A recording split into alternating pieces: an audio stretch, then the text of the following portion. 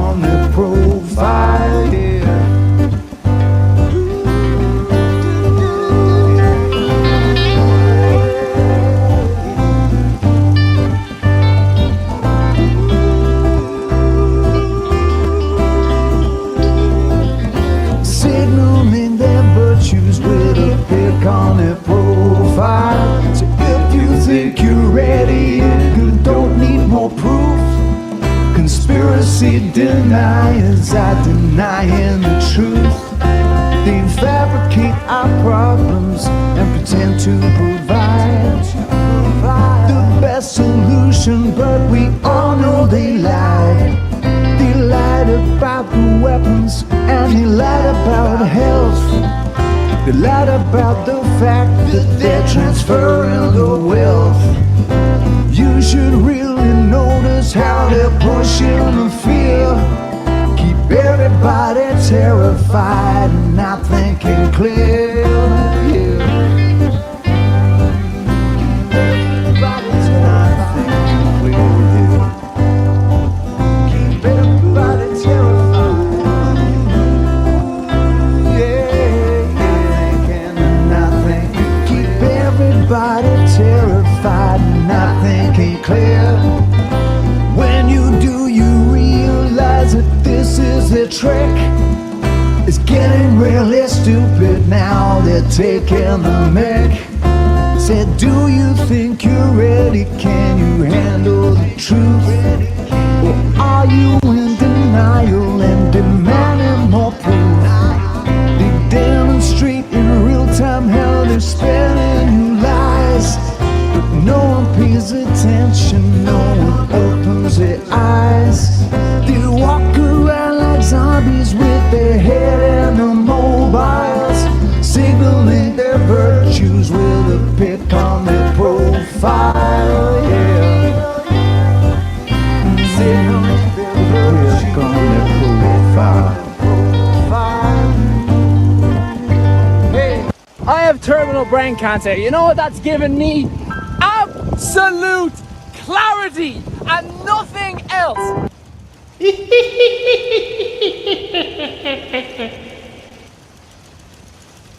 Hello. How are we this afternoon? We're well. Don't care. It's rainy. Sucks outside. And I really don't want to be there. So I'm going to stay inside. Sup, 10th man? Welcome to the show. I am doing a tour of my Fallout settlements. It's not 10. Close enough for government work. It's feeding back. Oh yeah, my bad. That's my fault. I was recording some shit earlier.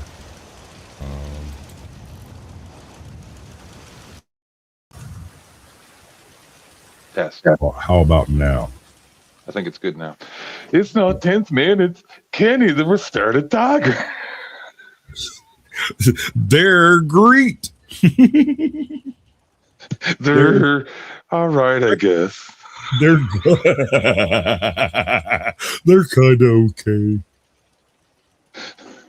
I got a cup of coffee. I got a pack of cigarettes. I got an entire Commonwealth and a brand new settlement to go connect. And It's fun. we're going to do this thing.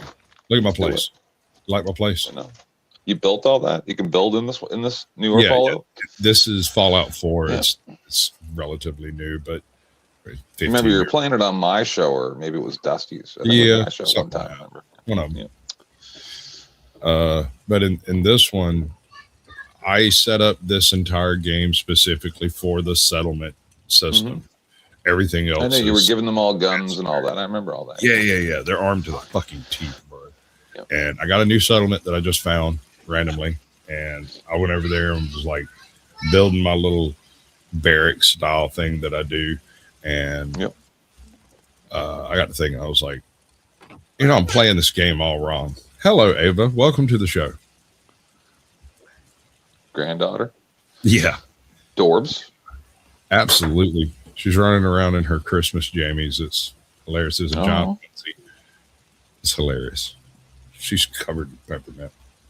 I'm super sad because my husband made me move my desk downstairs, like my office, and I have my studio and everything. And the entire time I wasn't thinking. And I got everything moved, and my kitten came and brought a rattle mouse that I used to throw down the stairs, which was at the outside of my office. And I can't play fetch with my mouse or with my cat anymore. Made me really sad. That is a sad thing. Yeah, well, I might get her a remote control ball or something. Stop it. Get some help. I am trying to do things with people. Things to make little girls ask, what are you doing? Exactly. See, I'd lock her out, but that's just evil. Okay, so I got this whole implication of green energy, right? Because it's so pretty. But in reality, the whole operation works over here. Off of oil? Yeah, of course. Obviously, dude.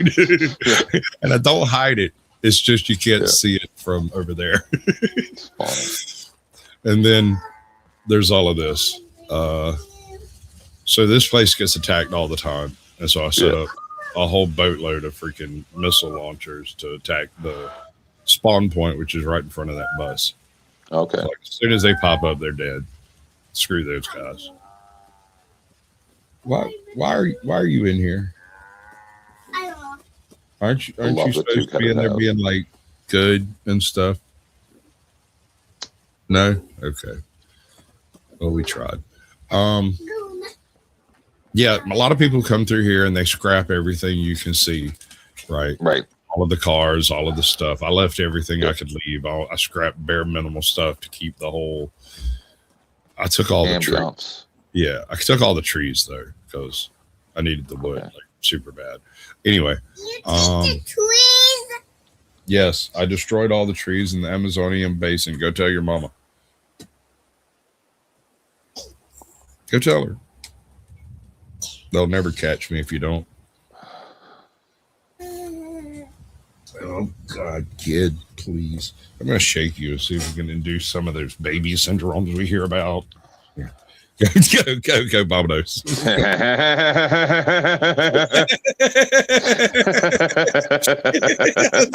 All with me, bro. Okay, wait. Let's start at the beginning. Because when you first start off, you start off in this place over here. And this is your first settlement that you come across. And you've got to do this before you can do the next thing and the next thing and the next thing and the next thing. Right. I think we talked about this before, but you said you were a fan of the show, right? Oh, I love the freaking show. Even how bad it is really pleases me. That's why I liked it. It was so good. It's so terrible. I really liked it a lot. Yep. As it should have been. Agreed. What it's supposed to be. So I built this little joint over here is my juke joint. This is where all the businesses are, right? Yep. And then everybody sleeps over here. And the reason this side's open is because the spawn point's over there. And if they happen to be asleep, the rockets will wake them up. But if you put up the wall, they just sleep through it. But they can just stand up and waste everything on the bridge. So that works. Yep. I got a dog. That's what I was going to ask. Is he mutated? Actually, that's a synth dog. There's a guy who travels. Will you shake me? Will you shake me? Will you shake me again? Oh my goodness. Will you shake me? Oh my goodness. No, man. You with grandkids, maybe not a good idea.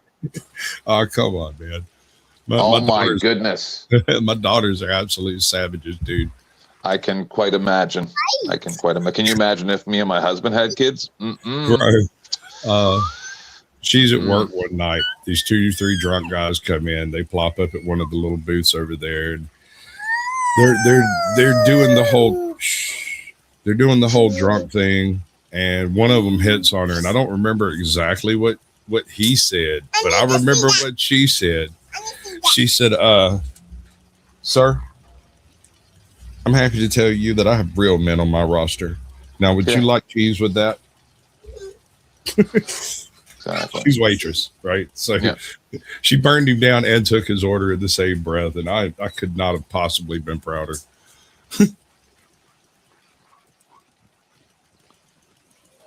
I love being annoying like this. This is a little creepy to me. It feels very Children of the Corn. A little bit. Doing this. What gave you the idea we're friends? Where's Mama Murphy? I heard her. She's over here talking trash about seeing the future and shit. She's working through the loss in her own. Must be one of my future progeny. I don't know, man. Like these people are really creepy. And sometimes I'll have some that have a glowing wrist, like they have a Pip Boy. It's really weird. I don't understand that. And I can't find anybody saying anything about it online. And I was kind of hoping I'd be able to see one here. What do you need? Need something? But it's like they're wearing a Pip Boy, but it's blue. Okay. Anyway, this is all but the 2 provisioners. 2 provisioners are out somewhere. This chick sees the future. That chick has an armored sequin dress on because I got it like that. Please, just Like her armor is better than his leave armor. me alone right now. Why wouldn't it be? You're not. That's how they always get you. Ain't that wild? Need something? Anyway, Follow. so Fallout, right? Yeah. Terrible things happen to people all the time, and you can tell by the bodies. Yep. And so you get over here to Red Rocket, and of course, most people, like yet again, scrap absolutely everything, and Yep. but as you can see, attacking my joint's not the happiest thing. They're all armed to the Do they teeth. patrol? Yeah. Oh, that's Yeah, cool. like, well, some of them are set up to do like defensive stuff. Some are set up to farm. Day of hard work. Never changes. Yet again, I place their sleeping quarters in a point where when they wake up, they can see the spawn point, which is right over there. You know, and what happens is they shoot at the turrets, and it hits up here and wakes everybody up. Yeah. I tried setting up the alarm systems and stuff. It never actually worked. Like the guy that was supposed to hit this is one of my favorites right here. Look at that. That's absolute freaking flawless. This is just a garage, and You turned it into a bar. there. Yeah, it's a strip mall basically. But if somebody attacks, Cool. I love it. What's even cooler is you can close the gate and they'll still do business. That tickles me so hard. But yeah, No, I everything's used to love under- Fallout. It's all safe. I remember when the very first time I loaded into Fallout 3, it was brand new. And I don't want to set the world on fire. And I was like, this is going to be awesome. It was. Right. And it And was. they made Vegas and it sucked. Well, Or no, Vegas- maybe it wasn't Vegas. Whatever that online one, 64 or something like that. Or, 76. Yeah. that one. Yeah, no, Vegas was good. But the online one, that one was terrible. I never Oh, I didn't bothered mean to again. do that. Damn it. If you're going to play Fallout 4, the first time you play through, I strongly advise you to not use I have. fast travel. Don't care much with good neighbors. Why? Well, okay, you see what I just did? I traveled about 10 miles, maybe 15 miles. Yeah. In the blink of an eye. But the game, Uh-oh. something. I don't know. Let's find out.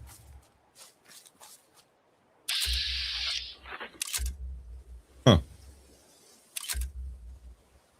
That's my provisioner. Weird. Wow. Anyway, what was I saying? Shit.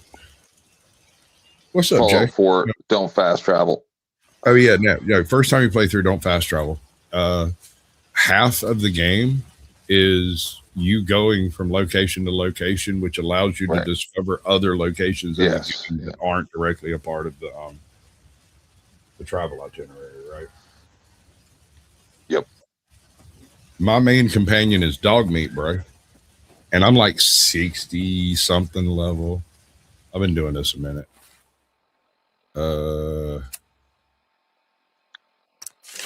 And I got a 66 level. So what's the next thing I'm working on here? Got all the explosives things.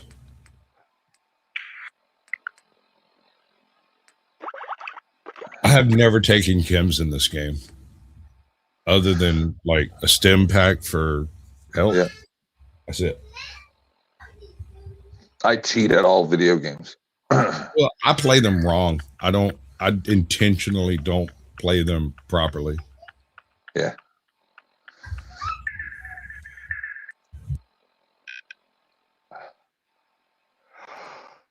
Is this your skill tree? Yeah, it's set up as Yeah. perks, and Yeah. I got some stupid ones that are really dumb. Like, I literally regenerate. Jesus. Am I going to have to check on that? Suppose you can, but you know it's going to be ridiculous, whatever it is. It's always ridiculous, bro. Of course it is. I was babysitting the other day, right after Mama left. I'm sitting there, home kids started smelling a little bit south of cheese. And I'm like, oh no, Right. What have you done? How dare you, concentrated evil coming out your bum? And I was Yep. like, okay, so I changed the kid, right? Homeboy had pooped some stuff in his diaper what looked just like spackle. Happens. Like really, really smelly spackle. And Yep. it filled the crack quite well. That's what it does. Ugh, Ugh. I know. Anyway, I have same to thing sometimes here. do that with my cat, Galadriel, the one that's the icon for my show, for Yeah. the channel. She has crazy long fur, so once she hates when I cut her ass fur, but if I don't keep it cut, it will be a catastrophe, like a spider's web, and it's horrible. It's the most horrible thing ever. You can't possibly imagine. It's like kitty shitlocks, I know. Oh my goodness gracious! And We she had a fights me like Persian I'm trying to blend. kill her. Yeah, we had a Persian blend barn cat when I was a kid. Some kind of mix between a Persian and a bobcat. So Yep. like a really super long-haired pixie bob that was not colored like the bobcat. Right? Shaped, all the hair was shaped like bobcat, but bigger, Yep. like a Cheshire cat. It was wild, dude. Anyway, and it was a wild animal. It was not something you could go pet, but that Right. fucker had shitlocks. You know, It- I hate hate animals. animals. When these die, I'm done. That's it. Yeah, I kind of feel the same way. I got Moose. He's 170 some. He's 130 pounds. Yep. And I mean that's a lot of dog. Yep. Chasing around for years and Yep. years. So How old is he? 6 Yeah. ish. Well, my cats are like 14, 10, or no, maybe 9. And then this other one's only 2. But I can't anymore. It's too much. This kitten, she just runs around in circles. It's unbelievable. I'm Yes, too I old. do cheat at all games. Win if you can, lose if you must, but always cheat. I cheat at all systems, not just games. All right. So this is one of the crappiest settlements that you can get. It's really hard to secure this one, partly because of how all this crap's packed up around this. What's up, goat? I will Send allow my people this. over here. What up, bud? Squatch, we all know you cheat at everything. Absolutely everything I can figure out how Is to that cheat. Jason? At. Right. Yeah. Oh, hey, Jason, what's up? I see my name still hasn't changed. Okay. Oh, well. Yeah, you are Sarah's top pimp. Simp. Yep. I mean, one of Andrew's, little cucks named me, that the other day. So I was like, okay, whatever. Hey, man, I got no problem with simps under the right circumstances. Better that than not being able to even talk to pussy without it being disgusted by you. So, Did either one of y'all, or did y'all watch it last night on Dusty's show? Did y'all watch Andrew's debate last night? I don't No. watch Andrew. I I watched everything but that. Him. The only reason I watched it was because Beth was like, "Hey, watch this," because I want to see, how he, this kid that he's, arguing against. Basically, she wanted to see his point of view or whatever. Yeah. And Andrew's looking rough. Like he's got bags under. I mean, That's what I heard. He's making you look good. Oh my God. Good. I look good. I don't know what your problem is. Fucking shrapnel. What the fuck? You caught splash damage on that one. Jesus Christ. He's just angry because I'm prettier than him. Yeah. When did you see me on cam? On Dusty's? Yeah, I've On seen my you on show? Dusty's, and I was on your show the other day for a minute. Whenever Oh, you you and came in the chat, were you? Oh, awesome. whenever you were in, you and who was on there with you? Joe Cool. On my show? You popped in the chat, did you? Yeah.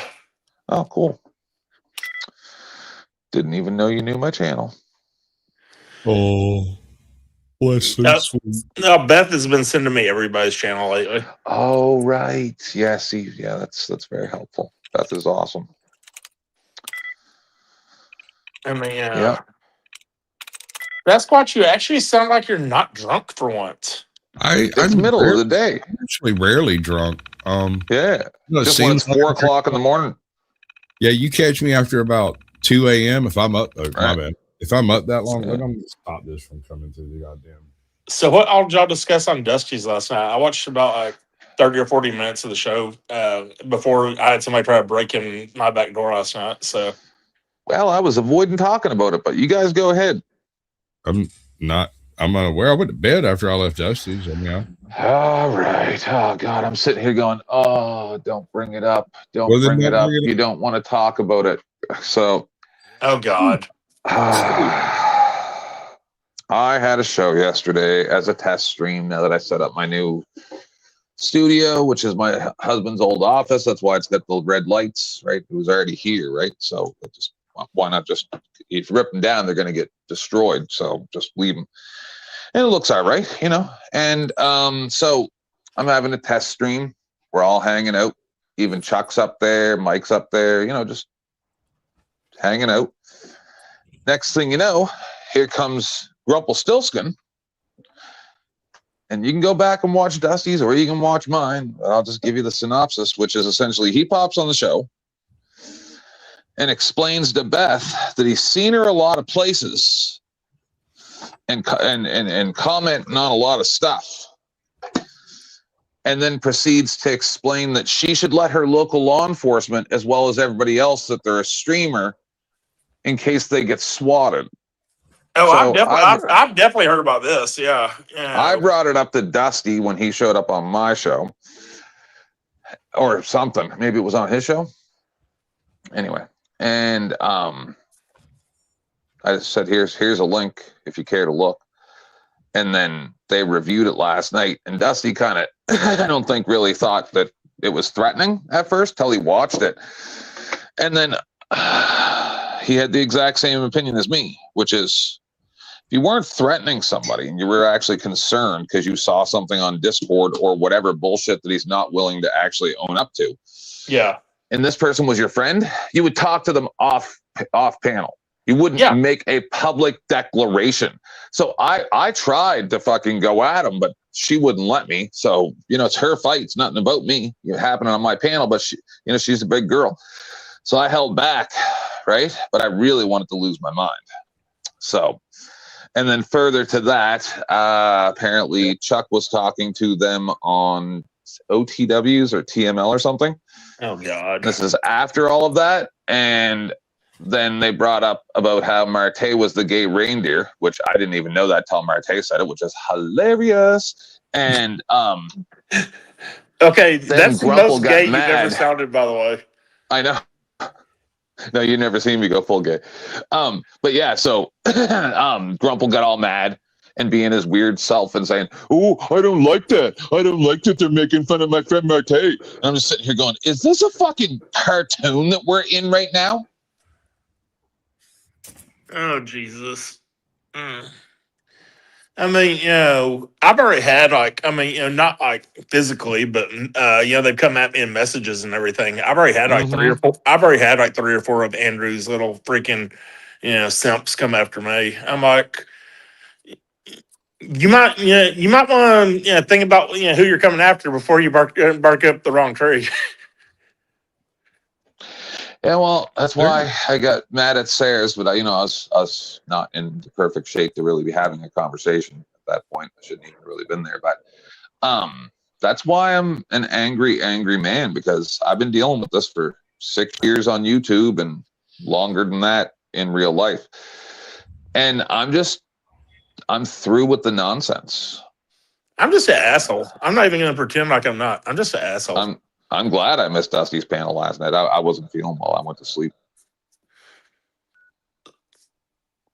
Yeah, I mean, I'd have been screaming and yelling and getting all fucking pissed off. Dusty did call me out for stealing Squatch's a gimmick with my new profile picture. What is it? You don't see it there right now? It's on my phone. It is Let tiny. me blow it up. Oh, okay, that's pretty cool. What does it say? Gas Squatch. Gas Squatch. I like it. Gaslighting everybody, ain't you? Just you. Just Oh me? well, and average female debater gave me the new name. So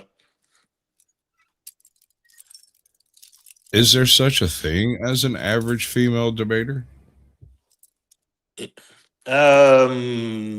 Chloroform girl. Chloroform girl? Dude.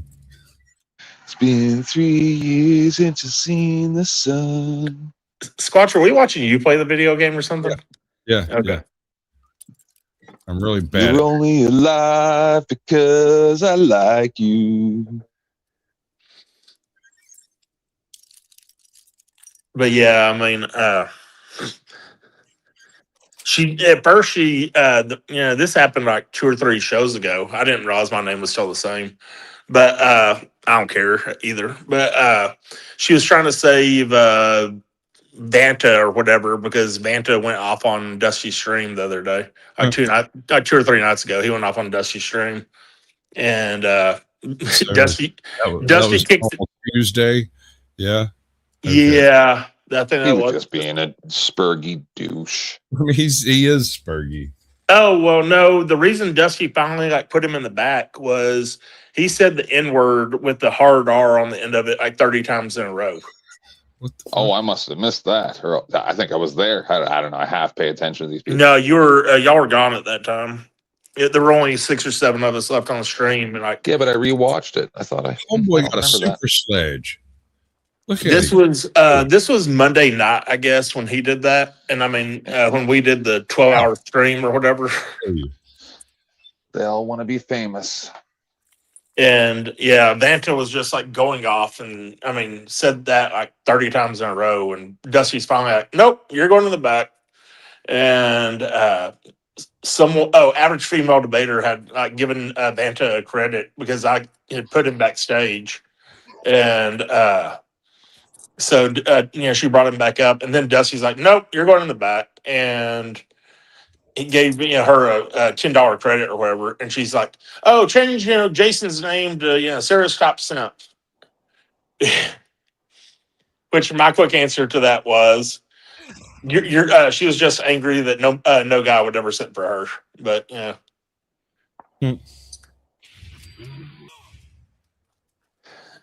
That grenade almost got me. What is this? Vault Boy or This Fallout? 4. Yeah. And I'm doing a tour of my my settlements. And I I never see you on Discord, Squatch. Oh no, Discord's the devil. You know that group that Beth invited you to the other day? You'll see a King Jong Lu in there with Mike and everybody. No, Tut invited you in. The Kim Jong Lu is me, but there's more than one of me. So you may not get me. You may not get me. If you ever need me, contact Sasquatch or Dusty. I don't know how to get a hold of either one of the motherfuckers. The only time Yeah. I ever can talk to them is if I see them on here. Yeah. Oh, this is about the best way to get a hold of me is to find me live, to be honest. Yeah. I mean, Sarah has my phone number in her DMs from one time. I'm summoning the fucking death claws. Bring it on. Where are they at? But yeah, I mean, last night I was, I have a big screen in my bedroom and my living room. And I was like, my cat was being a little bitch last night. So I was like, I'm going to get comfortable and, get in bed and just watch, Dusty stream from bed. And, I'm laying there and like the door to my backyard is like right outside my bedroom door. And I heard somebody like jiggling the door handle. And I was halfway asleep and I like stumbled out of bed and freaking went to the door and I meant to turn on the living room light, but by accident I turned on the porch light. And all of a sudden you see some like little kid jumping over the back fence. So they caught him like a block away from my house trying to break into another house. Yeah, That's what and then I they do. get shot and then they cry about it, and I'm tired of it. That's They- what I do. When I'm on a crime street, I go commit crimes in one place and then lead the cops to another place where I'm also committing crimes. In the book we wrote for fun, yeah. Well, I mean, Squatch, you're kind of hard to miss. I mean, Huh. Let's be fair here. I mean, you're not the average size, human male. You are correct. I am corn fed. This is true. You look short, but you said you're 6 feet. I'm 6'1". Well, I was 6'1" before I broke my back. Now I'm like Right. 6. Yeah, we're about the same. What do you I weigh? 240. What do you weigh? About 210, maybe. Mm-hmm. Got Yeah, me more and Dusty are about the same size, just like my brother-in-law. Me and my brother-in-law walk through a mall or whatever. We're hanging out, and people just stare at us like, "Oh my god, those guys are huge." Like, my brother-in-law's 6'4". I must be like the everybody else's size because I'm 6 foot and I'm like 230 right now. He's same size as me. Yep. So, but I mean, that's what everybody loves to attack me for, and Sarah's chat also is. They love to call me fat. I'm like, you think I'm fat? That's fucking hilarious. Yeah, we're real fat because we're man. We eat meat and stuff. Not a twig like our good friend over there. Quack quack. Oh, duck. You know, I used to love that guy because I like a good like autist, right? Like I understand everything he's saying. I used to be his translator for a good long time there, and then he pulled that crap the other day with Dusty. Oh, I And didn't. said- What do you do with Dusty? I didn't know he pulled something No, with Dusty. I too. don't remember where they were, but he started molting off at Dusty. I think they were on Sarah's, and said something about that's saying tranny is offensive, blah, and then he evoked my name and said 10th man something, blah blah blah blah blah. Oh God. And I'm just sitting here going, Oh, I do remember that. I don't know who the hell you think you're talking to. Number one, you don't talk to Dusty in this fashion and then evoke my name to try to make it okay that you're saying that people can't say tranny when you don't. I even came up and said it. You don't even know the difference between a tranny and a transvestite or a transsexual. There's completely different things. And there's nothing wrong with calling a transvestite a tranny. That's what they call themselves. I'm a gay man. Stop it. The thing that I can't remember who it was, but who was it the other night? This has been a week or two ago now. They were trying to explain being gay to you. Oh my God. Yes, I remember. It was on It Sarah's was that panel. Alex guy. Was that Alex guy? Yeah, that was it. Okay, Alex Kirsch tried to explain being gay to Tenth. Oh my goodness, it was some I think weird I was dynamic. backstage when that went down. Oh my goodness I was gracious. watching it somewhere, and I couldn't comment because I wasn't somewhere where I could comment as myself for some reason. It's phenomenal the way that it's like Dusty. I think somebody said, I think it was Dusty the other day. He said, well, I've been saying it, but I love the It's fact that liberals try to, tell people who actually live a lifestyle that they don't live. They're like, let me tell you how to, what that lifestyle is really about. It's like, Jason, I know you're fairly new, but what they are is, I like to describe them as Karens, white Karens on the corner of New York City, screaming at the black people that they don't know how oppressed they are. That's what these people are. Yeah. It's stolen gay valor. Stolen. I mean, we can all say that, Sasquatch is your partner, from now on. No, but it's Jason. So that's most I think gay I could do people. better than 10th man. Most gay. Yeah, you probably could. Most gay people aren't the way that.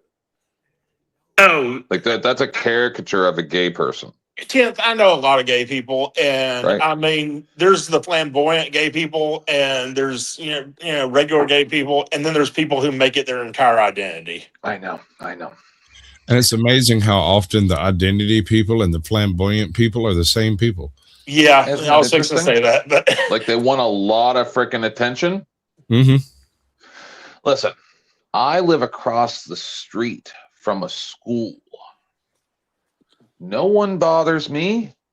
I live in rural Canada. No one bothers me. what part of Canada do you live in? New Brunswick. Oh, okay.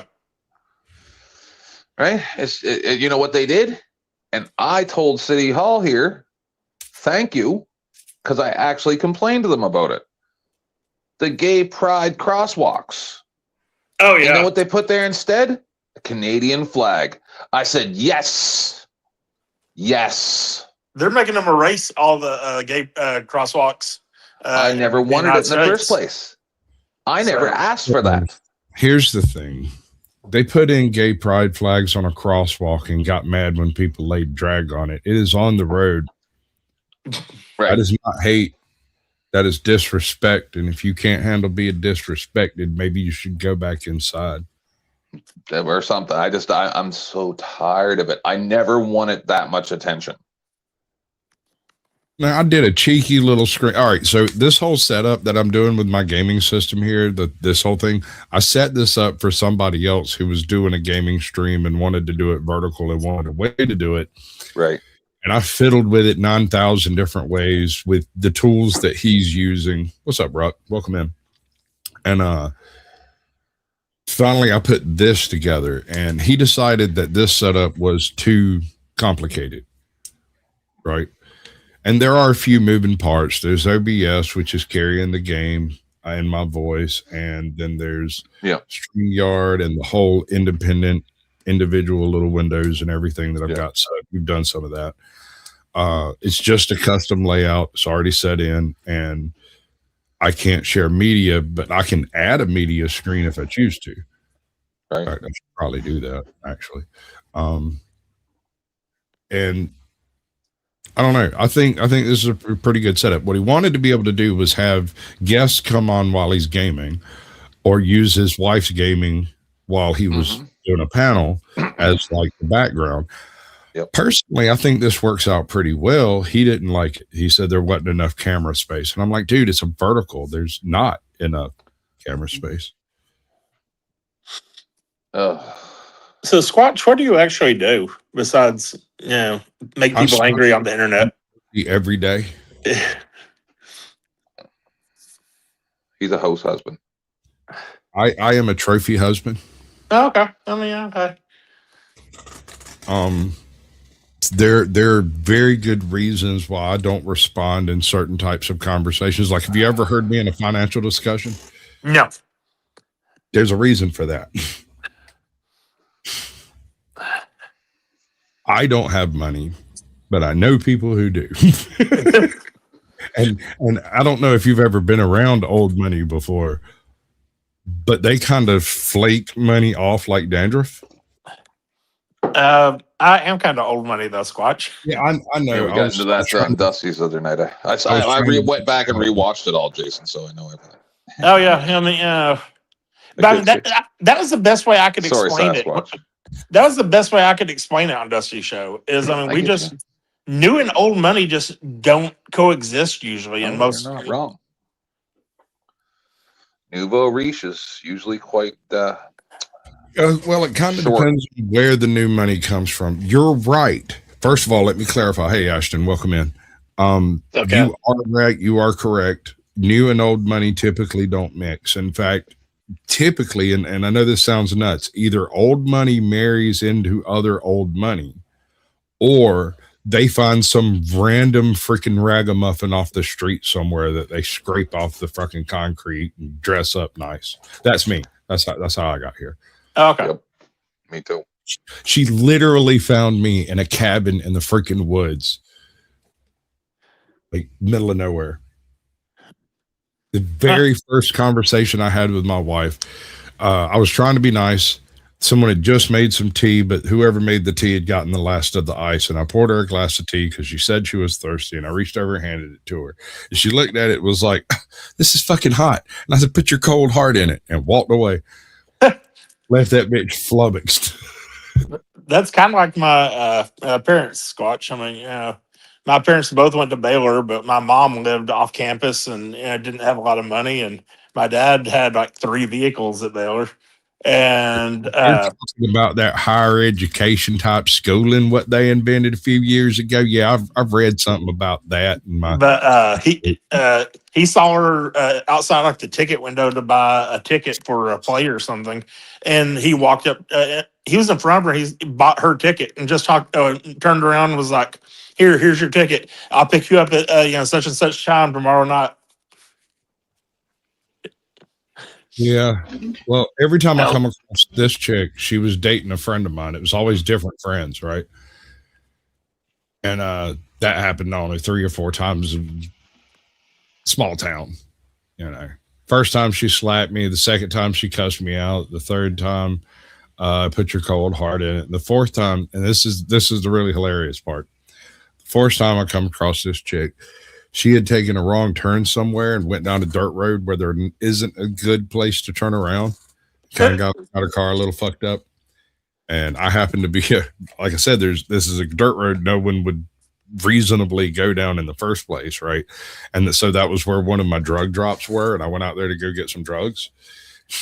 And so I get out there, and after I get there, I hear a car coming, so I just kind of shut everything down and pretend I'm not there until she drives up behind me, and it's like, "Where the fuck am I at? Why am I here?" I'm like, just turn around. Pull up on the sand over here, turn around. You'll be able to get back out. Squatch, you're one of those educated hillbillies. What did I do? I said, you're one of those educated hillbillies. Self-educated hillbillies. And that apparently carries much, much less clout than someone who has a PhD.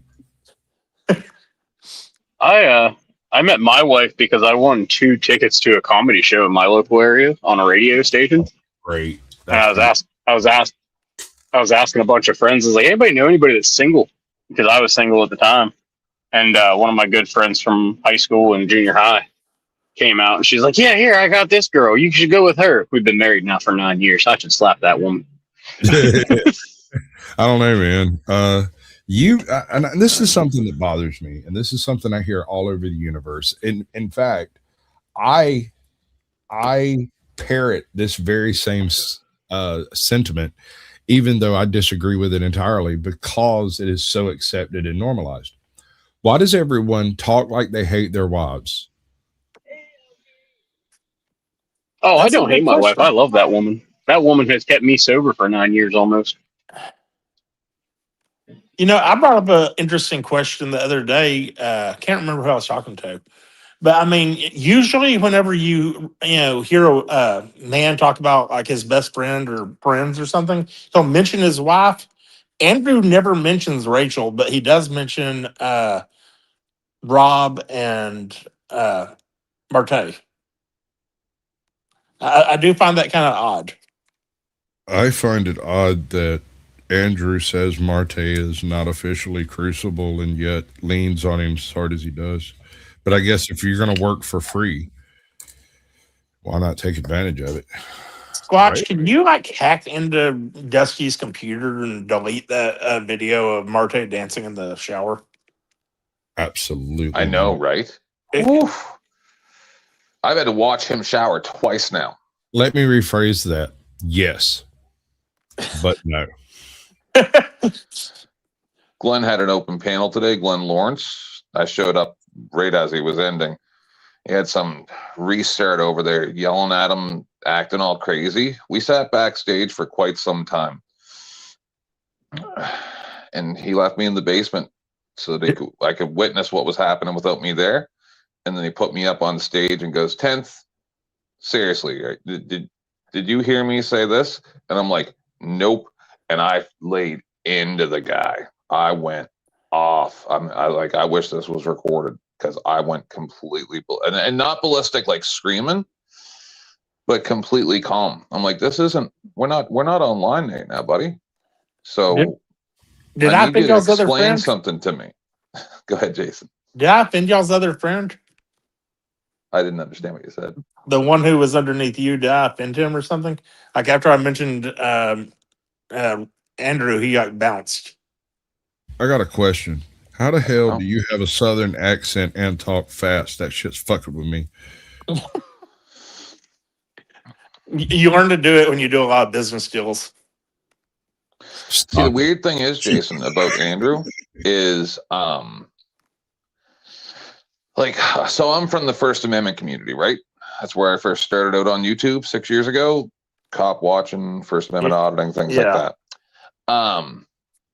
So when I first had my big row with Rachel in the chat, I don't know if you were still around, if you were already around then, but I went live about it, and every time I've gone live to talk about him or his wife or whatever, all the people from the First Amendment community keep coming up and saying, who the hell is this guy? Nobody knows who he is. Just because a few thousand people watch Piers Morgan and stuff like that, don't mean he is very popular. And I just think it's cute because when he tried to get multi with Dusty that day, when he said we had to lick his hands, and they go, oh, that was just Dusty. Well, that's not how I took it, bitch. I was sitting backstage during that whole fucking debate. And I was typing in private chat, and I was like, motherfucker, if we're licking your goddamn fingers, why is it so fucking dry over here, you fucking loser? Like, why? No, but the point of my story is, just so Jason understands, is like Joe Cool's got almost 200,000 subs. I've got people that I know that have been on my show over the years that have over 1 million subs. Big Nick, like big people that are way more famous than Andrew. And not one of them has ever spoken to me the way that he spoke to Dusty. I found it personally insulting. Oh, I mean, I find it really interesting. One night, Sarah, I mean, this has been a month and a half ago. She had like 4 or 5 trolls pop up in her chat. And every single one of, she went and looked at their profiles, and every single one of them, their profile was made on the exact same day. Yeah, cowards. See, I'll come up, I'll turn my camera on, and I'm not scared. These people are scared. Well, that's not even what I was getting at, though, 10th. How many of Andrew's 200,000 subs or whatever are actually the same person, just like 15 different sock accounts? 80%. Oh, I completely agree. I think his number's closer to 10 or 15,000. How come? Listen, you watch Dusty or Sarah's channel with 60 people chatting, and then go watch his with 5,000 people watching supposedly, but the chat's moving slower than Dusty or Sarah's. Why? Yeah, I mean, it makes no sense. Well, it makes sense, all right, because I've been doing this for a long. Go ahead, sorry. Appreciate you coming through. Walter, he's cool beans. I like him. He's fun. Honestly, when it comes to that numbers game, that's really weak sauce. Oh, I completely agree. Yeah. All right. So take my channel. My channel, it's more like 10th Men's than it is like anyone else that's out there more like Dusty's than it is, say, like Sarah's. Most channels have a throughput to it. There's some topic. What is your channel about? Oh, it's about this. My channel largely is about YouTube, its algorithm, and how it affects creators. You know, all of this stuff, the gaming wrong with Sasquatch and shit, all of that's just other random shit that I felt like doing. I had all the gear to do. And like I said, I set this up for a previous guest who wanted something like this. And then I never used it because it wasn't for me. And I was sitting around today and I'm like, I should do a tour of all my places. I call it a Second Amendment Sanctuary Commonwealth. Everyone gets some sort of gun. And most people are toting around things like chain guns and freaking Vulcan cannons and magical legendary equipment and shit. Like, we don't skimp. Everybody's got combat armor, at least. You're not allowed to vote unless you present your firearm. I mean, Sasquatch, I'm a big believer, and we shouldn't be able to vote in the United States unless you own property. But yeah, that's a very controversial take on for a lot of people. It's only controversial in circles that don't understand history and the way that the American system was set up. Well, how about that or service? Like, okay, I would agree on that. Yes, but I mean, that as well. But here's the thing: it comes down to a couple of points: the definition of real property, the definition of enfranchisement, and the definition of a service. Right?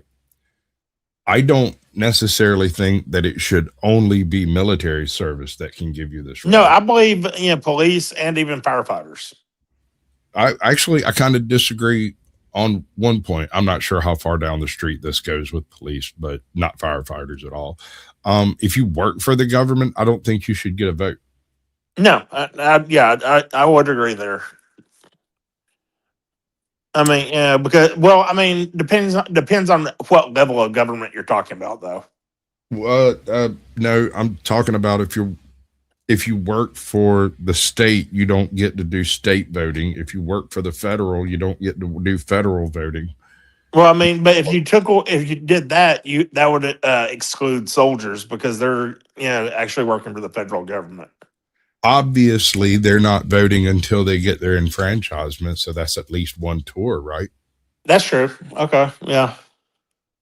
And I mean, obviously, I haven't hammered out all these details and stuff. There'd be exceptions, carve outs, and all that kinds of stuff. But what I'm getting at here is there's more ways people contribute to society than just the tax bracket that they occupy.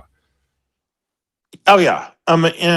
My issue with everybody voting is, for instance, in my town, they just passed like 2 years ago, like right as I moved back, unfortunately, a $10 million bond to build a new indoor practice facility for the football team at one of the high schools. And I'm like, 80% of the people who voted for it don't own a house in the city. They literally live in an apartment or something. But why should they be able to tell the people who are paying property taxes what we have to spend our money on? Bingo. That was one of the definitions, is the definition of real property. Does renting a condo in your town give you the right to vote? I don't believe it does. But I think it should hold a definition and being capable of actually growing something. Now, that doesn't count, obviously, if it's arid environment, but I'm just saying actual physical space. But what'll happen then is you'll get some shiesty state over here who breaks up their land into 1 foot squares and starts selling them off to. Oh yeah. I mean, isn't it Scotland or Ireland that you can buy? Actually, I love that shit. I fucking love it. I'll love it. See, first of all, due to the way my family tree is set up, technically speaking, I'm a Scottish lord, and it has nothing to do with any of that shit. It has to do with like the fucking family tree anyway. I knew that shit was a fucking farce the first time I saw it, and I still tried to get somebody to buy me one because it seems kind of cheeky to buy my own. I've already got a coat of arms and tartans and all that shit. I just wanted to force people to call me Laird. Laird. Lord Sasquatch. Asian Sasquatch. And don't you forget it. Petty. What up, Scotty Waddles? Welcome in, brother. But I mean, I just, That's one of the things I struggle with because I mean, literally, of course, someone who isn't paying in taxes is going to vote for the people who are paying taxes to give them more free stuff. Yep. But I mean, that's kind of another thing. If you're on the public dole, I don't think you should get a vote until you're a dues paying member to some extent. And if you want to break it down to taxes, that's going to cut out a whole huge mass segment. That's going to narrow it down way down. Well, yeah. Well, that's what I'm saying. That's going to cut out some of the people that I think should be allowed.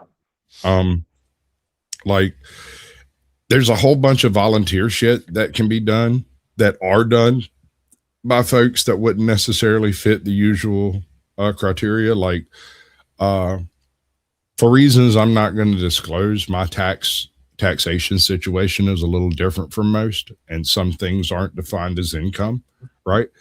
And so you wouldn't consider that me being taxed. Does that make sense? But see, I would, because when you're going and buying things and doing things, you are being taxed on all that stuff. Personally, I think income tax should be completely shit canned in exchange for a higher federal sales tax. Well, here's what I mean. Okay, and that's basically how I was going to go with. Instead of it being an income tax and everything else, do a flat tax on all items purchased, which is just a flat tax on flat sales tax is all it is. So if someone buys a $500,000 vehicle, and they are say the taxes on it are let's say 20%, then you're paying $100,000 tax on the vehicle. Yeah, and I get that. I don't have anything in particular against the concept. I prefer for just this. See, this is the thing: is you're taxing commerce at that point, and that's what is the whole issue. Is you're not actually, according to the American Constitution, supposed to be taxing people. Oh, I honestly believe it should go back to the way it was before. What was it, World War One, where we just basically did They brought in an income tax during World War One, and then abolished it immediately after, and then brought it back in World War Two. That's right. Okay, but I mean, before that, it was all what was it? Corporate taxation and tariffs. And tariffs, yeah. And I mean, I believe that's what we should go back to. But but that would get rid of a lot of welfare programs. Well, yeah, there some of those. All right, so I think we all agree that old Grandma Mo's over there, who's blind in one eye, can't see out the other, and ain't got no legs left because of the diabetes. That somebody somewhere ought to step up and do what can be done for nice little old lady Mo's, right? She raised half the freaking neighborhood, and if there needs to be a government program to do that, then one should be set up and it should be managed. The problem is Shaniqua Twain over here down the street with 11 kids is not Grandma Mo's. Squatch, I literally told Beth and Tootie a couple of days ago. I was talking to him, and me and my dad went deep sea fishing down off the Gulf of Texas. And he went, we were checking into the hotel, and this girl's pregnant. My dad's like, "Oh, I guess you're fixing to go on maternity leave and everything." She said, "Oh, no, sir. After I have this kid, I'm done." And we said, "Done with what?" "I'm done working. They're going to give me like $4,000 or $5,000 a month and pay for my house, and so I can raise my kids." And that makes me angry too. And I'm like, I was like, "What the?" No, what's worse than that, bro? No, I don't know how it is where you are, because as you may well know, I'm in Canada. But I knew numerous people where her husband or boyfriend or whatever was like a journeyman carpenter making like $35, $45 an hour, while she was getting the $5,000 a month out of welfare. Oh, they found somebody that, not too long ago, 10th, that the woman was getting paid, and getting paid more than what she should have, or well, she was being paid so highly that she wouldn't have qualified for government benefits. But Yep. so that she could get around it, she was having the money from her paycheck deposited into her baby daddy's bank account. That way, the IRS couldn't track it. That's not surprising. Yeah. That's actually illegal. Oh, howdy. So she must have put the direct deposit form in her name, like with Photoshop.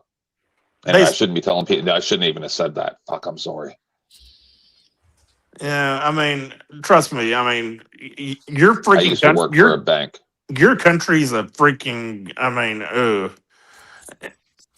all this Don't bullshit. get me started.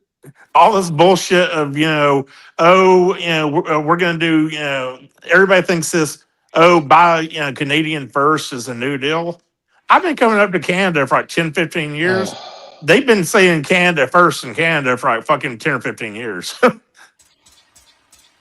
At least. Yeah, where you go, Ontario to Toronto, Canada. I usually stay actually in the Yukon Territory, but I fly I fly as far north as I can fly, and then like Toronto or something, then drive up into the Yukon Territory. Oh, I see. Really interesting. I go bear hunting up in the Yukon Territory. Get me a new combat suit. Watch this. See these two guys? They just got their asses handed to them by the Saugus Ironworks. They're walking around like almost dead. Yeah, both of them. I'm fixing to pick up 2 new suits. I was going to say, Squatch is fixing to kill somebody. Nope. I'm going to let them kill themselves because they're morons. Where'd he go? Oh, really? Huh.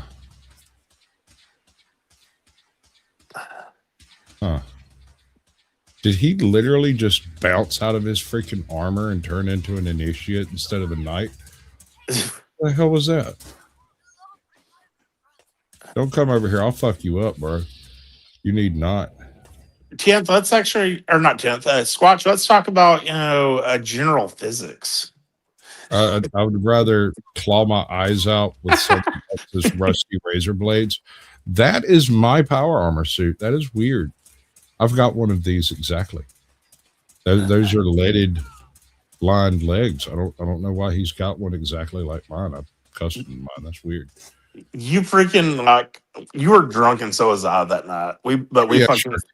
We went off on freaking Sarah's channel about like fucking like physics or applied physics one night. I was like, how fucking drunk are we that we're fucking discussing applied physics? Do you know about fuzzy logic? Yeah, it usually comes out when you're drunk. Are you capable of explaining it better than I can? No. Yeah, it's hard. Yeah. Because English really isn't prepared to have this conversation. You know? and it's not my fault that English is unprepared. It's like trying to talk about quantum shit using English. It just doesn't really work. Like literally you left shortly after we had discussed that night. And like everybody in Sarah's chat was like, you and Squatch geeked out. I'm like, you're a geek. And I'm like, but I'm an athletic geek, so fuck off. Yeah, I never really cared much for the whole sports ball thing. It just never interested me at all. I wasn't so much into, I played hockey for 3 years. But besides that, I mainly ran track. I ran track for 9 years whenever I was younger. So.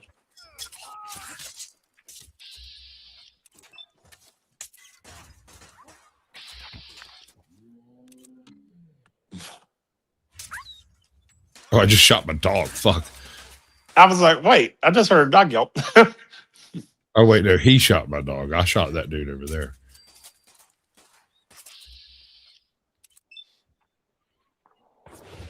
What kind of dog owner are you, Squatch? Shooting your damn dog?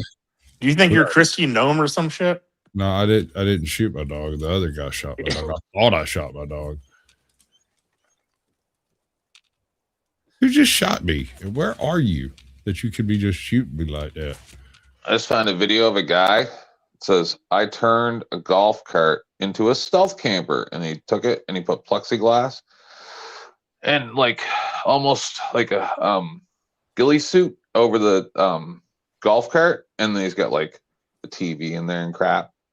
That's Oh, like literally, I have an ATV. Well, a side by side ATV. Well, it's not mine; it's my brother's. But it's got a freaking radio and TV in it. So we just freaking. I used to build we call them lodges, but they're basically little fucking off-grid cabins in the middle of nowhere for somebody to sleep in for one night a year, right? Oh, there's a gear stand a company down in South Texas, Squatch, that literally sells I want to say it's a 20 foot, it's 20 feet in the air, and it's a 40 by 40 like building on top of it. Oh, fuck that. If you want to do something like that, go get you one of them 40-foot containers and sink 20 foot of it in the ground. Oh, exactly. Yeah.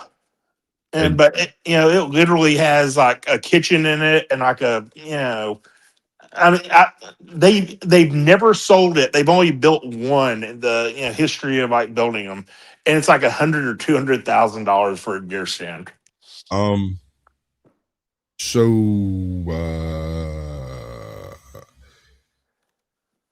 Anyway, building these fucking lodges, right? I come across this one dude who had built 3 of them. I'd worked on 2 of them myself, and I built one of them pretty much by myself. And he shows up one afternoon and he has one of those propane powered electric hybrid golf cart. Oh, yeah. Yeah. Like one of those high torque side by side Gators, but with a wide stance. It looked a little odd. I'm not sure it was a standard Gator, but anyway, what he had done is took the entire top of the chassis off and rebuilt it as a duck blind. Interesting. It had a seat that clipped into the floor, but then when you get wherever you're going, you pop that loose and set it in the little cubby over here, and you pull out whatever seating you choose to bring for whatever you're hunting or doing. And it had like the top side could flap open on one side a little bit or all the way back, and then the side could actually lay flat or fold down against the side of the thing. There was a bunch of little quirks and perks in there because it used such a huge battery supply.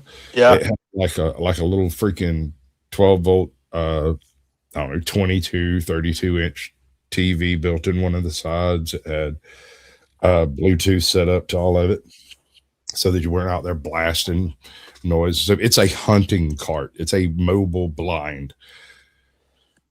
Okay, I know about something that y'all can probably answer for me. How old is Chuck?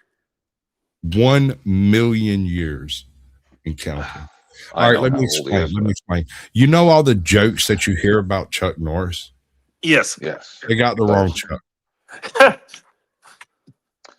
And he's between 65 and 70. I'll tell you that. Okay. Yeah. I don't like telling people's business, even if they talk about it. I'll just be like, I have like a partially eidetic memory, so if I get to know you, I actually remember shit about you. So I like these. Yeah. That's what I keep telling people. Just let me be the joke guy, because you don't want me to start fucking actually talking. Just leave me alone. You don't want me to start remembering shit is the thing. Like, that's the thing, is I remember every fucking thing. Yeah. There are things that I won't look at because I don't want to remember it. Yep. Yeah, and then like that Mitch stuff, right? And then all of a sudden Andrew comes over, not maybe later, and he's like, "Don't you remember 10th? Blah blah blah blah blah." I'm like, "Oh my god, I forgot about all that stuff." But it's because you tried. You made an effort. Because I really don't care. But I want to bring something up just because you bring up Chuck. So Chuck was on my show the other day, and we were talking about the 600 Tennessee illegal, unlawful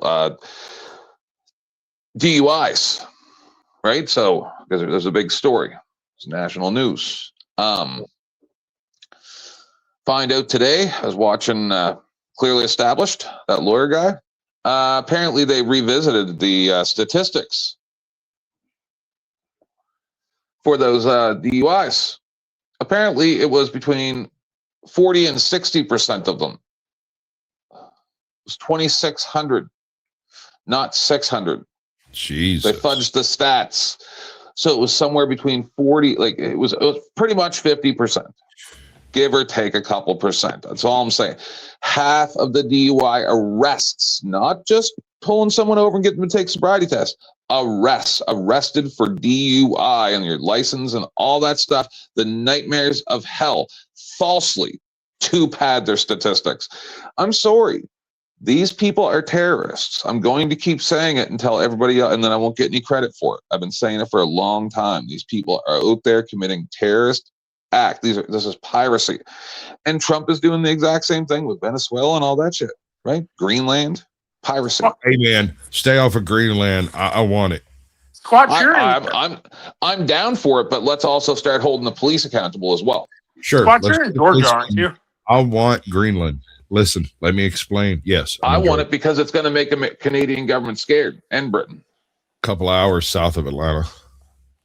Well, what's this? I mean, you'll probably know more about it than I will. What's the story I heard like a month or so ago that the county that Atlanta's in, like in the 2020 election, they had like 320.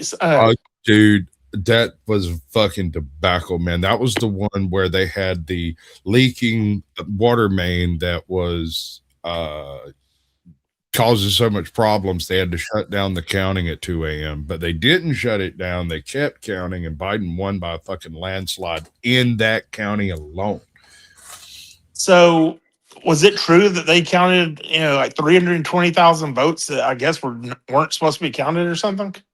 I have heard, I mean, anecdotally, like colloquially, I have heard some stories from some of the people that were involved in that time period of the election. I know 3 people who are not in Atlanta, but in different places around the state. None of them will ever be involved in doing elections again. They said it was the most diabolical shit they've ever seen in their lives.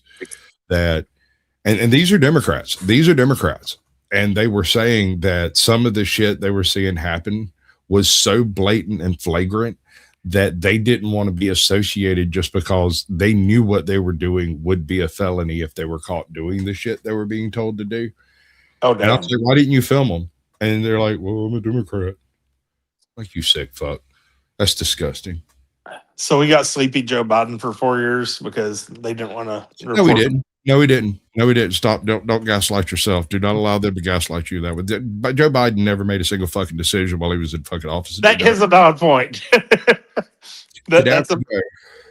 Cadaver Joe was not an acting president. I don't know that Trump's that active, to be completely honest. I think he is on some things, but on other things, he got lost in every hallway he ever went in during his entire presidency. Stop it. Mm-hmm. Oh, trust me, I'm a Trump voter, but I mean, at the same time, there's times that I'm like, Trump ain't there whenever he's making this speech. And I stand on the premise that Donald Trump ran as a mid-90s conservative liberal Democrat and won. That's basically what he did. He ran on the same policies that Bill Clinton ran on in the 90s. Exactly the same platform as Bill Clinton, possibly a half step to the right and only around gun rights. And that's it. In fact, I might have it. I might have to go look for it. But for a while, I had a Nancy Pelosi speech from 1996 that you could put in AI and have Trump read it, and you'd fucking believe it. Oh, all the things that Trump is asking for, Democrats called for in the 90s and early 2000s. Yeah, hold on. And I'm like, it's hilarious to watch, Democrats say, no, this is, the far right talking points. No, these are just talking points from y'all from the 90s. Weird shit's happening, and I don't like it. Let's see. I think it's 96.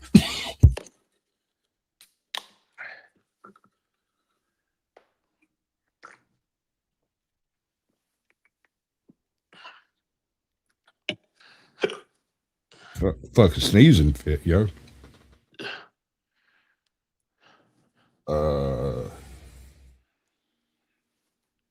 On tariffs. That's it right there. Bam. All right, listen to this shit and tell me if you squint. How far? Hold on. I'm going to pop a little bit further in here. If you squint a little bit, and you're not going to be able to see this.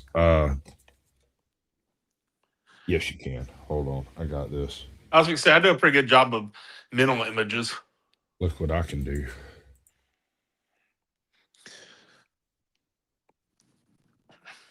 So that's Nancy Pelosi in 1996. And I want you to squint your eyes a little bit and think orange thoughts while she's talking. Trade, I disagree. But if we just want to take up this issue on the basis of economics alone, indeed, China should not receive most favored nation status for several reasons that I'd like to go into now. I'd like to call the attention of our colleagues to this chart on the status quo that the business community is asking each and every one of you, to each and every one of us. You see what I mean? All right, let's just jump randomly to some other random point. Access. Not only do they have prohibitive tariffs, not only are our exports not let in very specifically, but China benefits with at least 10 million jobs from U.S.-China trade. The president, in his statement requesting this special waiver, said that China trade supports 170,000 jobs in the United States, 170,000 jobs, whereas transfers of technology are in the airline industry, where Boeing tail sections of the Boeing 737s were mostly made in Wichita, Kansas. Now they are made in Shen province, where work. But you see my point. Oh, right? yeah. It's literally Trump's talking points today. Exactly. And while she's delivering it much more eloquently than I've seen her speak in the past 20 years, this was 30 years ago. Sasquatch, at the same time, her voice doesn't even sound the same as it does today. But I guess all the Botox and everything else does that to you after 30 years. I guess I did put a media share in here. Cool. I had forgotten. It needs an edit. Let's see. Here's the interesting question for y'all, because I mean, I do want to be a better debater than I am.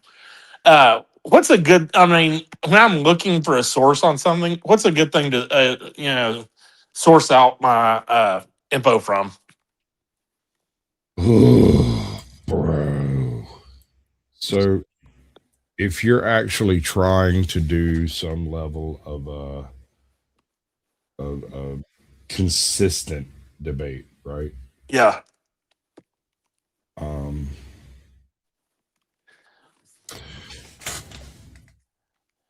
Okay, I think that works. Does that work? I think that works. I like it. I think it looks good. Anyway, I'm sorry. You don't really have very much choice on this one. You have two schools of thought. Some people refer to articles. This is a big problem on YouTube, is a lot of YouTubers don't know how to source things or how to do credit, right? And so when you do a reference source, there's a way to go about doing it. And it's like a bibliography in a paper or something like that. Yeah. And so when you show up to a debate, you're supposed to be able to be like, hey, here's my schnit that we're working with. These are my references. And if anything's going to be brought up, it should come from this list, that type of shit. Most legitimate debates don't have props or scene settings. And so YouTube has a unique ability to bring in reference material on the fly with very little pre-thought put into the physicality of it. Whereas a legitimate on-air debate can't really be done that way. And so you have the ability on YouTube to bring in gotcha stuff like that. But here's the catch. You have to find a moderator willing to operate on the framework, and then opposition that's also willing to bring in competitive information. And then that's whenever your free market of ideas comes into effect on all of this. Because if your references are coming from, say, Princeton paper in 1996, authored by 6 different world-renowned psychologists, and their references are coming from a Economag in 1974 of some random dude who flunked out of economics school. You see what I'm saying? A lot of people pull articles and cause And that's what I was talking to Beth about that yesterday. Let's see, what's the best way to put this? My problem with a lot of people's arguments is that, like, when they bring up, let's say, the trans debate, 95% of trans studies are funded by a pro-trans group. So, of course, if a pro-trans group is funding it, 95% of the studies are going to say it's a good thing. So, I mean, I'm just like, of course it's good. Of course it's going to agree with you whenever it's your source. They're paying for it. Are you familiar with the Radical Coder? Yes. Oh, yes. Unfortunately. All right. So Ryan has this splinter in his paw about me, and it's because I called him out and called him on it. And he simply ignored it, called me a moron, an ignorant redneck, and moved on. Instead of addressing the issue, he simply said I was stupid and too uneducated to understand. Which means what? That you caught him in a lie and he didn't want to own up to it? Okay. It wasn't a lie per se. He did not lie. What he did was go to AI and ask for reference supporting a specific concept, and then he submitted those links to the Backstage saying all of the information you need is Backstage. And I went and read it because there was 12 people on panel and they were all arguing and shit, and nobody noticed the fact that Sasquatch got real fucking I was there. And then I was there for that one too. Coder, I got a question. Why is it that this reference that you put Backstage is actually an opinion piece from 2015 from the perspective of a group of kidnapping victims from all over the country, including a handful of ex-slaves, and it's in reference to a condition that was occurring back in the mid 40s and 50s, and every single one of the people involved in this entire shebackle went to prison for life. Some of them were hanged because they basically maintained the use of a plantation well into the mid 40s, but it was not state-sponsored slavery, you lying fuck. And I bet he ran away from that really fucking quick. Well, no, he tried to like pivot in reference to the other article that he dropped about the switching of the parties. Oh, that's the switching of the parties is such bullshit. Okay. I mean, there is a weird period of time after the Civil War and before the full, like immediately during that whole civil rights, Jim Crow, all of that shit. Politics got real fucking weird for a little while there. But Squatch, here's my argument on that. And I mean, tell me if it's not a good argument. If it's not, it's not. But if you look at the elections after the Civil War, all but like 2 or 3 people in the South that were politicians during the Civil War lost their election, like either the first election after or the next election after. I mean, like 2 elections after the Civil War, every single one of them lost their election. Is Squatch still with us? Yeah, no, I'm fiddling with my show over here, and it was just jet black for a while. This is actually a really good one. I really like this one. I'm going to play it, and we're going to wait, and we'll talk after, because I actually like this one.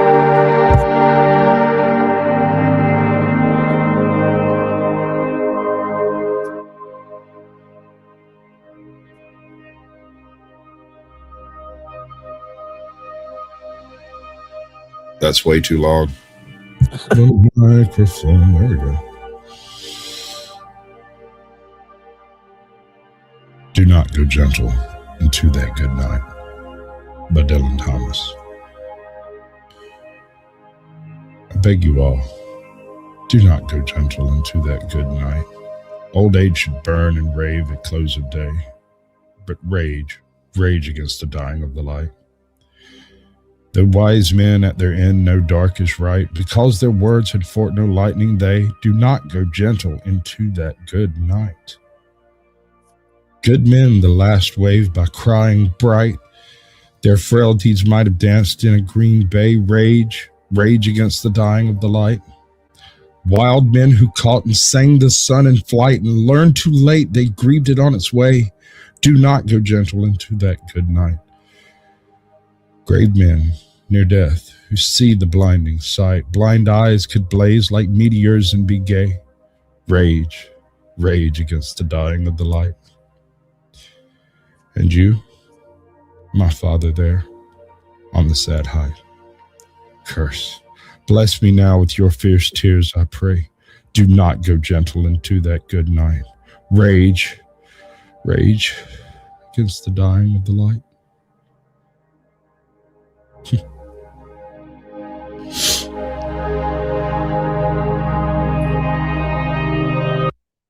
I haven't heard that one in a while, actually. That's what was. Oh, wow. Hold on. I forgot about this. So when I do these, right, I sit down and I might spend 4 hours doing a particular reading, because you have to go through and do each line separately and get the right enunciations and say everything correctly and get the right sound levels. So I might end up having to do a particular line, 20, 30, 40 times.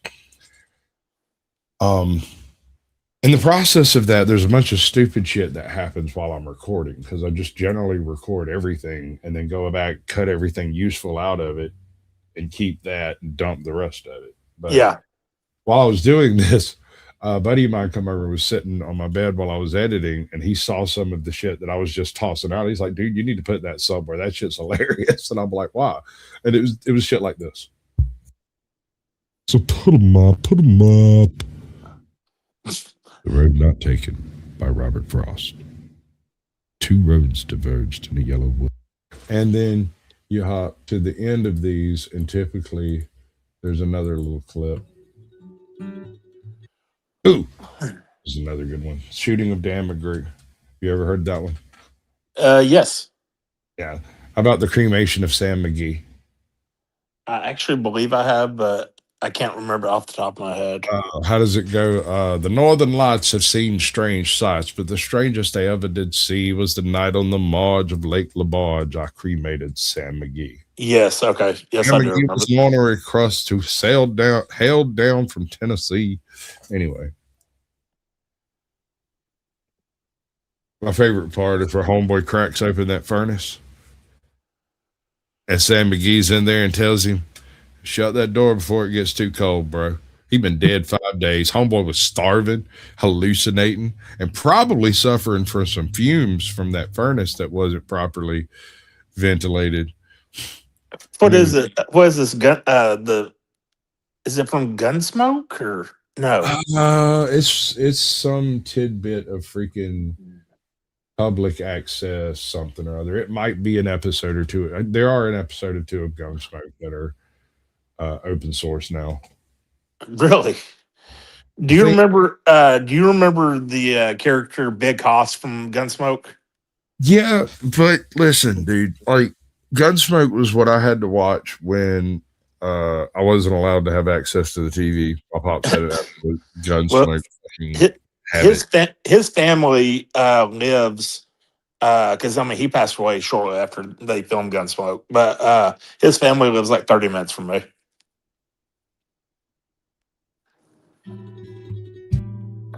The Shooting of Dan McGrew by Robert Service. This is not Gunsmoke. No, that's oh crap. Like the Riders of the Range or some crap. It's an old movie. Yeah, it was about the singing cowboy is what it was about. Right. It's basically the thing Buster Scruggs was based off of. Yeah, thank you. That's a bunch of the boys were whooping it up in the Malamute Saloon. The kid that handles the music box was hitting a jagtime tune. Back of the bar in a solo game sat dangerous Dan McGrew, and watching his back was his light of love, the lady known as Lou. Went out of the night, which was 50 below, and into the din and glare. There stumbled a miner fresh from the creeks, dog dirty and loaded for bear. He looked like a man with a foot in the grave and scarcely the strength of a louse. Yet he tilted the poke of dust on the bar and called for drinks on the house. There was none who could place the stranger's face, though we searched ourselves for a clue. But we drank his health, and the last to drink was Dangerous Dan McGrew.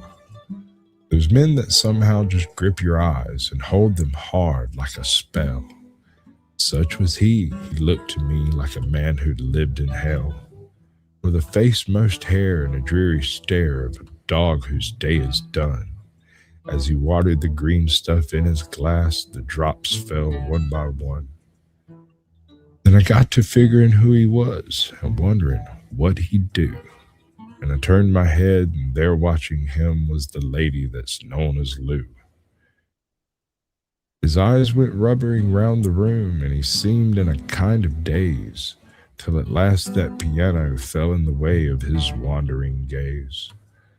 The ragtime kid was having a drink, and there was no one else on the stool. So the stranger stumbles across the room and flops down there like a fool. In a buckskin shirt that was glazed with dirt, he sat, and I saw him sway.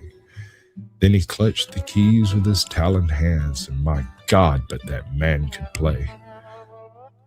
Were you ever out in the great alone when the moon was awful clear, and the icy mountains hemmed you in with silence you most could hear? With only a howl of a timber wolf, you camped there in the cold, a half-dead thing in stark dead world, clean mad for muck called gold. While high overhead, green, yellow, and red, the northern lights swept in bars, then you've a hunch what music meant, hunger and night and the stars. And hunger not of a belly kind that's banished with bacon and beans, but the gnawing hunger of a lonely man for a home and all that it means, for fireside far from the cares that are four walls and a roof above, but oh so crammed full of cozy joy and crowned with a woman's love, a woman dearer than all the world and true as heaven is true. God, how ghastly she looks through her rouge, the lady that's known as Lou. Then on a sudden the music changed, so soft you could scarce hear, but you felt that your life had been looted clean of all that it once held dear, that someone had stolen the woman you loved, that her love was a devil's lie, that your guts were gone and the best for you was to crawl away and die. 'Twas the crowning cry of a heart's despair. It thrilled you through and through. I guess I'll make it a spread misery, said Dangerous Dan McGrew. The music almost died away, then it burst like a pent-up flood, and it seemed to say, repay, repay. My eyes were blind with blood. The thought came back of an ancient wrong. It stung like a frozen lash, and the lust awoke to kill, then the music stopped with a crash. And the stranger turned, and his eyes they burned in a most peculiar way. In a buckskin shirt that was glazed with dirt, he sat, and I saw him sway. Then his lips went in a kind of grin, and he spoke, his voice was calm. And boys, says he, you don't know me, none of you care a damn, but I want to state my words are straight. I'll bet my poke they're true, that one of you is a hound of hell, and that one is Dan McGrew. Then I ducked my head, and the lights went out, and two guns blazed in the dark, and a woman screamed, and the lights went up, and two men lay stiff and stark. Pitched on his head, pumped full of lead, was Dangerous Dan McGrew, while the man from the creeks lay clutched to the breast of that lady that's known as Lou. These are the simple facts of the case. I guess I ought to know. They say that the stranger was crazed with hooch, and I'm not denying it's so. I'm not so wise as the lawyer guys, but strictly between us two, the woman that kissed him and pinched his poke was that lady that's known as Lou. This one's for you, buddy. Nice.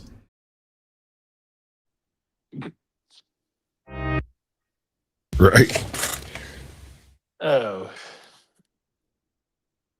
But no, I mean, Radical Coder though, Squatch is just He reads the headlines and then he parrots them as far as I could. And then he that's goes to his young. He's an NPC. Stop it. That's what I'm saying. He's just repeating the talking points. He goes back to his young communist freedom meeting, and then comes back to YouTube and repeats. you know Jason, when I good. go ahead, Tim. I won't forget. No, I won't forget. No, the go nightmares. ahead. Go ahead. Because I have a question that I want you to answer. Because it's something that I've never been able to hear anybody answer about. I won't forget. Okay, It's when he came to my show. I think the only time. No, I think. Anyway, go ahead. The question though that I have is that I've never been able to get anyone to answer. The trans community has a higher self-deletion rate than any other group in the recorded history of like any group in history. Are they? I mean, do they consider that themselves that marginalized? That There might have been something a bit heavier in the grunge scene in the late 90s, but that's a unique circumstance and shouldn't be compared. But that was also Seattle, so. But I mean, Squatch at the same time, not even like the slavery community or the Jewish community after Nazi Germany had that high of a self-deletion rate. But here's my question for you. What about it? But why can't they ever say that it's not it's not everyone else's fault? It's their own fault for There's a conflation here, and it's on both sides. You look at them and you see people who are mentally ill and need fucking help. They look at you and see someone who is mentally ill and needs help. Let me know when I get off track. The thing here is we could, in fact, this Minnesota shooting shows you exactly how dichotomous the entire worldview of both sides become. Because if you show two people on opposite sides of the aisle at random the same video, they will describe it differently. You ask them to describe what they just watched in 100 words or less. The left is more likely to use words like murder and overreach and what's the other term that they use when officers have to use force and excessive force, that kind of shit. And if you're talking to the right side, you'll hear words like enforcement and obstruction and these things that are weighted in a different way. Right. And both sides are formulating their language specifically to have a deep and emotional impact on you in order to influence your future behavior. Yeah, I guess I can see that. I mean, it's basically just no, accountability on either side, I guess is the best way to put it. Did I ever tell you why I was allowed to start my YouTube channel? No. So I started an Instagram right around the lockdown period and adopted the persona of Dadalorian. Irony. This was like in the weeks leading up to the release of The Mandalorian. And it was, for the effort I put into it, quite a successful little jaunt into social media. This was my very first execution of anything social media related that wasn't direct trolling, right? I mean, I had helped a few other channels and hooked some people up back and forth from comments, but I was always operating as a third-party operative, unrelated to myself, And so this was like the first time I was taking responsibility for something that I personally put online and yada, yada, yada. Immediately went to hell in a bucket because it's hard to look cool, right? And so I did a series of memes of like the whole 10 feet social distancing. I was playing with the tools, wasn't really sure what to do with them. It was just kind of flailing around at it. And about a year later, I pitched to my wife, I would like to start a YouTube channel. And she's like, well, what's the difference between YouTube and Instagram? I said, well, Instagram's not generally video related. I think I would come across more eloquently in a spoken format than I would in a photograph, right? Yeah. I'm not terribly photogenic, and I don't really have an eye for that kind of shit. But I could probably present a video. Turns out I can't. I can't present a video to save my fucking life. I cannot sit down alone in a room and explain to nobody anything. Does that make sense? Yeah. I can't sit here and talk into a camera and it come out on the other side and look like it makes enough sense to put in a video as a script or anything. And I don't do scripts well if I wrote them. That makes sense. I mean, I could like take a script from you and it might come out better than you ever freaking dreamed because I heard what you wanted from it and then applied that, right? But I don't know what I want from it. I just want the information to be dispensed in an eloquent fashion. And when I try to write my own scripts, I end up reworking them on the fly while I'm reading them. And I won't do that to your work, but I will do that to my work without a second thought. Okay, that actually makes sense to me. Right. And being a bit of a perfectionist on certain things, I never approved of my own work. When it's said and done, I end up deleting it and get rid of it because ultimately nobody wants to hear 2.5 hour dissertation on why the Serenity crew represented the Magnificent Seven through filmography with references and all of this. Oh shit, you watch the same movies as I do. That's fucking scary. Dude, I worked in rentals for like 8 years from the height of the video era of VHS until the death of video rentals. And I've probably got 5,000 VHSs at my pop's house in storage. The death was really 2007 or something of VHS? 2009, give or take. Small towns took a little longer, but by the way, we're getting the Raging Tomato is finally making her return tonight. Oh, cool. I almost said something very dumb. What'd you say? Go ahead. I didn't say it, and I'm not going to. Not out loud. I'll type it backstage, though. Jason, sometime, because a lot of people don't like getting into this conversation on their panels, come to my show sometime and we'll have a discussion about the tea stuff. Okay. I figured, I was like, if anybody can answer this, it's Kent. Well, yeah, I know, but people... oh, no, I completely understand. Were you around when I first came? No. Okay. Yeah, I'd taken quite a long break, and then I ended up on Dusty's because Joe Cool, and then I came back. But I caused quite a bit of turmoil, I guess you could say. You could also use the term evidence could be used in that slide. I'm not There's sure nothing like having your transcripts read back to you in court. Nothing Kent, like I will me? Kent, I will admit you were the brunt of a joke the other day in Dusty's chat that I made. That's the point of me being here. Yeah, I get it. You were talking about, you weren't trying to glaze people or whatever, the other night in Dusty's chat. And I was like, Kent, isn't that one of your favorite things to do? I remember that. Yeah. I understand you don't know me very well. I may not be what people say I am. I just have to be a smartass, or if I'm not a smartass, then I'd rather be a smartass than a dumbass. Is what I have heard dozens, if not hundreds, of times from people just in the past 12 months. 10th Man is a gay person that I can actually respect on like most of the nonsense that we see out there. And I'm like, yeah, by the way, those people you're seeing out there at those gay pride parades, they're saying like all this crazy stuff. They're not even gay. Squatch, post what you were going to say in the back chat, damn it.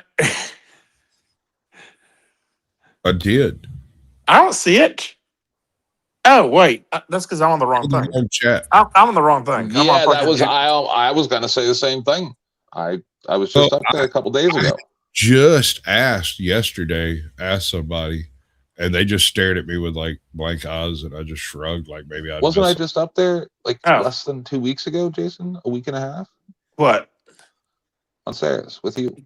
Yeah. I think Yeah, we were okay. all on Sarah's last panel. Then like she freaking left for like she hasn't been on like a week and a half now. What do you mean she left? She hasn't been on the internet like well she did those shorts for like a week or whatever, but she hasn't Oh. had like a live stream in like a week and a half. Okay. I'm fucking Is that out bored of the usually. I ordinary? fucking sit at home and just fucking watch y'all on the internet. Yeah, I get you. Is that out of the ordinary though? Sarah? I mean, usually she does, every Monday and See, Thursday. I got to be honest. Dusty is my bro, right? And I wouldn't even be on Sarah's if it wasn't for Dusty, right? So if Dusty is missing, I notice. Yeah. But if Well, Sarah's every missing, Monday, I don't notice. every If Monday and Sasquatch Thursday, went missing, I think. wouldn't notice. You know what I mean? I found all y'all through. Let's see. I followed. Let's see. What was the line of events? Whatever podcast to Andrew Wilson to Makes Sarah, sense. Sarah to Sarah to Sasquatch, then Sasquatch to Dusty, and then the rest of y'all. Yep. Wait, So I was take first it you in there? don't How let- the fuck sorry, was I sorry. first in there? There's no fucking way. It had to have been Dusty to me. No, I really think it was you to Dusty Okay. All right. because you were in Sarah's chat, always, Well, being yourself.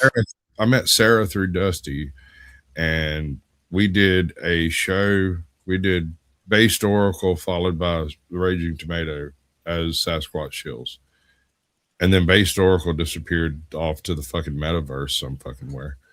I don't know. But after that, like I've got this offer, but I'm not quite so free with this anymore. But for a while when I was doing the interviews, one of the offers I'd make after the interview was like, look, if you want to try to do anything in StreamYard and OBS and any of these other fucking things, just, fucking hit me up. We'll get backstage. We'll hammer it out. We'll figure out what it's going to take, yada, yada, yada. And Dusty was really I've had a couple of people take me up on the offer. Ajot, Captain Curmudgeon, and a few other people in the past. Mexican long hair, Wandering Hippie picked me up for a little while. But some people don't want formatted shows at all. And that's largely what I was trying to do, was sort of formalize some of the less formal things so that it carries more panache, right? Personalize it to you and your lore and your channel. And most people aren't willing to define themselves enough for that to work, right? Like, what is your channel about? Well, I talk to people. And Dusty actually gave me one of the best answers I ever heard. It's one of the reasons why I think we started working together in the first place. That, and I worked for free. I asked him what his channel was about, and he didn't answer me immediately. He actually answered like 2 or 3 days later. He was like, I think what I do is sell inclusion. I was like, holy shit, he's right. But the thing is, people have to want to be included in the first place, right? And so you have to have, what's up, Titty Bug? Joe Cool, you'll be, I'm sorry, dude, I didn't see you down there. I like Joe Cool too. Joe's awesome. I'm not trying to keep anybody out. I'm just not pinning the link because I'm lazy as hell, and this was supposed to be a game stream.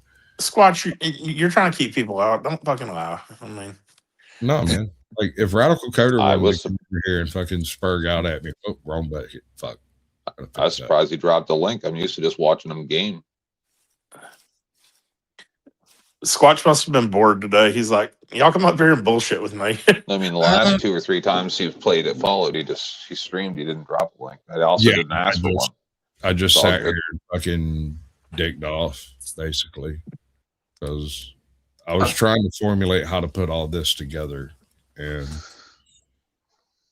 Jason, and the guy who says things no one else will ever say. Who we got? That's who I am. All right.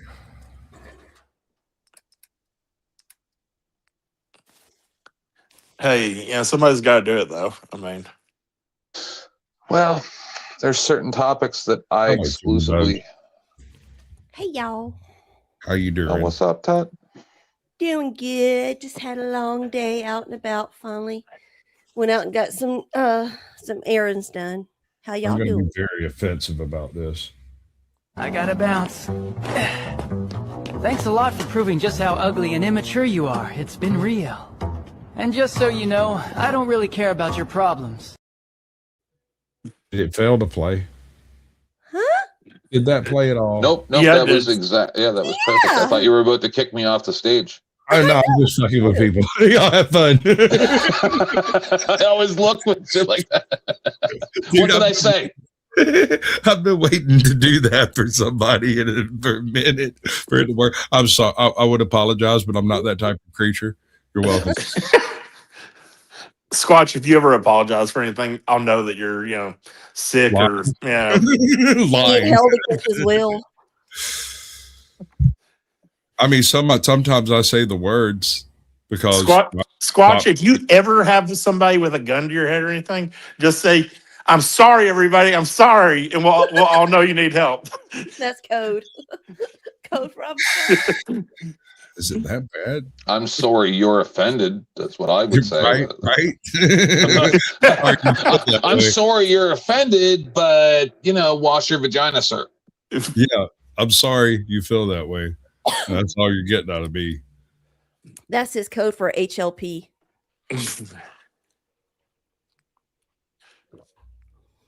Nobody got that. 10th, you should have got that.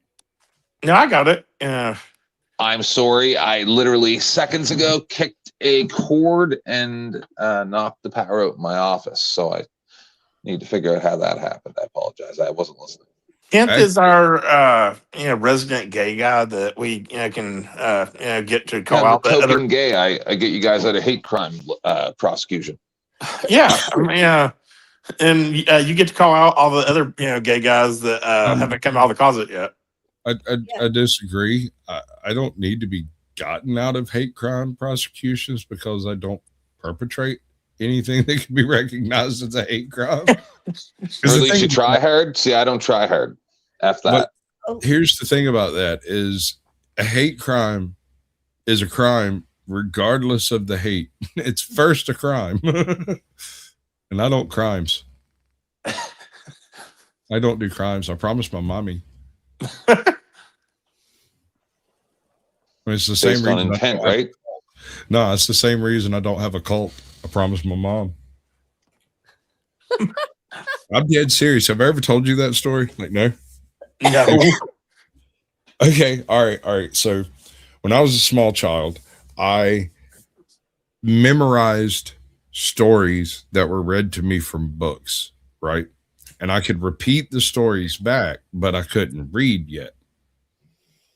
And so when I would be dropped off at daycare as a small tyke, they found out that I could repeat back the stories and they would just hand me the book they wanted me to tell the story of, and I would tell the story. My parents come in one afternoon, and it was like right there at that nap time or right after nap time.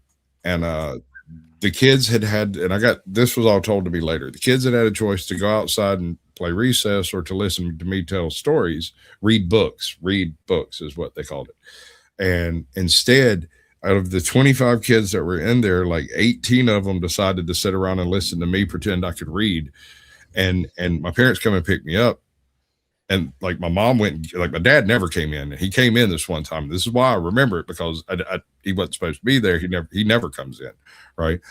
And so when I thought I was in trouble, and so I left, went, got in the car. My mom turns around and looks at me and she says, "Sasquatch, I need you to make me a promise, and you have to remember this. Okay. Can you remember this? And consider this. I'm a 4-year-old who remembers everything.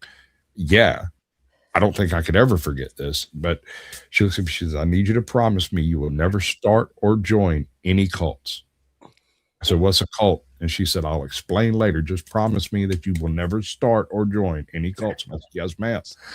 Years later, she explained to me what a cult was, and I understood immediately why it was that she made me make that promise. Do you hear this voice?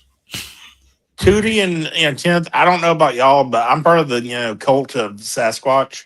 So I mean, he failed. Okay, here's the deal. Okay, you promised that you would not start one nor join one, but you did not promise that you would not co-found one.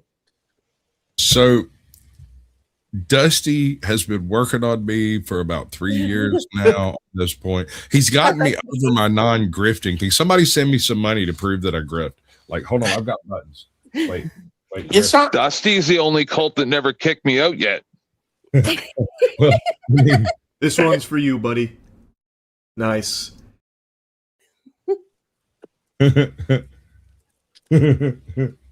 Every other cult's like, you're way too crazy for us, man. You got to go. Just like mental health professionals, they're like, defeats don't fail me now. And also, if you come back, we're calling the police. Give me the money. Give me the money. Okay. Right? I mean, we're all part of your cult, Sasquatch. So, I mean, you didn't start one, but I mean, you're like, you're our, follow, or we follow you. So, I'm not even leading anywhere though, dude. Like, how can you follow me when I haven't gone anywhere? I don't. This is a scope of. But you go somewhere every time you come on panel because you have valid points. So see, that's not true. Bro, that is just the far too uncommon common sense, bro. That's because I lived a life of absolute fucking luxury my whole life, you know. Oh, thank you, Tootie Bug, for the grift beyond. If you guys ever see me on camera, you I had of to. luxury by any means. I'm still pissed off at Sasquatch because I can't pretend like I'm stupid anymore because his fucking ass got me talking, smart things one night. I'm like, He done I turned got a you thing. smart. I got a thing that I do. Because every time a bell rings, the Sasquatch gets more bling. That's cute. Right? It's ridiculous. Like I said, I set all of this up for somebody else and was like, look, this is all you need are these 5 moving parts, but you do kind of have to trigger them in the right order. And I got everything set up on their StreamYard for it and walked them through setting it up in OBS and the whole 9. And when it was all said and done, he just looked at me and went, that's fucking impossible, dude. Squatch, were you on Dusty's panel, I guess, Monday night, whenever I told Dusty that I'd been drinking Louis the 13th? Yeah, fucking 5,000. And Dusty's like, what the fuck's that? I was like, I'm telling you, dude, listen, just take it from me. Go and get you some Wild Turkey 101 and send me the other $4,996. me and Wild Turkey have a very bad history. Thank you. Well, maybe y'all need to reconcile because that's fucking retarded. Stop it. And I get it. It's really good shit. I totally fucking It's get so it. smooth is the only thing. God damn it, don't buy it yourself. Go to places where they give it to you. Oh, see, that's what, whenever I lived where I used to hang out with a bunch of like professional athletes, and we would go, to a restaurant or something, and they're like, "Oh yeah, we've got you, Jason." I'm like, "Oh shit, well, yeah, give me like 2 shots of it then." I've only Well, I had it don't- one time. That was at a Gallardi birthday party. Oh my gosh. I don't drink in public. And That could allow probably me be to- a good thing because allow me to explain. I don't get violent when I drink. I am not one of those people who gets all liquored up, wants to come fight you and all that stuff, right? That's not me. But what I am, and you've seen it happen as I start drinking, I get less of a filter and my jokes become a bit more pointed and a bit more on point. And eventually yeah, I have noticed that. gets mad and wants to take a swing at me. And when someone is, I don't like violence. I'm against violence, but I'm really, really fucking good at it. The drunker a Squatch gets, the more brutally honest Squatch gets. Well, that's the thing is people want to come up here and bullshit about everything in their freaking life. They want to lie directly to me on screen when I've been watching what the fuck you've been doing for the past 6 months. And you're like, oh, by the way, now I'm clean. Bitch, fuck you.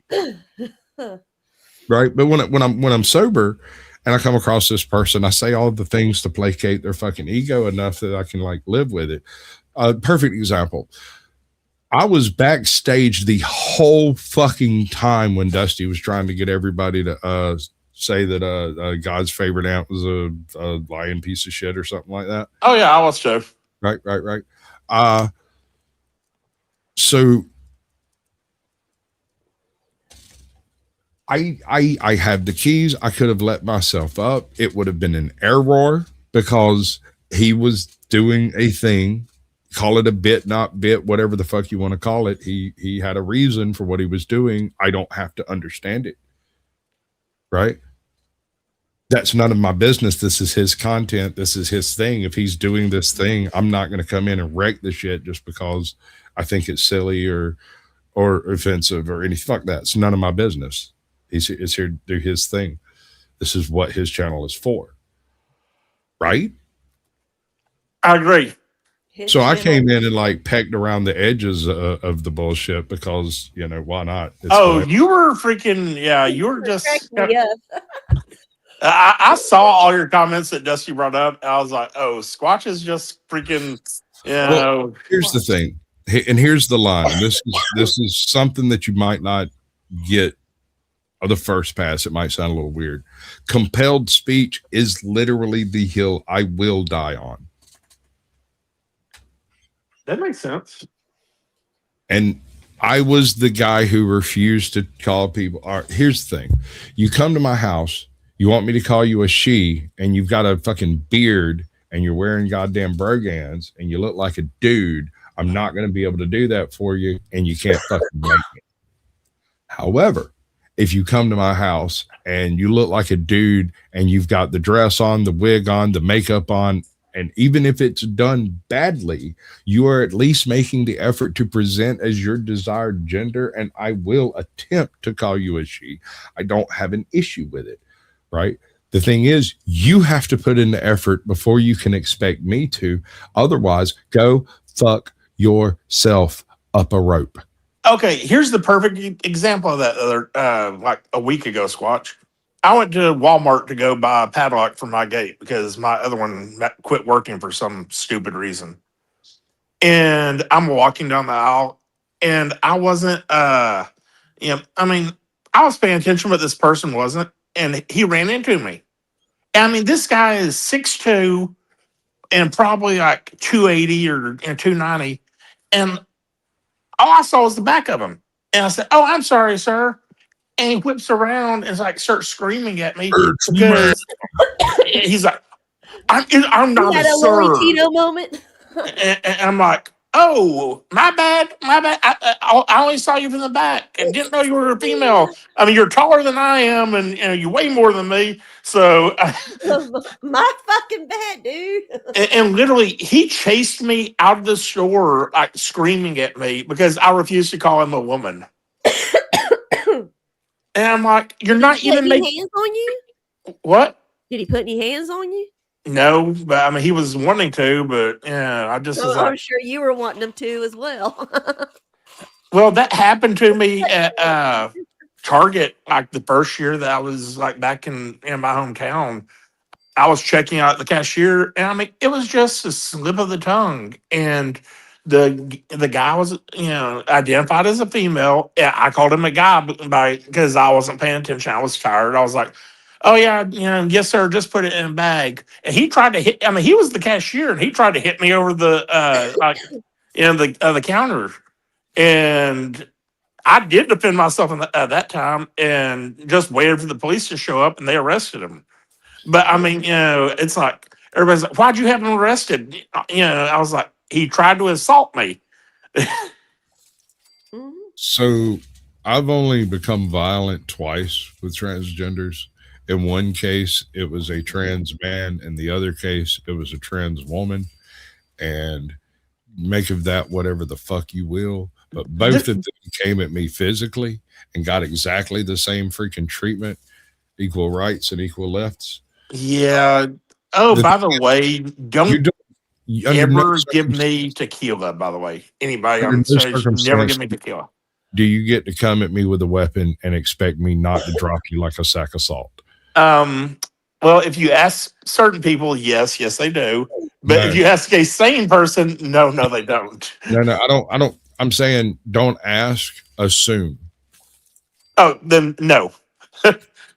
Just don't do it. It's not worth it. And in both cases, the results were exactly identical. They hit the ground, got upset. Both of them cried, and both of them immediately went to someone else at the location to try to get me kicked out or tossed or whatever. And Try to in have it one be your case, fault. well, yeah, tried to basically go say they were the victim after taking a swipe at me with a weapon in front of everybody. And in one case, they found out that I was the cousin of the guy that was throwing the party. In the other case, I was working for the band. And they were just like, "Nah, get the fuck out, bitch." If I see Sasquatch running at me, I'm running the opposite direction. You know, I can't run. I ain't running at shit. That's the thing. You need to keep that shit in mind on the other end of this stuff too, because I can't run. So I can't run away from you either. Makes Yeah, sense. they say just run away. What about folks that can't do that? Well, Sorry, you just Tony. need to understand what this actually means is that I can't escape your violence, and so you are running into my violence. I think, Tootie, the thing that most people don't realize, a lot of people say they just want to be treated equally. They really don't. They want special rights. Yep. That is true. First of all, women have had special rights throughout the entire history of man. Women and children first. Yeah. I don't have an issue with this. This seems a correct thing for two reasons. The man is completely eliminatable. He is optional for a culture to survive, but the women and children must survive for the culture to continue. Yes. What, you don't want to be the fair sex? I don't care. I don't want to be Duck or Ryan. What I'm getting at is this is the nature of humanity and has been since the dawn of fucking time. So look at the Titanic. Perfect example.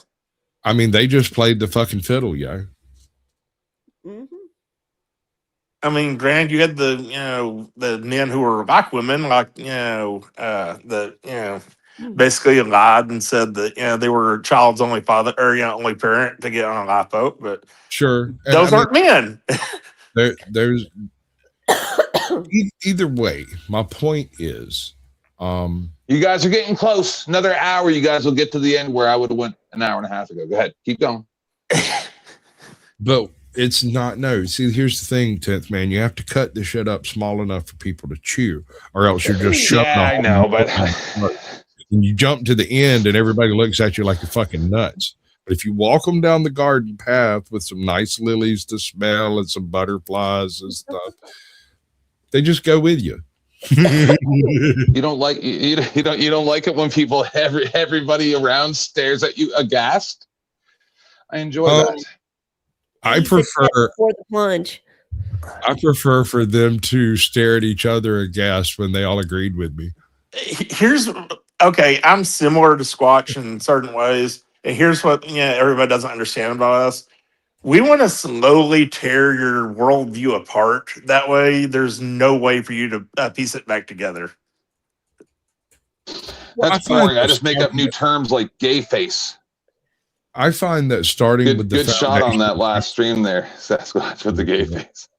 Yeah, you love that shit, didn't you? No, dude, I knew I'd heard that shit before somewhere. You were It like, was you perfect. Huh? I've heard. I swear, I've heard that. Where did I hear it? Yeah, that was good. Yeah, I thought it was pretty good. But I mean, Squatch, I mean, you're the same way as I am. If you destroy their, worldview from the ground up, there's no way they can use that, they can stand on that ground view anymore because there's nothing left of it. But they will. Oh, Yeah, they they'll will, but find it's something else. delusion at that point. They'll find a It was tangent delusion to start with. and curb it. Yeah. Well, they'll pivot. That's what. All right. Oh shit! That's a fucking bear. Is that a cocaine bear? Dude, these are Yaguai. Oh. This is a mutant bear. That's a nuclear bear. That was a small one. I hear. Where you at? I hear you. I want more power armor parts. Where you at? There you are, motherfuckers. Where we going? Come on, let's go.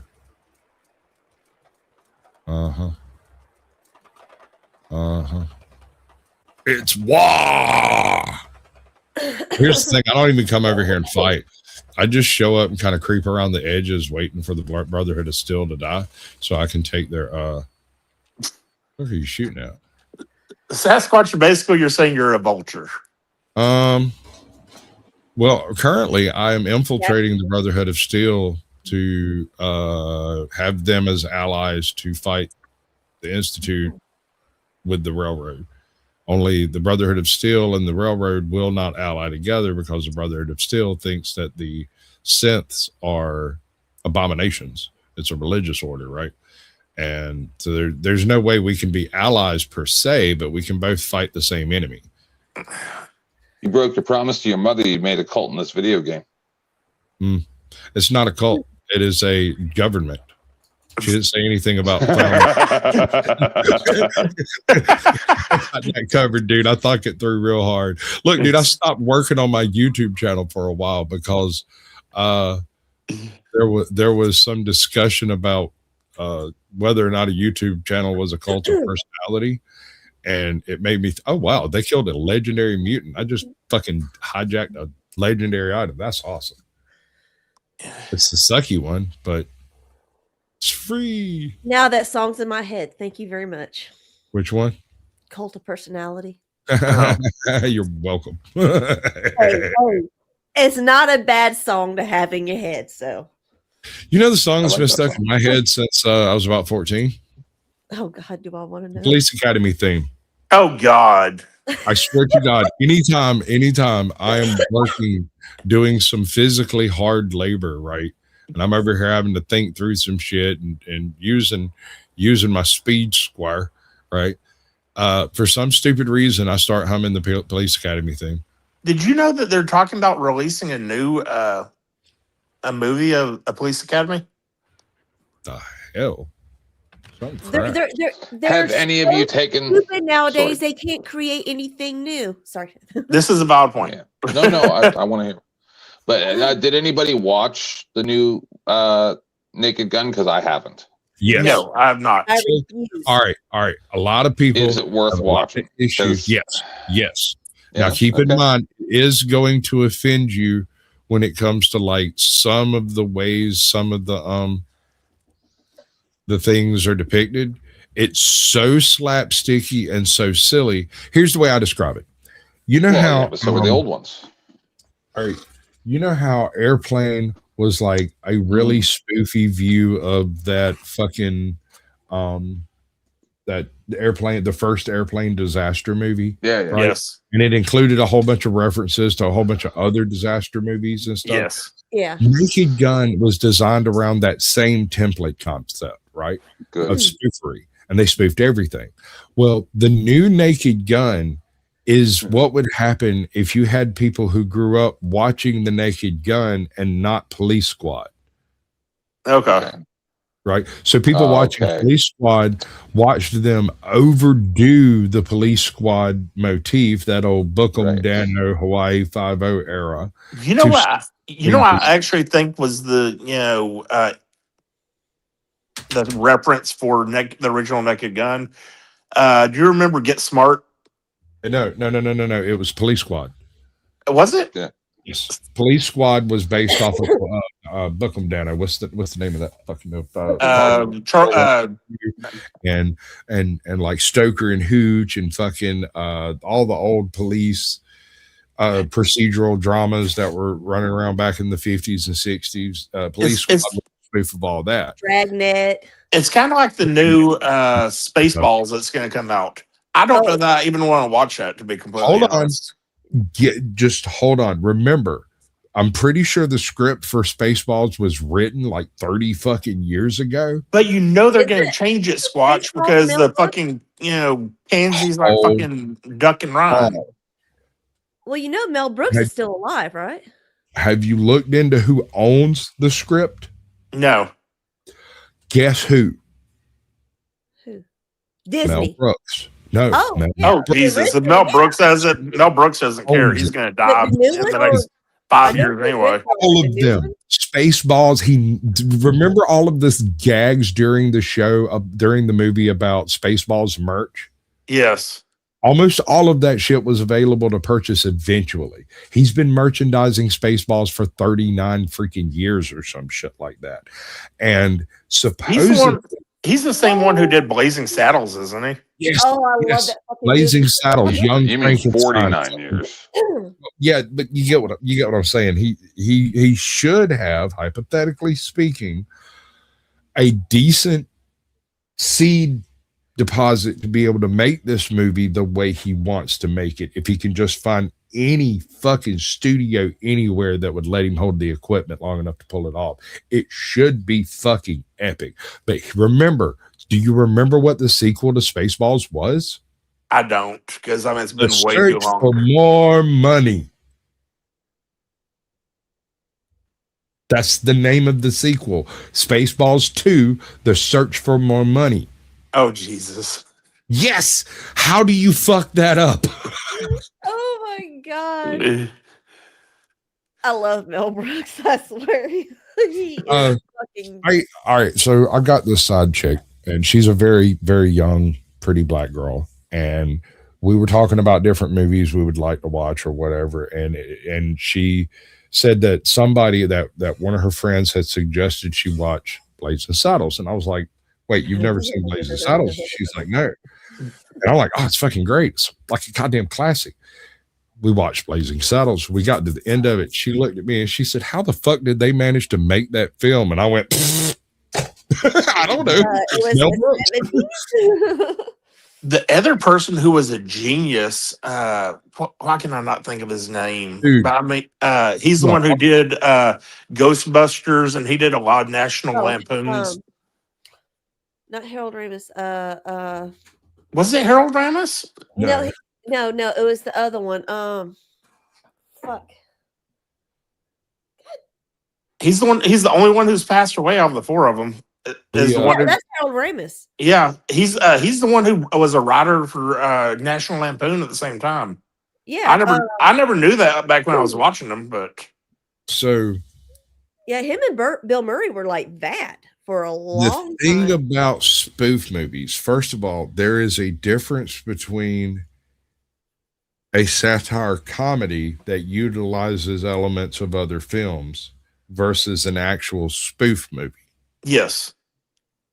Real Like Genius. You ever seen Real Genius? I believe I have. One of Val Kilmer's early roles. He plays a super intelligent kid in MIT working on space lasers and shit. Yes. That is a satirical comedy that utilizes elements from all kinds of different movies in its making to such an extent that it almost looks like a spoof movie. Top Secret, on the other hand, is literally a spoof movie. It utilizes scenes from 100 different genres of film and comics in some cases to present the concept of the Cold War spy star, where the star is only a star because they're useful for the apparatus that are using them, right? He didn't become famous because he had the hottest record in America. He has the hottest record in America because he works for the CIA. I'm telling you right now, I announced this on Dusty a month ago. before Christmas, and I bet you no one went and watched it. But I don't even remember what the full name of it is right now. I could look it up if anybody really cares. But it's like Iron Sky something blah blah blah. And Dusty read the synopsis off IMDb or whatever, and it's not fresh. So, but like one of the scenes was literally Schindler riding a dinosaur in the center of the hollow earth, and like it was. I'm telling you, it was one of the best movies that I've seen in a very, very long. It was super offensive. It was just like Spaceballs. Everybody has to watch this movie. I'm telling you right now, you will laugh from the beginning till the end of this movie. No, Preston, carry your ass somewhere else, bro. Oh my God, no, fuck no. Dude, I completely avoided the Minutemen on this playthrough specifically because of you. You, dude. You know how many times? I kind of want to block you. Were you there that night, Sasquatch, when I told everybody about that movie? I vaguely remember something about that. I'm going to look it up right now. I'm going to tell you more about it. You guys go Iron ahead. Sky, the Hollow Earth, or some shit like that, or the I'm looking it up. Hold on. Army Beneath. I've got a movie for you if you want to watch a decent fucking movie. This is a really good one, and it's not really good in the sense of modern audiences. It's really good in the sense of somebody sat down and made a sensible fucking film. It's period piece. It's The Tank, and it's not the old one. There's a new one it's available on Amazon now and is made in the past couple of years. But there's a couple of previous movies that are also named The Tank that are about different. Are totally different. They're not what we're looking for. So anything before 2000, fucking call it 2020, not it. Look for the new one. And Do you study a lot of, or do you read a lot of Sasquatch, or do you mainly? I used to. I can't anymore. But yeah, I do still read more than your average person. Yeah, I was telling someone the other day. I mean, war history really, is like my thing to read, and one of my books that I have that I got from my grandfather, it's called The Scorched Earth. That's a really good book. Dude, If you like war history. have you ever are you familiar with 1917, the movie? Yes. All right. Gorgeous movie. Every frame is a fucking painting. Go watch it. It's fucking awesome. Bring snacks. It's long. Oh yeah, it's super long.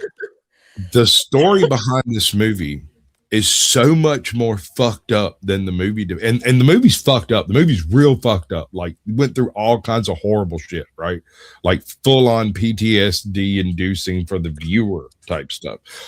But if you go read the account as depicted, as presented by the soldiers that were involved in this thing, it is far, far more devastating. All right, so in the movie, there's a scene where they fall into this massive freaking crater full of dead soldiers, right? Yeah. And they have to wade their way through all of this stuff. That whole event took place, but it took place twice.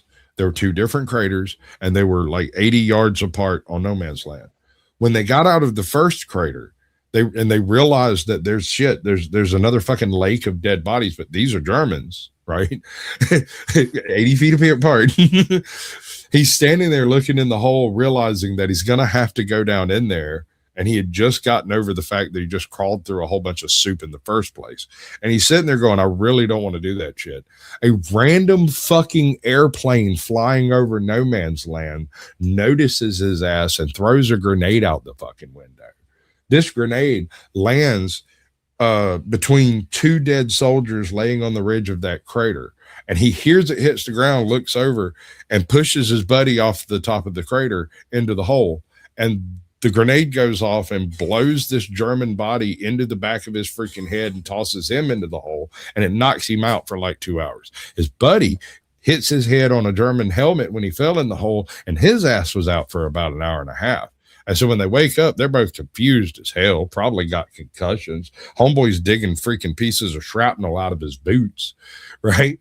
And they decide, after a few minutes of consideration and trying to go over what they could remember, that they are clearly supposed to be going that way. Right. Oh, and one of them's compass was broken in the process of that little adventure into the hole. And so they had to sit and like debate on whose fucking compass was right. Oh God.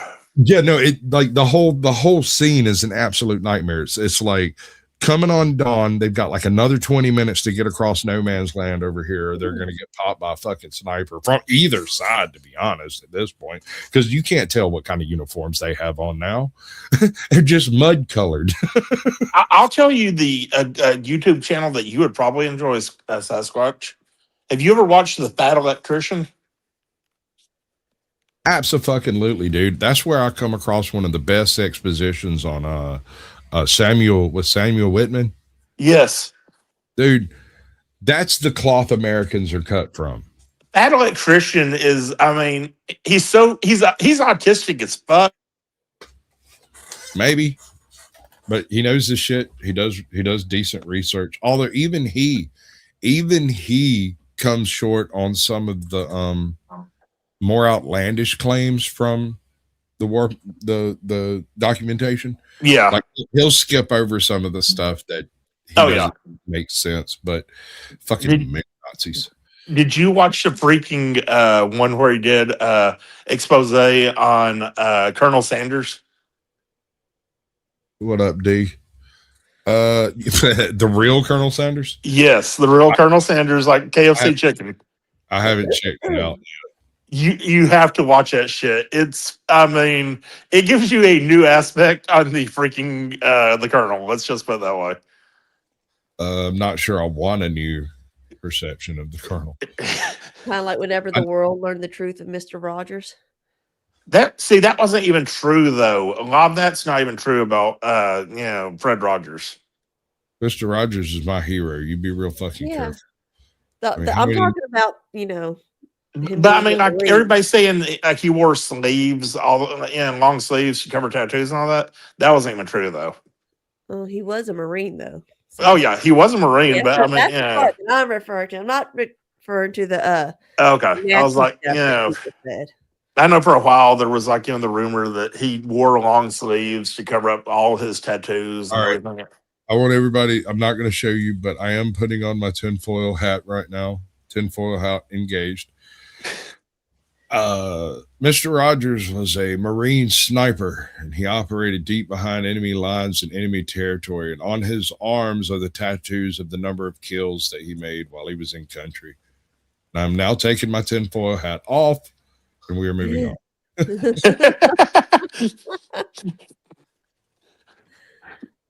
We got to do a tinfoil Tuesdays. Sasquatch is kind of like the guy that I mentioned, the fat Christian. You are both like autistically smart, but like scarily autistic smart. Yeah, no, I've been accused of being AI ever since I came online. Like everywhere I go. And here's the thing, I can't trigger these memories. You do it. That's why I'm always a co-host. That's why I'm always side piece. I'm a great wingman. You know what I think? I mean, you said you watch Fat Electrician, so I'm sure you watch other things that he does. You know what I think y'all need to do? He's got the Unsubscribed podcast down here in Texas. Yeah. Y'all need to get a group like that together. So here's the thing. The more of a fan base you have, the more creators you have in your fan base. That's true. Yeah. If I had 1 million subs, I wouldn't be doing what Andrew Wilson's doing and sloshing them back and forth around on people. He doesn't, but see, Squatch, he doesn't have 1 million subs, I don't believe. I don't care. I mean, he wants to claim it. Let him fucking claim it. Right? I guess that's true. Yeah. He can claim he has 1 million subs, and I can completely ignore it. I mean, it's fine. I mean, I can read statistics just as well as the next guy. I don't need to have someone spoon feed me how great they are. I know a narcissist when I see one. What, am I a narcissist? I don't make judgments on people. Come on, I'm asking you for a judgment. Well, Jason, does it bother you that I don't give a fuck about you? No, not at all. Then you're not a narcissist. There you go. Probably not a narcissist. I like being a nobody. I gotta go give a minigun to somebody. Everybody is. Hey, who wants a minigun? Okay. Who would be the funniest with the minigun? I think she's already got one. Oh, that's what I should do.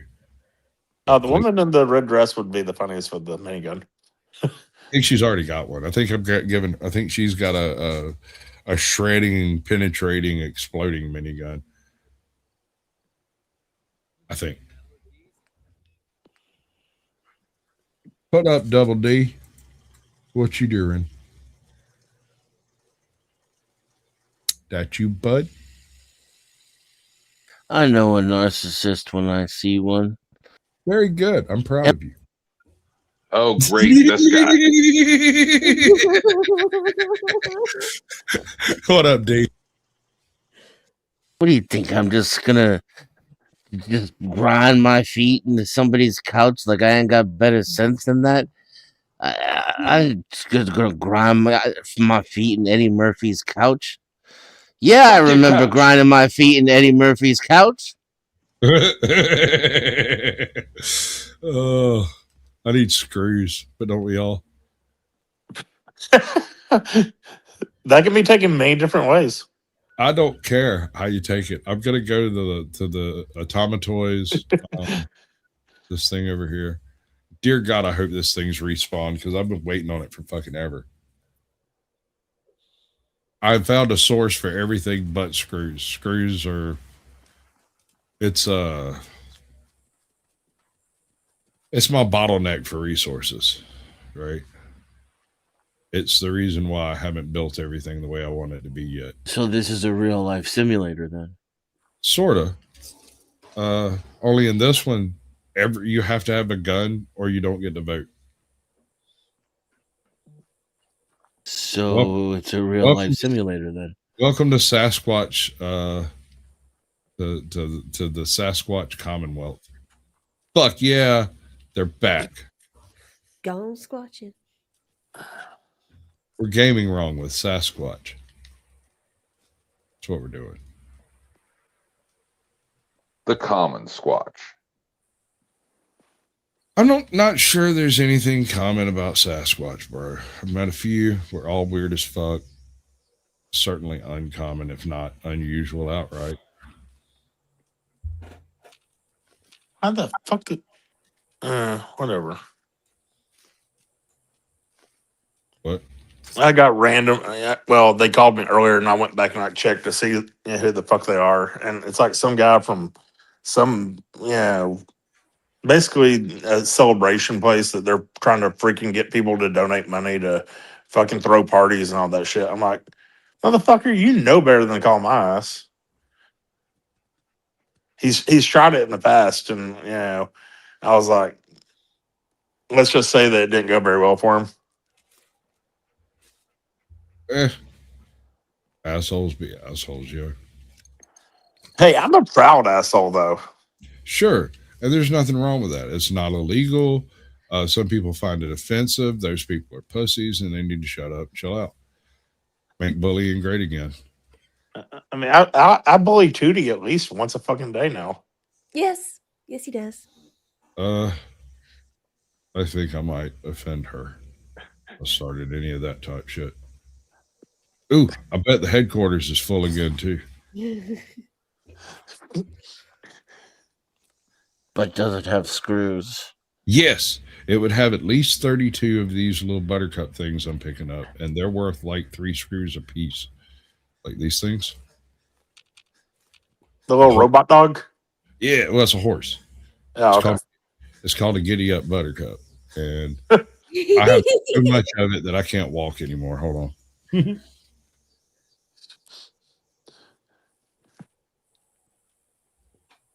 The best part about this place is you're technically outside, and so you can just fast travel away.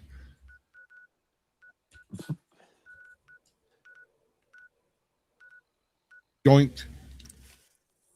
And dear God, one of the most OP fucking perks in Fallout 4 is a perk called Strong Back.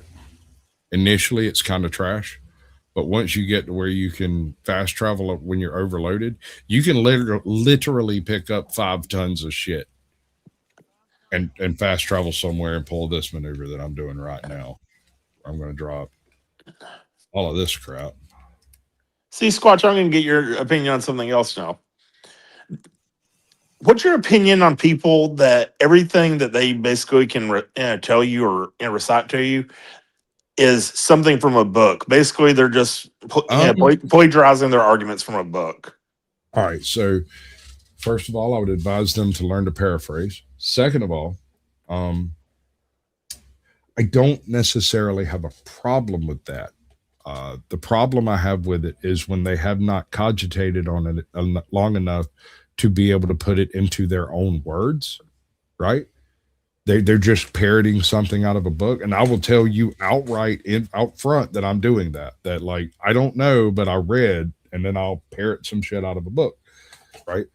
There's nothing wrong with it unless you're not utilizing that information to better yourself. If you're just quoting it, you're just blowing smoke up my ass and yours. And that's what I've tried to tell a few people lately. Just because you read something does not mean that you understand what you're reading. True. So true.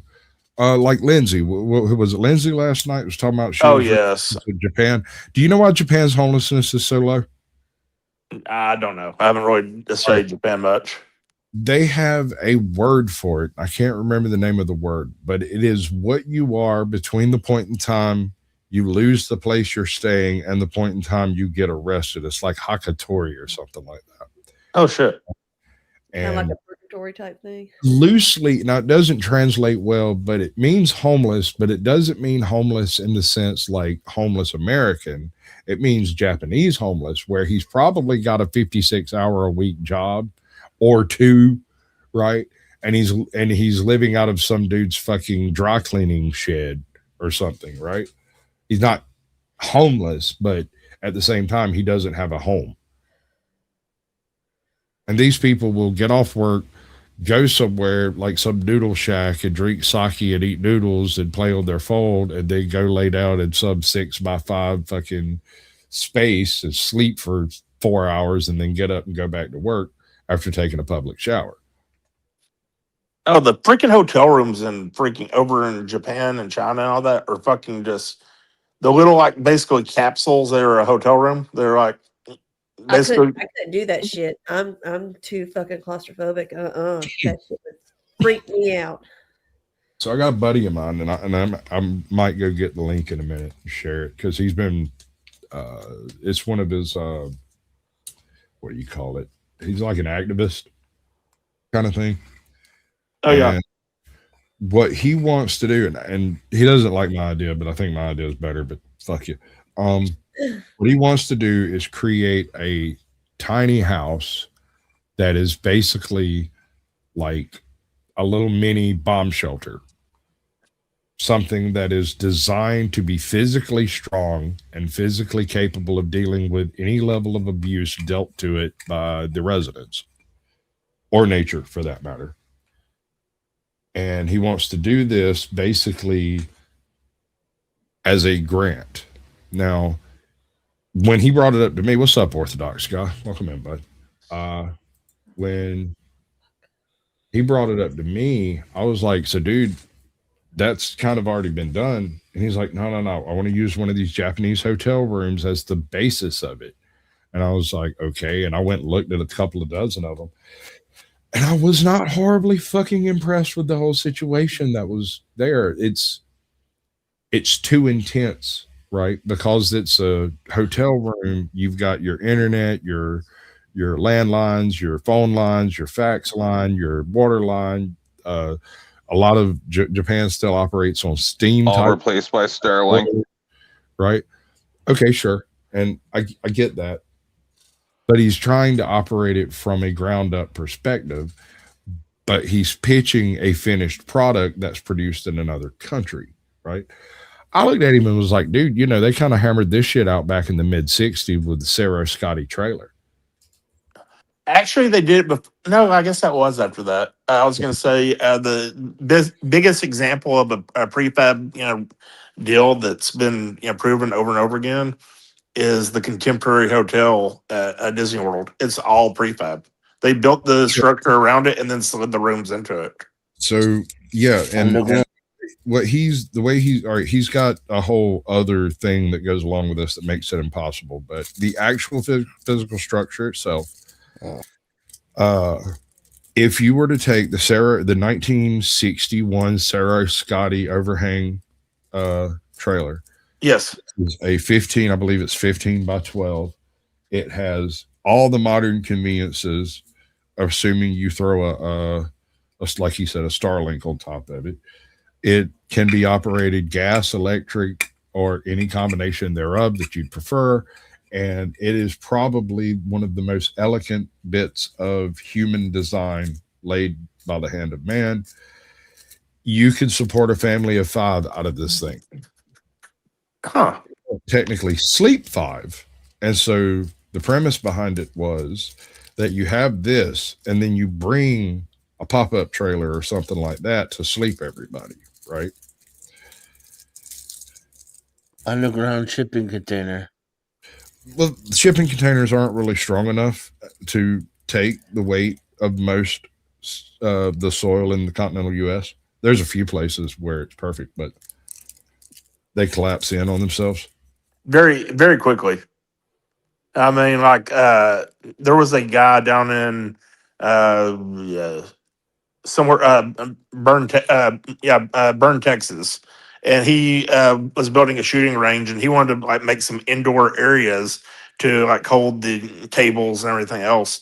And he just buried 2 shipping containers like 4 or 5 feet under the soil, and the top of them literally started to cave in.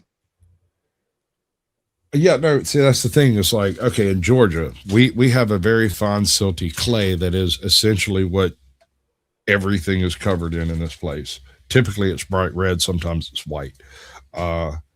This stuff, you can go to it. Fucking heavy as hell. But yes, it is. It's one of the best foundation materials you could possibly have. Yeah. You can dig a slot in the ground wider than your trailer or than your Connex. Drop a Connex in that motherfucker and then cover it up with some loose sand, and it's fine. Just fine. But you go 20 miles south of here and you dig a trench in the ground and you drop a Connex in it and you cover it up with loose sand, and the sand will shift into the hole that the Connex occupies and crush that motherfucker like a beer can. Right? And that's just 20, 30 miles south. I mean, it's even like if you went, to Florida below you. If you do that in Florida, the water table's just gonna. Yeah. Now, I was talking earlier about one of the places where I built a lodge, and this dude, he's probably one of the smartest men I ever met. When he decided to set this place up as a hunting ground, Red Clay makes amazing bricks. He went and bought 5 40-foot containers. He cut the ends off, dug a hole straight down, and stood them up vertical. Put in a wraparound staircase on the inside and a couple of doors. Poured the bottom full of fucking scrap concrete and anything else they wanted to get rid of, and just poured a concrete floor on the bottom. That way it's firmly vertical, and if anything, it's going to sink more vertical, right? And then on the top of it, which would be the non-opening side of the container, because he sold the doors, he would set up a big ass blind on the inside at like what would be quote unquote the top floor, and he'd have a little pop-up where you could get up on top of it and walk around and look down and everything with like handrails and the whole nine. And that whole thing was set up with, just like that little Sarah Scotty camper, it's got a little fucking like a porta-john sized little bathroom up there. It's got a little propane heater up there. It's got a little kitchenette, the whole nine. And you go hunting and you stay in that blind for 3 or 4 days waiting for whatever to come along.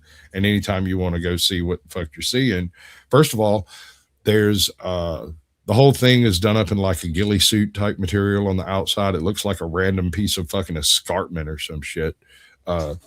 You wouldn't necessarily notice it wandering through there unless you kind of knew it was there, except for the fact that there's clearing lines and straight lines from all the shooting angles.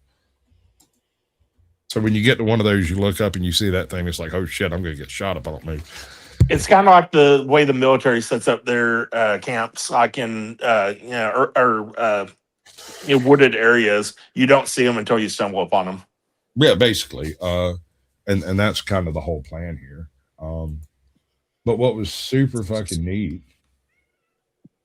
I got plenty of room, Teddy. You ain't got to go nowhere. Okay. What was really neat about this thing is when it was already installed when I got to it. What I was doing was basically dragging all the goddamn living shit up to the box that had been built up top.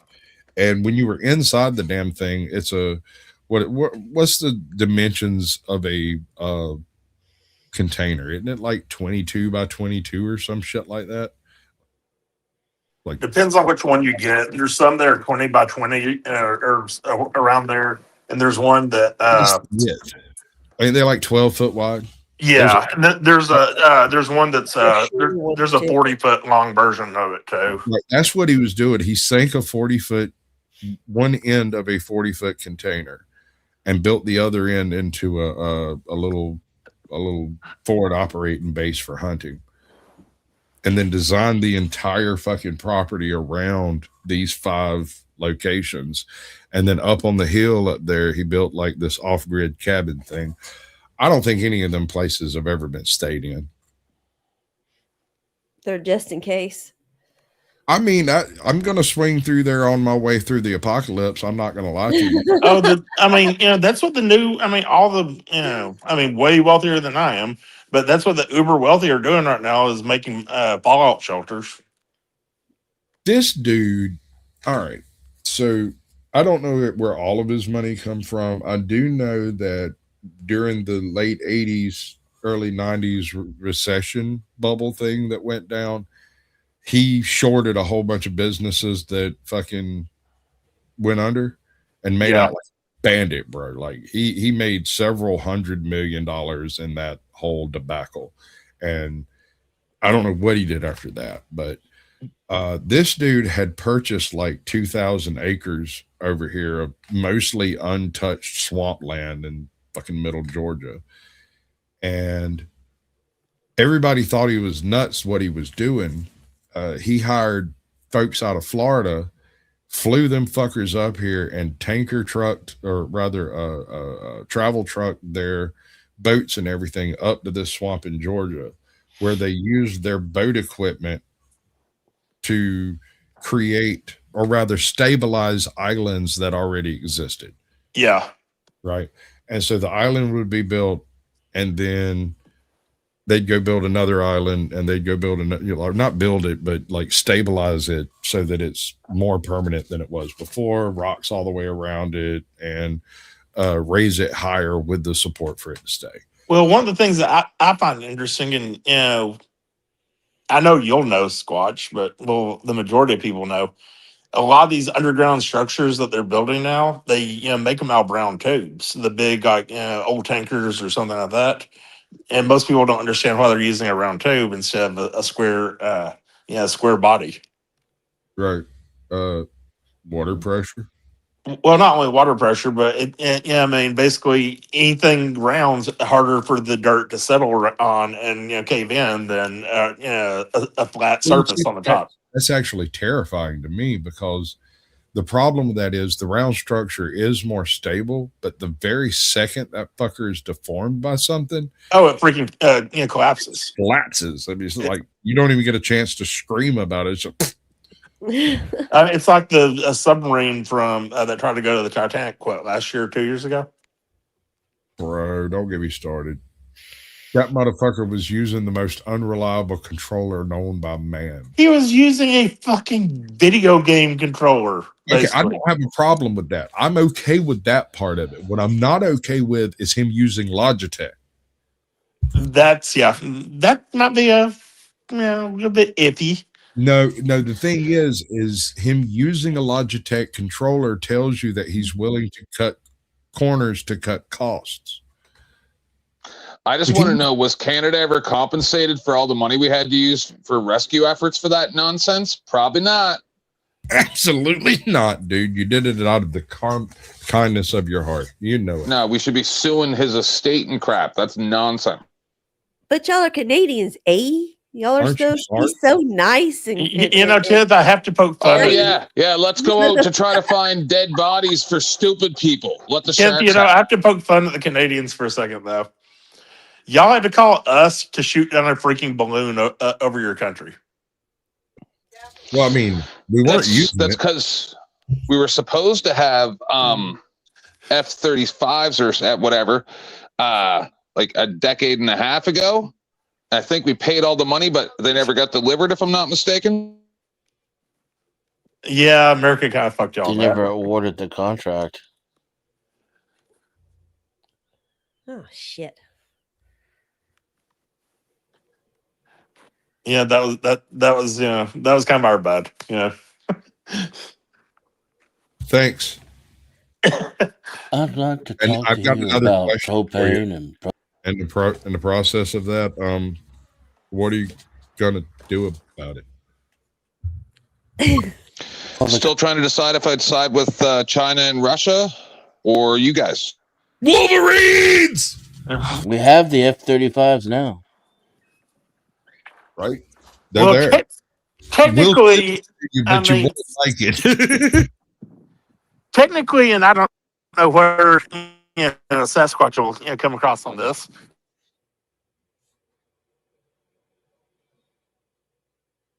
Make it I'm across sorry, I the wasn't ocean with listening. most I'm of their. trying to do something. Hold on, bro. Your connection's gone to shit suddenly. What's up? Give me 1 second. I'm getting the trash can. Hey, Sasquatch. I like it when you talk about your wife that way, sir. Those F-35s look like little tinker toys. They're mean little motherfuckers. All right. So I'm not a pilot, but I really wanted to be one.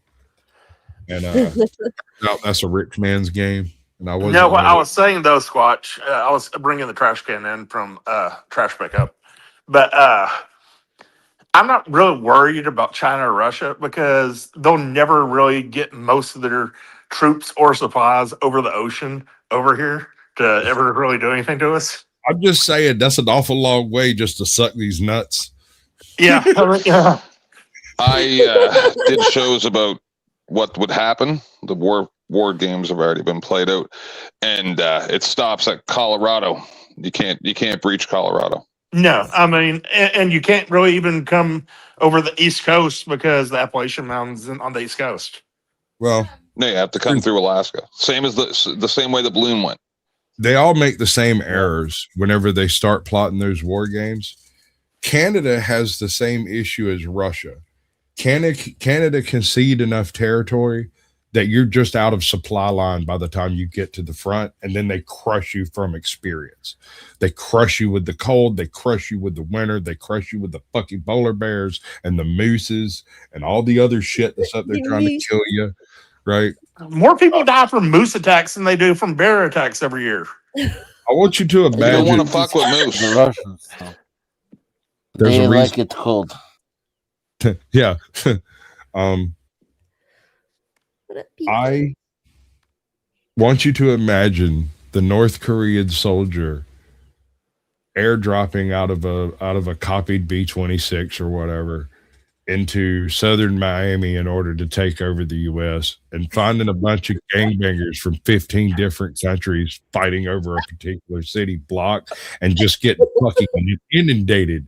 Okay, Squatch, let's be fair. If they try to parachute into the United States, a lot of dead bodies are going to be hitting the ground before they ever touch the ground. That sounds like a Okay, so TV here's show. the thing. There was actually something of a study done Red on Dot. this in like the 60s or whatever. Apparently people won't randomly shoot shit falling out of the sky until after they verify that it's a person. But once they verify it's a person, they'll fucking blast that shit.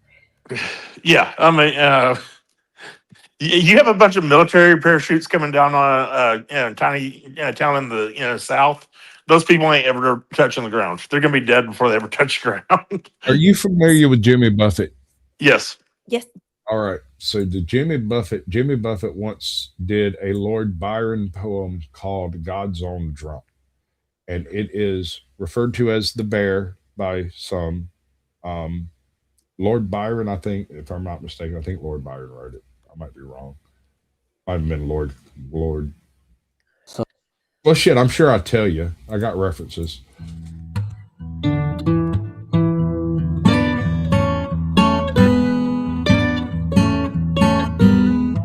I'd like to explain to y'all before, I ain't no drinking man. I tried it once and it got me highly irregular and I swore I'd never do it again. But I promised my brother-in-law that I'd go up and watch. Holy shit, I just realized this isn't the actual reading I did. This is the one that I did just randomly. I didn't even realize I recorded this until later. That's why it's so weirdly fucked up. I was drunk. It was after one of Dusty's streams, and I mentioned I wanted to do this bit, and I just decided to fucking do it. And this is, I just didn't realize I was still recording. I'd done a few other lines for some other videos and stuff, and that's why it looks so fucked up. Cheers still while he went to town to vote. This is straight off the dome. On the mountain with the map said it'd be, my friend. Let me tell you one thing though. This wasn't no ordinary still. See, it stood up on that mountainside lying, but like a huge golden oak. Oh, and there was God's yellow moon a-shining on the cool, clear evening. God's little lanterns was a-twinkling on and off in the heavens. And I explained to you once before, I ain't no drinking man. Temptation got the best of me. Whew. And I took a slash. Man, that yellow whiskey running down my throat like honeydew wine water, and I took another slash. Took another and another and another, and before I knew it, down one whole jug of that mess commenced to get hot flashes. Had goose pimples running up and down my body, and a feeling came over me like something I'd never experienced before. It was like I was in love. In love for the first time with anything that moved. Animate or inanimate, it didn't matter. It was like there was a great neon sign flashing on and off in my brain saying, Sasquatch, there's a great day coming, because I was drunk. Now, to be clear, now I wasn't no slip-sliding Reggie Young and commode hugging drunk. I was God's own drunk and a fearless man. Friends, that's when I first saw the bear. He was a Kodiak looking fella about 19 feet tall, wandered up on the hill expecting me to do one of two things. Flip a fly, didn't do either one. It hung him up. He started sniffing around my body, trying to smell fear, but he ain't gonna smell no fear because I'm God's own drunk and a fearless man, and it hung him up. He looked me right in my eyes, and my eyes was a whole lot redder than his was, and it hung him up. So I approached him. I said, Mr. Bear, I love every hair on your 27-acre body. And I know you got a lot of friends over there on the other side of the hill. You got old Rare Bear, Tall Bear, Pretty Bear, Kelly, Jerry Bear, Smelly the Bear, Smokey the Bear, Pokey the Bear. I want you to go over tonight. You tell them I'm feeling right. You tell them I love each and every one of them like a brother and a sister. But if they give me any trouble tonight, I'll run every dad blame one of them off of here. Well, he took 2 steps backwards to hell. Didn't know what to think. Neither did I, but being charitable and cautious, I approached him again. I said, Mr. Bear, you know, in the eyes of the Lord, we're both beasts when it comes right down to it. So I'd like you to be my buddy, Buddy Bear. So I took old Buddy Bear by his island-sized paw and I led him over to the still. He's sniffing around that thing because he's smelling something good. I gave him one of them jugs of honeydew wine water. He downed it upright. Looked like a big damn bear in the circus sipping sarsaparilla in the moonlight. Gave him another and another and another. Directly, he commenced to do the bear dance. His 2 sniffs, a snort, a fly, turn, and a grunt. It was so simple, like the jitterbug, it plumb evaded me. And we worked ourselves into a tumultuous uproar, and I was off, tired, and I wandered over to the hillside, and I laid down. I went to sleep. I slept for 10 hours and dreamt me some tremulous dreams. When I woke up, I found God's yellow moon shining on a cool, clear evening. God's little lantern still twinkling on and off in the heaven. But my buddy the bear, he was missing. Yeah. Wanna know something else, friend and his neighbors? So was that still. So that was written with the intent of being done orally. It's not meant to be written down. It's a performative piece. It's specifically, and you can go find Someone say orally? Yeah, I figured that'd get you. With your mouth full, no less. Right. Have you given any thought to propane and propane accessories? You met Midwest Accountability. He does an absolute bang on Hank Hill, and every once in a while, he generally shows up on my birthday, so y'all might want to tune in for that one. We sat around having Hank Hill argue with Foghorn Leghorn and Mickey Mouse. Turned out I can't remember the dude's fucking name's name, Brian, but I can't remember his channel name.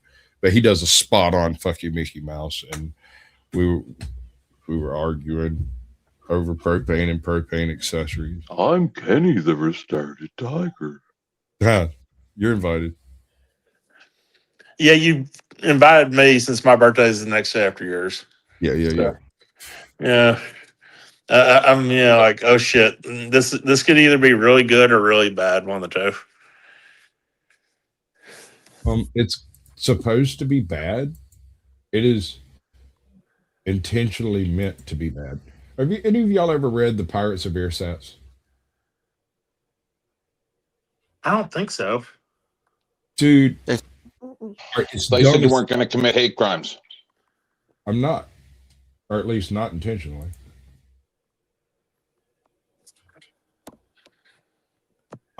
So all right, Pirates of Ersatz. There's a whole bunch of different planets in the galaxy, right? They're all occupied by humans, and most planets specialize in something, right? Something. Some are like tourist planets, others are like period pieces straight out of like medieval England, because that's what the people who live there want to live like, right? And so there's all these different planets. So this dude comes from a planet of pirates.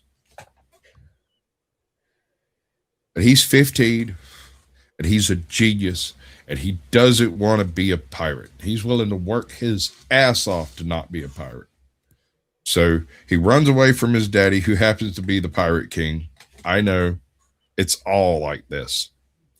Runs away from his daddy, the Pirate King, and strikes off on his own, and he goes to a planet where he's going to be an electrical engineer, damn it.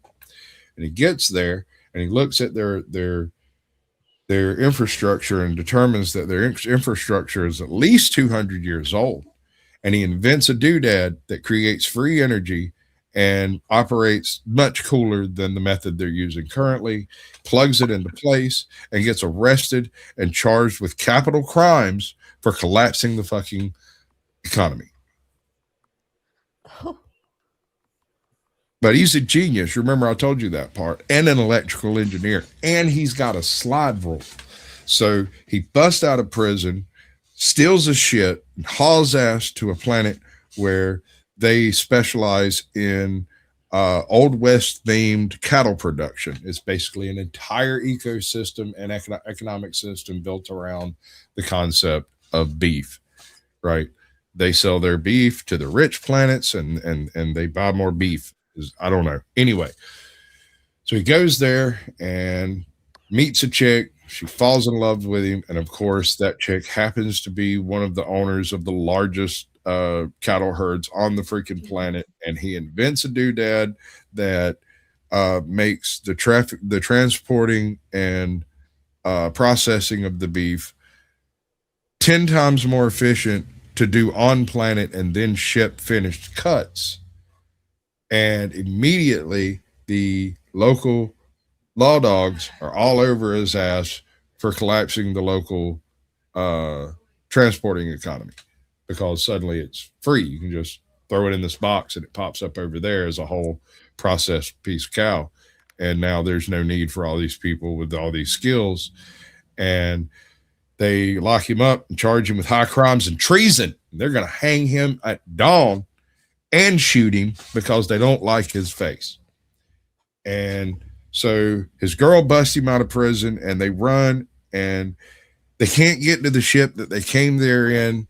And so instead they steal one of the police cruisers, right? But, you know, this is space. And so the police cruiser is basically a destroyer, right? And homeboy goes out, and while he's out in space, he runs across some people, and it's a bunch of Amish colonists that are going to a planet that has no colony on it so that they can set up their, pardon the pun, Amish paradise. Here he is with basically a small destroyer. And my homies agree. I really look good in black, fool. Right. This is hilarious because this was written back in the. Got it from? I don't know. I've always wondered because I'm not joking. This is the plot. They are religious nonconformists who refuse to use modern technology. And so they had purchased a bunch of acceptable technology to their faith. And it all turns out to be junkyard pieces, not museum quality like they were expecting to purchase. And the pirate, the electrical engineer slash cattle man, right? He looks at him and goes, well, all of this stuff is trash. Nobody could possibly make it work. They obviously shafted you. Who did this? And they tell him who did it. And he goes, okay, well, I've dealt with those guys. My dad's dealt with those guys. Well, how do you know these people? Better we just not go over that. I'm just captain of a ship, and that's all that really matters. And so they go fuck with the guys who had screwed these people over. And in the process of all of this, he sets up a 3-way deal between 3 different planets, where one planet gets the food, the other planet makes the equipment that this colony needs, and the third planet was basically oppressed up until he invented his doodad for the free energy, and they've had a complete goddamn overthrow of government, and he's basically being worshipped as a god king in absentee. and when he realizes that, it turns into a 3-way standoff between 3 different fleets, and he cleverly outwits them to take command of all 3 fleets and go take on the pirates that had fucking sold them that bullshit, only to show up and realize it was his dad.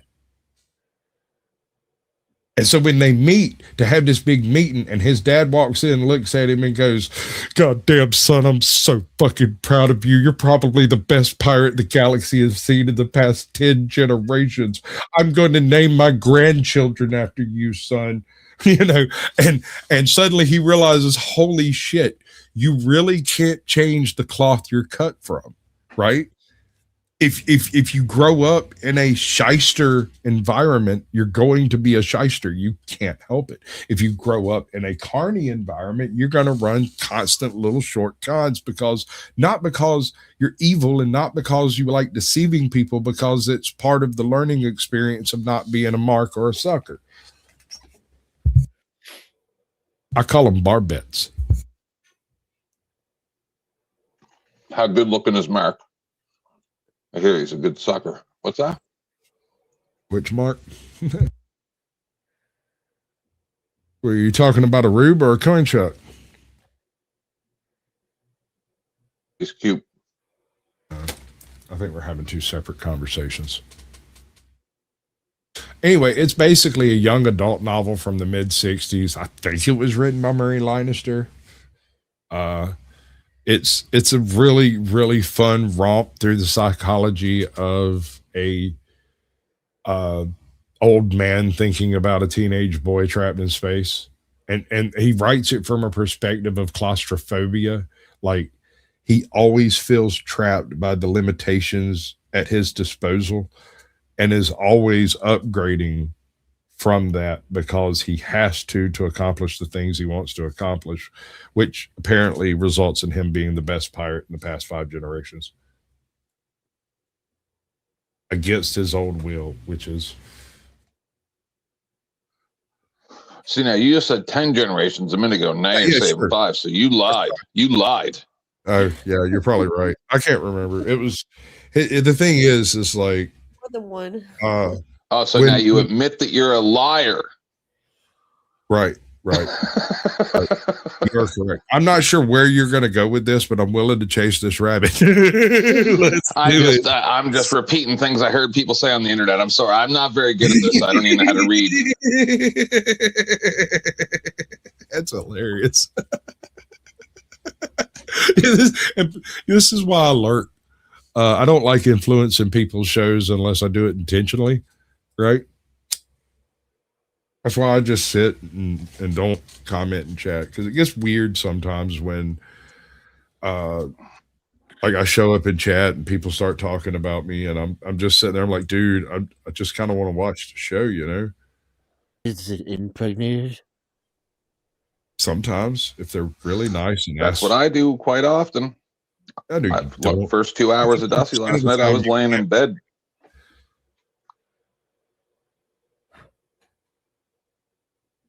I'm sorry, my Wi-Fi seems to be fucking up. Hold on.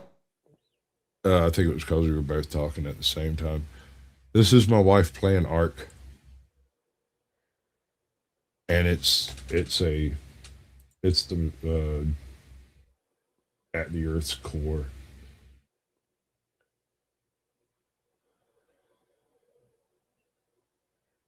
And if you've never read The Mound, you should certainly go read The Mound. I went through a period where I was playing with all the different tools at my disposal, right? And one of the things I did is I gathered a handful of public domain H.P. Lovecraft, reading H.P. Lovecraft, and I was working on remastering sound, right, at the time, and so the rest of this was just coincidental to that, and I went and got the game Call of Cthulhu and played through Call of Cthulhu and then set H.P. Lovecraft to reading his own work. 91. This one, though, specifically, is done by, let me see. Homeboy is good.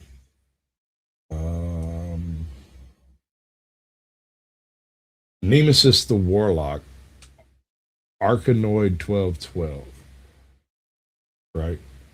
And I absolutely love this dude's voice. Like, Then came a trip of 2 Eastern visitors with spades and other apparatus, a pair of amateur archaeologists connected with a small college who had been making studies among the Indians. No one watched this trip from the village, but they... Right? And what's not to love? I want that guy to read me a phone book.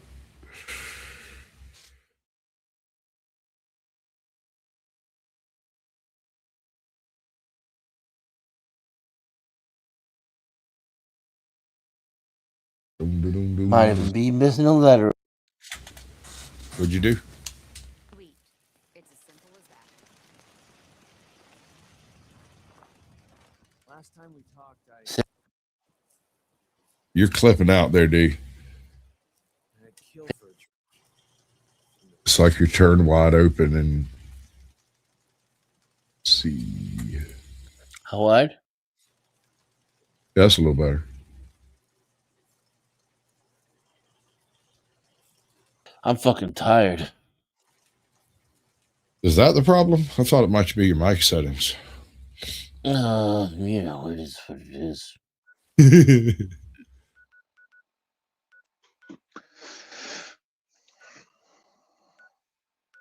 I don't think I've ever seen Denizen like this. It's just his diabetes acting up. Yeah, maybe check your blood sugar, brother. Go prick your Or face. breathalyzer, maybe, or something. Do you have any rusty spoons? I'd like to talk to you about diabetes. Where is that place? I can't remember. Somewhere around here, there is a army depot that doesn't look like an army depot. It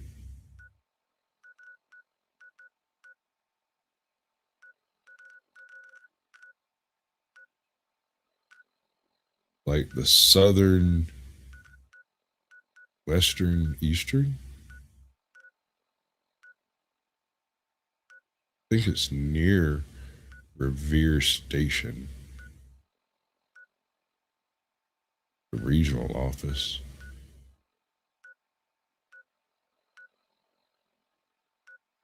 The hell's wrong with y'all? Say something. Damn. A bunch of stuff up here. Thank you, D. You at least made the effort.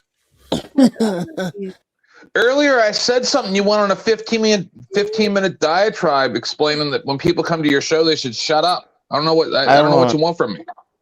I mean, yeah. Somebody buy me some pizza. I'm trying to do like 3 things at once now, so like I just get easily I'm distracted. not one of them. I want the other 2 drug out and shot immediately. Okay, so I need to shoot Sarah and then shoot my frying pan. Is Sarah alive? Yeah, she just went live. Oh. No. I've already got it going. Oh, you're getting banned now, Jason. The room. So maybe I need more foam. I didn't realize she was Is the link Probably. pinned? How come It's Og coming didn't come in up? with- it's- Oh no, don't.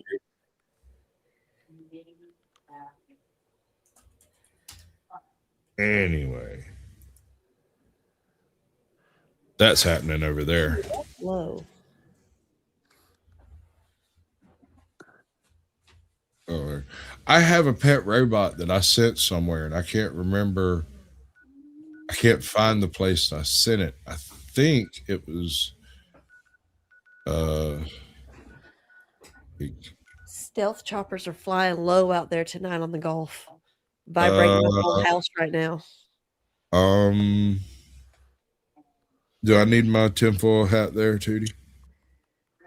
You might. Oh, there's you a might lot hear going that on right now. in the Gulf. Oh yeah, there's a lot of military action happening around right now. Mm-hmm. Sounds like a Tuesday.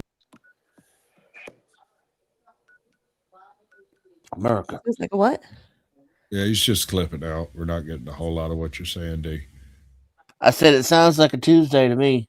Oh yeah, America. America. Fuck yeah. Erg. It's driving me crazy. My daughter pointed out to me because she monitors, all the flight stuff, all these planes and stuff, and she's been monitoring down here as well, and it's been crazy the circling that's been going on because you got 2 or 3 bases over here on the Gulf, just like from Louisiana to Florida alone. So I'm over here between Warner Robins and all of South Carolina. Like all of South Carolina is an army base. I'm from South Carolina, so yeah, my You know, you know what I yeah, mean? I'm from Charleston. Like, So my stepdad was Air Force, so you know Charleston Air Force Base, and then my grandfather worked at the Navy Yard. You know, he was in the Navy, so yeah, I like to keep close to military wherever I live. So yeah, you don't want to survive the bombs. You want to go out in a blaze of flashy lights and pretty. I would punch a special needs kid in the face for a joint right now.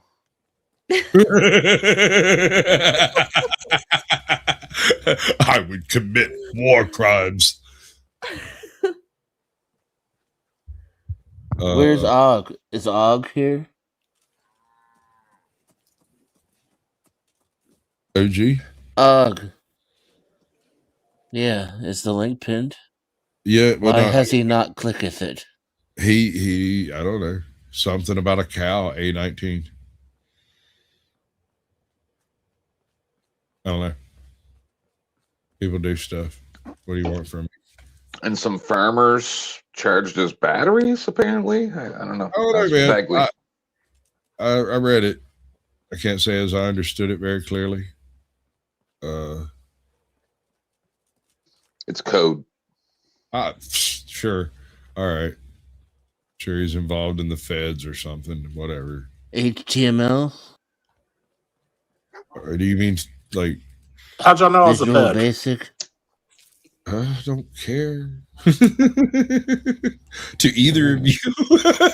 Like, continue as you were. How'd you know I was a fed? No, you misunderstand. I don't care. Go federale it up. Enjoy it. It's fine. Balls deep, bro. Get it. I saw your dive watching your Oakley glasses.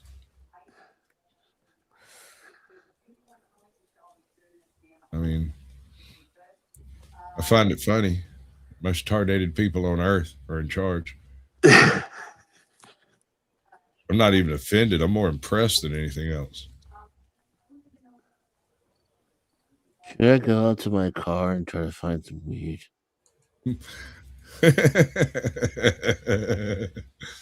What up, dude? Manta Man. Hey, Manta Man. How are you? Totally want to talk to you. And again, evil falls before me. Fucking excellent. Me and you, bro, we're in on it. Let's do it. Where are we going? Manta Man. That's awesome. You're boring.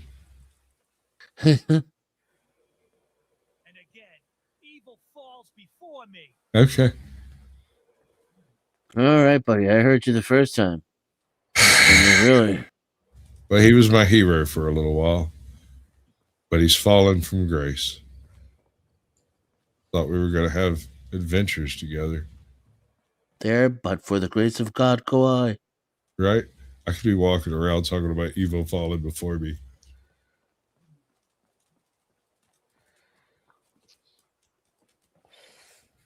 This is a cool little car. Look at this thing.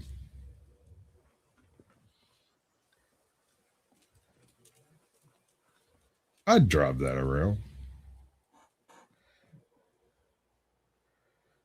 Right? it's like, it looks like it's like missing one of those Audi belly button things that go on the front of them. It kind of looks like the tail lights, but it's in the front. It kind of looks like an Audi belly button, you know, usually kind of like a hubcap type thing on the front of them. Was it Studebakers that have them? Yeah, I know what you're talking about. Yeah. It looks like an Audi belly button. Convertible. I mean, look how safe the Commonwealth has become. My fucking provisioners are just murking the shit out of everybody that they come across. And so the roads where the provisioners walk, fucking clear, dude. Like, it's almost safe.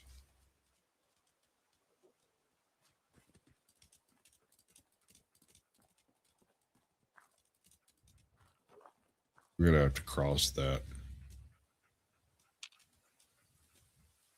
Buddy over there. Ooh. What are you?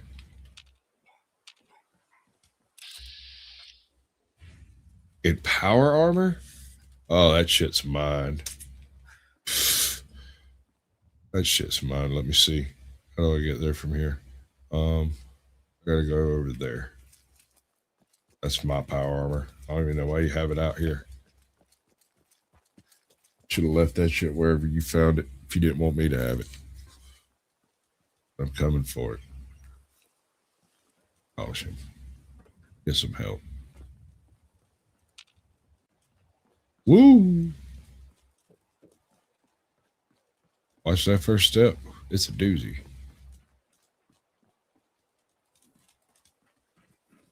What the? It's a wazzy, it's a woozy. Right? Yeah, Jason's phone died and then it came back on. Yeah. It's possessed.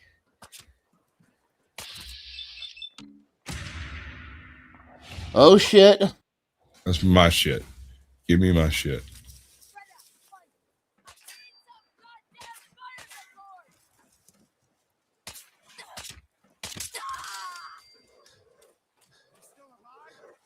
Damn. Worth a shot, right? Did you just shoot a more? I will shoot any motherfucker shooting at me, dude. I don't give a damn. You just gonna have to get over that one.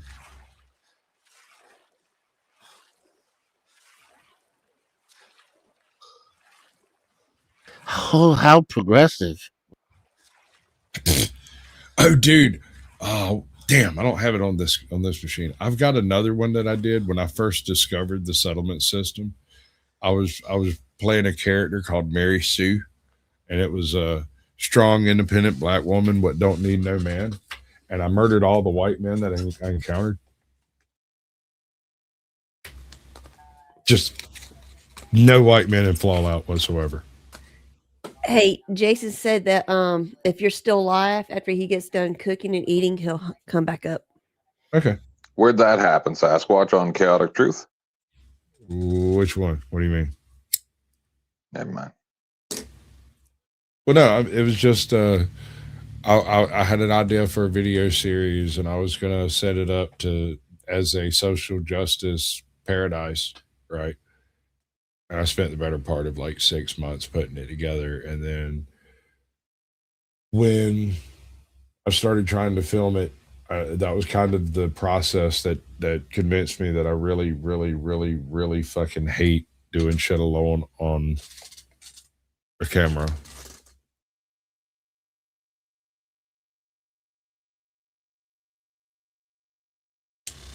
In the game. Hey, John. Society shut down. Yeah, right. Because there's nobody to build or fix anything. Fallout is a very interesting concept. I really dig the Vault-Tec twist. The idea. All right. So I don't think Fallout is on Earth. Period. All of the games have these really, really, really weird anachronistic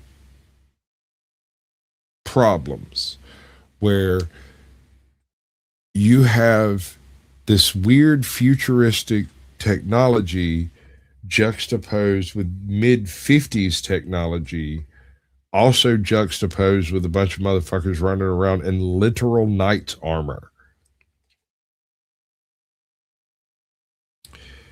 I don't think it's Earth, bro. I don't think it was ever meant to be Earth. Like, for instance, Mass Fusion, Automatoys, what was the other one? The one, the Corvega. All of these people purported to have slightly different methods of fusion energy. If they did, you wouldn't have the radioactive leakage that you have with fission energy. These are two totally different things, and they operate on two totally different principles.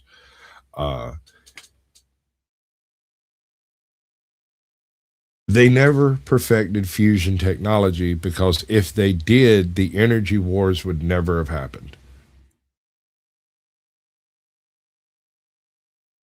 What they perfected was mobile fission technology. And that's why you see the Red Rocket gas stations everywhere. They're not gas stations, they're deuterium collection points. They take the water that's been used by the fission process as coolant in your vehicle away once it is loaded up into heavy water and replace it with fresh coolant, which is essentially, generally speaking, distilled water. And it gets loaded up over however much you use your vehicle. Eventually it can no longer perform the job of a coolant because it no longer can absorb neutrons, and you go and you change it out. And it happens that if you look at the vehicles, it happens often enough that there are red rockets everywhere. They're all over the place. The roads specifically in the Commonwealth, and this is for the most part true in Fallout 3 too, although their map was a little more, they had a mass transit system. It was insane, but it worked. You could use it to fast travel from place to place, right? Here you just outright have a fast travel, but a fast travel on this is different from Fallout 3 because when you fast traveled in Fallout 3, you went from station to station. In this, you go from settlement to settlement, basically. But what the game does is totally different. In Fallout 3, it's almost instantaneous. The time it takes you to walk in and walk out of the little thing. In Fallout 4, the game says, okay, your average walking speed is this, and so it would take you that long to get there, and it passes that much time. So you saw me go get a bunch of Giddy Up Buttercup parts for screws, right? That location's been cleared. Because it's been cleared, it will take it 20 in-game days before I can go back and get those things again. If I want to burn up those 20 in-game days, I can go from the Murkwater place up here in the north all the way to the other Murkwater loading facility in the south and just do that 3 or 4 times, and 20 days will have passed because it takes about a day to get from the top to the bottom of the map. So just fast travel back and forth 20 times, and you don't lose anything. There's no attacks on your shit. You know what I'm saying? It's an exploit. This is one of the reasons why I say the first time you play through Fallout 4, do not use the fast travel features. All of this stuff that you see on the maps, right? Hold on. If you just use fast travel, 3/4 of this stuff will never get lit up. You'll never see it. There's like a kid in a refrigerator over here. There's like a couple looking for their son over here. There's an entire vault here, a completely functional vault. Let's go check this out. There is, as far as I know, no quest that sends you to this vault. The only way to encounter this quest line is to have been just completely fucking off the map and go crawl in a random hole. And you get in the random hole, what it is, boo.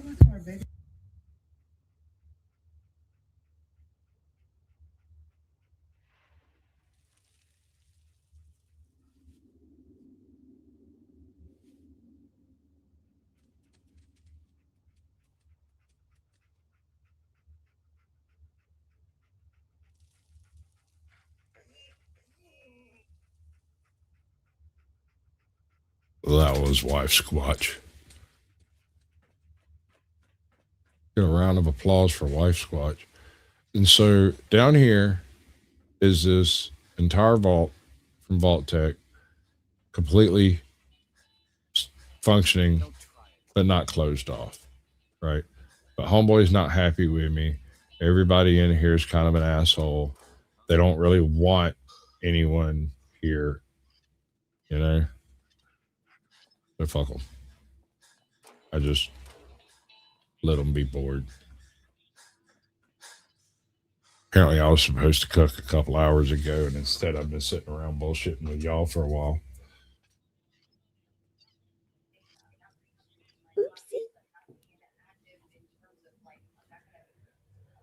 I mean, ADD. What can I say? Right? Hey. Hey. Yeah, I went to ask my husband what he wanted me to cook there earlier. He's like, I already have pizza going. I'm like, hey, sounds good. Apparently, it's going to be a bunch of noogies. I was going to do spaghetti and just kind of never got around to it, right? But then again, I was going to do it when I got hungry, and I guess I'm not hungry yet. You ain't smoked, have you? Oh, I'm high as a fruit bat, honey. And you ain't got no cravies? No munches? Really? I mean, I could ate a eat. Chick-fil-A sandwich before I started smoking, so I'm set. Right. I want to know where I set that fucking robot. I thought I knew, and then when I went to go find it, it wasn't there, and I was like, well, damn. Yeah, it's the headquarters. Wait, no. Did I ever turn in my shit?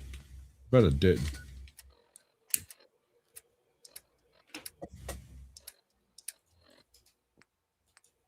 How am I overloaded? No, make no sense. Oh, I bet I got a bunch of but I picked up, yeah, that fucking power armor. Bingo. Nice. I think I walked around Ulta too many times today. Shit. Why would you do that to me? How dare you?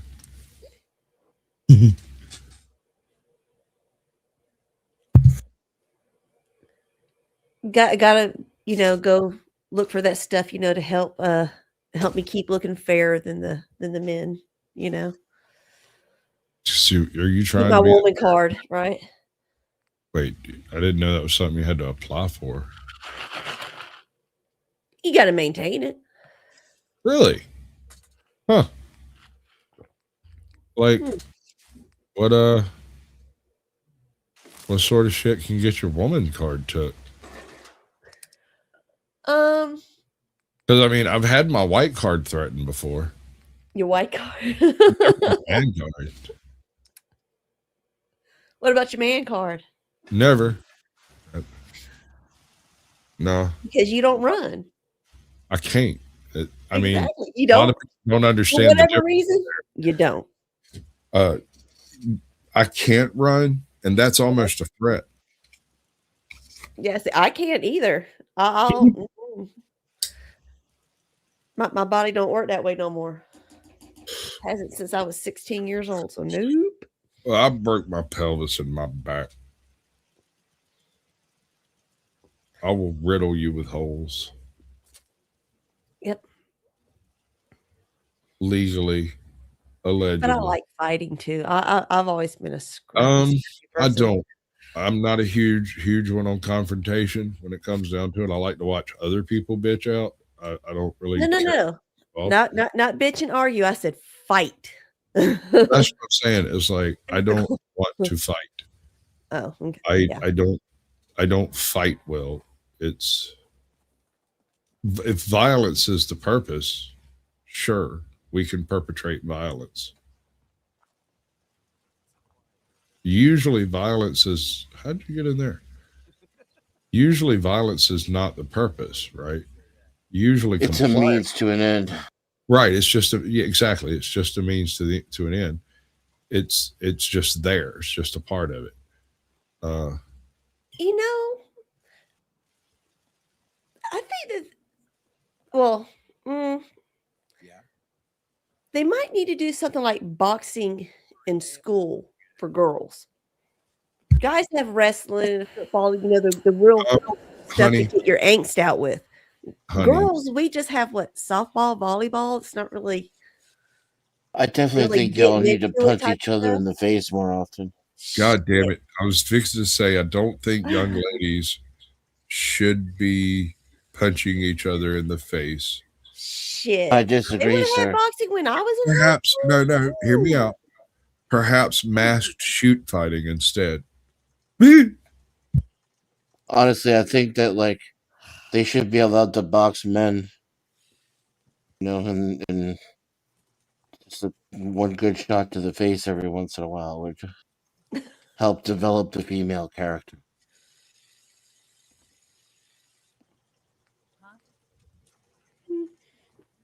Dog, really? Really? I think men learn how to live in society with one another, you know? Because we know what it's like to be punched in the face.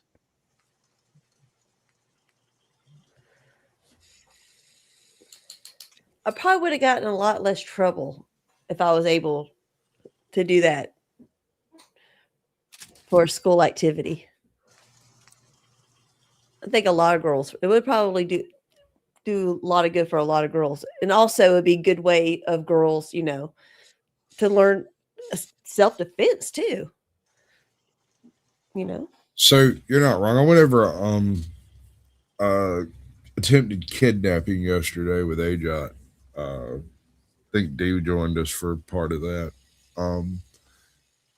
This dude shows up at a random fucking vape shop. He goes in, hangs out in the bathroom for a while, comes out, goes back in a couple of hours later, goes to the bathroom again. But when he comes out this time, he goes around behind the counter, hijacks a bunch of shit off the fucking thing.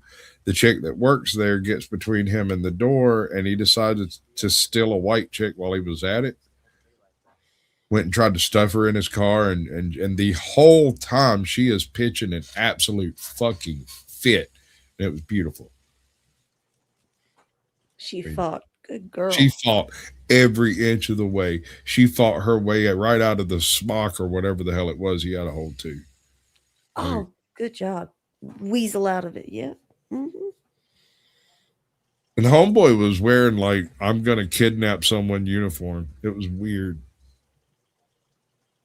Let me show you. Oh, yeah, that dude. That dude. But then he didn't change out of it, right? Like, right?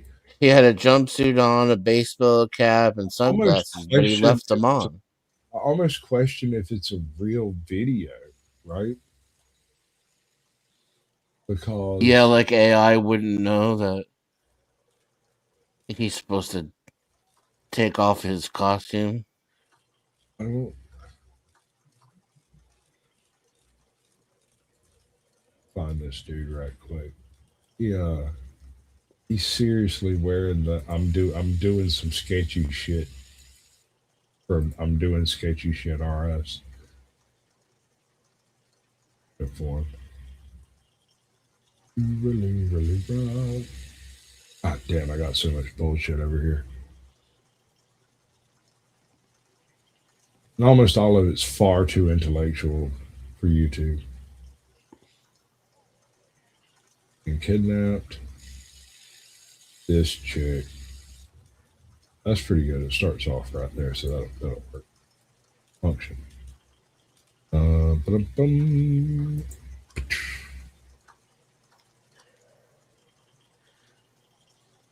Homegirl is over here on the right side of your screen, right up under Tootie Bug over there, right?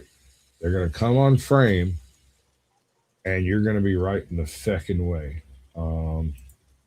Yeah, there you go. Right. Now, this chick fights. Now, she's largely ineffective. She seems to be just flailing her arms around for the most part, but she is screaming like a banshee the whole time. Right. And this dude, where's the other video? Where's they snatch it? There he is.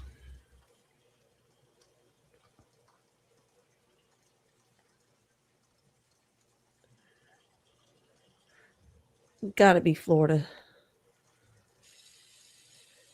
Probably. Wearing shorts. Yep, Florida. Cops wearing shorts. Yep, that's Florida.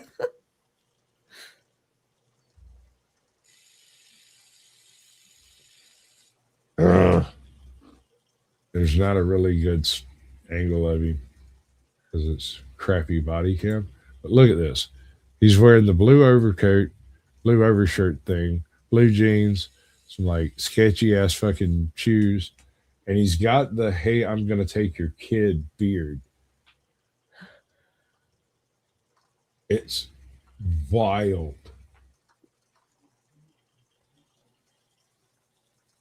Where's your fruity face, dude? You look guilty. And I hate the fact that I even think that way, but homeboy looks. You just look at us like, yeah, you did it. I mean, I'll be that guy, but where's it at? Come on, show it to me. Like maybe There's this ain't a his side first rodeo. right here. There it is. Is he guilty? Yes. I mean, he looks like 4 of my cousins. They probably did it. Oh shit! I Look would at have this. said no. Look at this cop over here, whose fucking body armor is no longer armor, but is plate. Like it's just like scale mail on him. There's more of him than there is armor. That is squishing out the side. Dude, he's muffin topping on a muffin top. Like how? Yep. Like, get some help. Did you really need that 14th donut there, bro? He used to call it Jeannie Craig. Right. Is that shit still around? What it was? Sorry. Is this when OG charged his batteries? No, I want to ask you a question, Tent. Is that man guilty?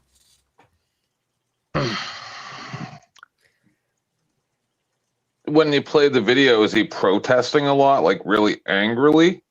Oh no, homeboy pretty much Yeah. just goes in completely, like just goes in. Right. He just Right. like, oh shucks, you got me. He's in a stolen That's truck. what I mean. Because like that, yeah, then yes, he did it.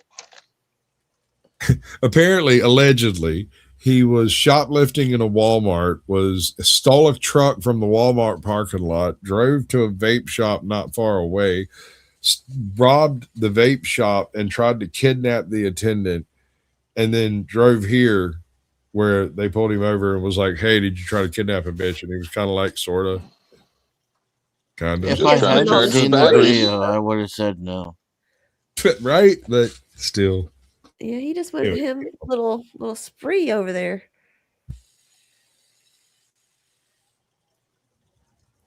I know what you're talking about. He's an absolute unit. But he looks more guilty on the video. He Like does. at first when I saw the video, I guessed crime spree. Yeah, no, you did, and I think that's going to become a permanent part of the thing, the show, where we try to figure out what's going on simply based on looking at the initial frames, right? Whatever the initial tidbit is that they give you, we're going to watch that and then try to parse out what actually happened before we get into the actual video. I think that'd be fun.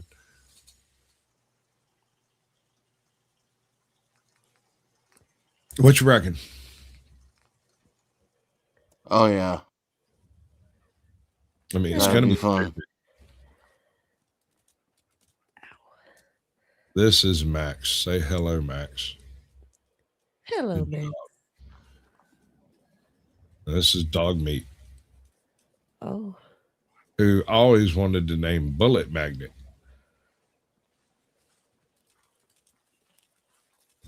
For the reals.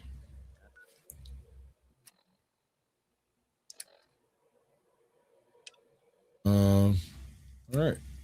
Let's do something interesting now. Since I've been fucking off for this long.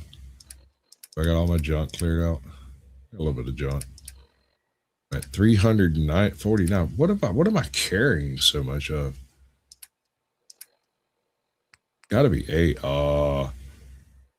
it's all the food. I have a mountain of fucking food in my pocket. I cooked everything. you got calzones in your pocket. Yeah.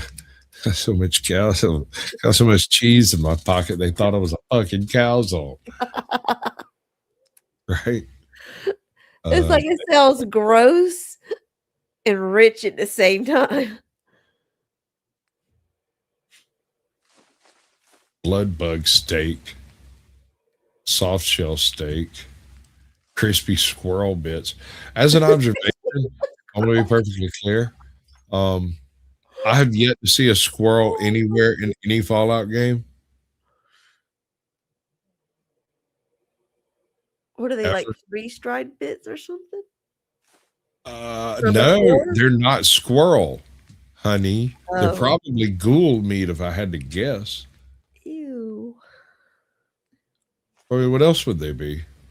I don't know. I don't play this game. I mean, if it was mutt chops. Let me ask you a question. I got a question for you. Here's a question. It's the end of the world. It's the apocalypse. There's nobody left alive but you, your neighbor, and your dog. You're starving. And the neighbor looks at you and says, man, we got to eat the dog. What do you do? Kill the neighbor and eat him. I was just gonna say eat the neighbor. That why? Because he's my dog. I was just gonna say because I was looking for a punchline. Well, no, there's an actual reason. If Jesus. Eventually, the neighbor's gonna kill you and eat you. Right. So the dog can help me find more neighbors to eat. The neighbor's just going to try to eat me next. And I love my dog. I don't love my neighbor.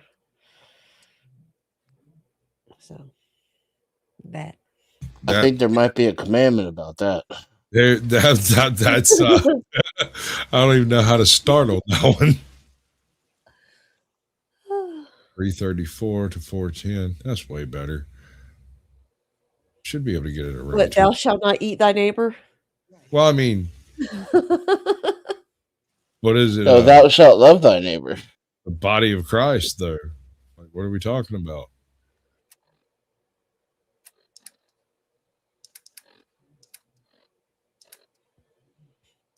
Leave my little beastie alone. You lied. Nice. I got chicken nuggets, y'all. I don't suppose there's some of that tangy barbecue sauce in there. Is there Mrs. Sasquatch? With the tangy barbecue sauce? Tangy barbecue sauce. There's a lawsuit involving McDonald's and the McRib. Right? Apparently, the implication that it is rib is marketing, and you're not supposed to take that serious. Wow. I mean, very much like when they're talking about Subway bread is not bread. It's oh, that's the coolest thing ever. That the only one they sent us? The same as the mats for yoga. Yeah, what are those things made out of? It's supposed to be usually what, like some kind of Polyurethane foam or whatever. yeah. Unless you go really bougie and get a hemp one. But I don't do that shit, so yeah.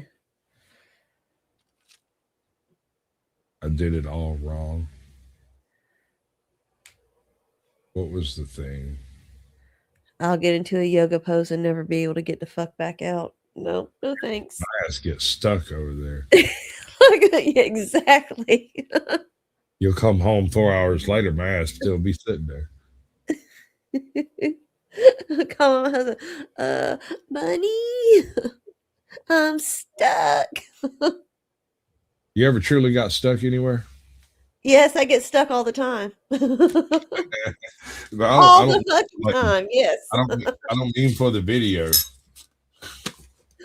Uh, What are you doing, step bro?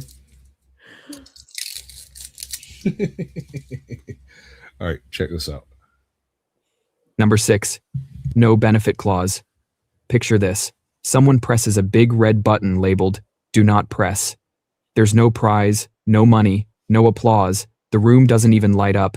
The only guaranteed outcome is chaos. And yet, click. One of the most brutal laws of human stupidity is this. A stupid person causes harm to others without gaining anything themselves. Sometimes they even hurt themselves in the process. That's it. That's the definition. No hidden mastermind, no long-term strategy, just pure, artisanal nonsense. Your brain struggles with this because it's trained to look for incentives. You assume every action has a payoff: power, money, attention, survival, dopamine. Even selfish behavior makes sense once you see the benefit. But stupidity operates in a vacuum. It's behavior disconnected from reward. This is why stupid actions feel so offensive. You can forgive greed because at least it's honest. You can understand malice because it has intent. But stupidity? Stupidity wastes everyone's time. It's like tripping over air and somehow making 3 other people fall too. Psychologically, this often comes from a mismatch between confidence and competence. The person thinks they understand the situation. They don't. Their mental map is wrong, but they trust it completely. And because they don't realize what they don't know, they don't stop themselves. It's the coworker who deletes a shared folder to clean things up. The friend who gives medical advice because they watched half a podcast. The guy who sabotages a project while insisting he's being helpful. No benefit, maximum damage. And the cruel twist? Stupid people often feel proud. They don't experience the internal alarm bells that say, maybe don't. Their brain skips straight to action, like a toddler with car keys.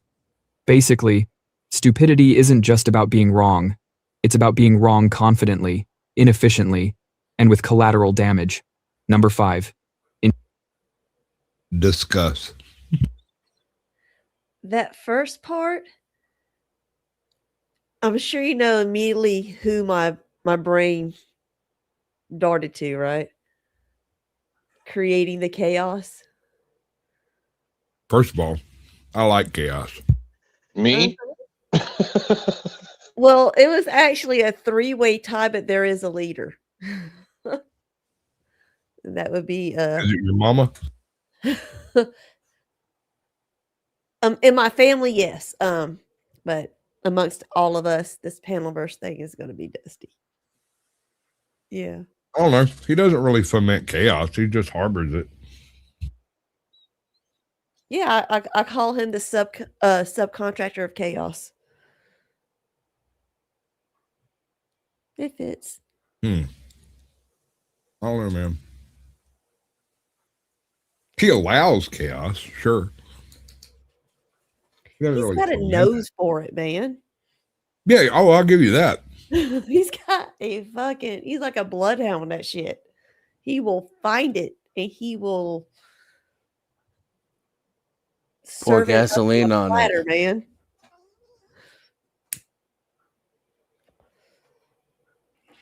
Well, I mean, everybody's got a talent, right? He's an excellent presenter. What up, Jason? He presents something and he just let everybody go. And that's the thing, is entertainment, yeah. Intelligence immunity myth. You probably believe intelligence protects you. That if someone is educated enough, experienced enough, or articulate enough, stupidity can't touch them. That belief is adorable and extremely incorrect.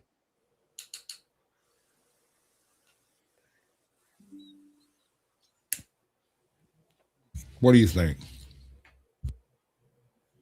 Can you protect yourself from stupidity by being smart enough? No. Explain.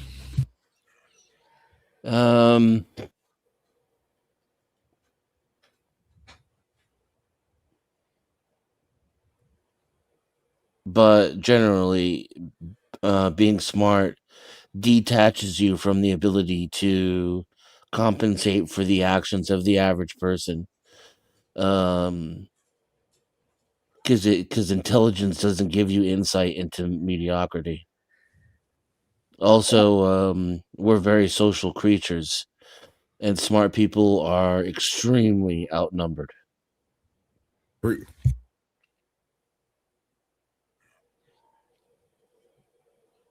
As the 10th man, if two people agree, I automatically think there might be a problem.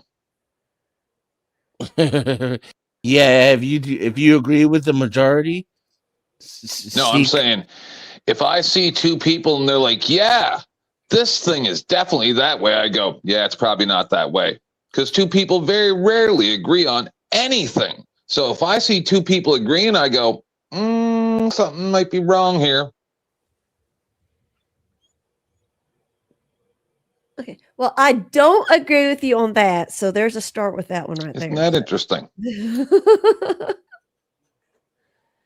Well, to totally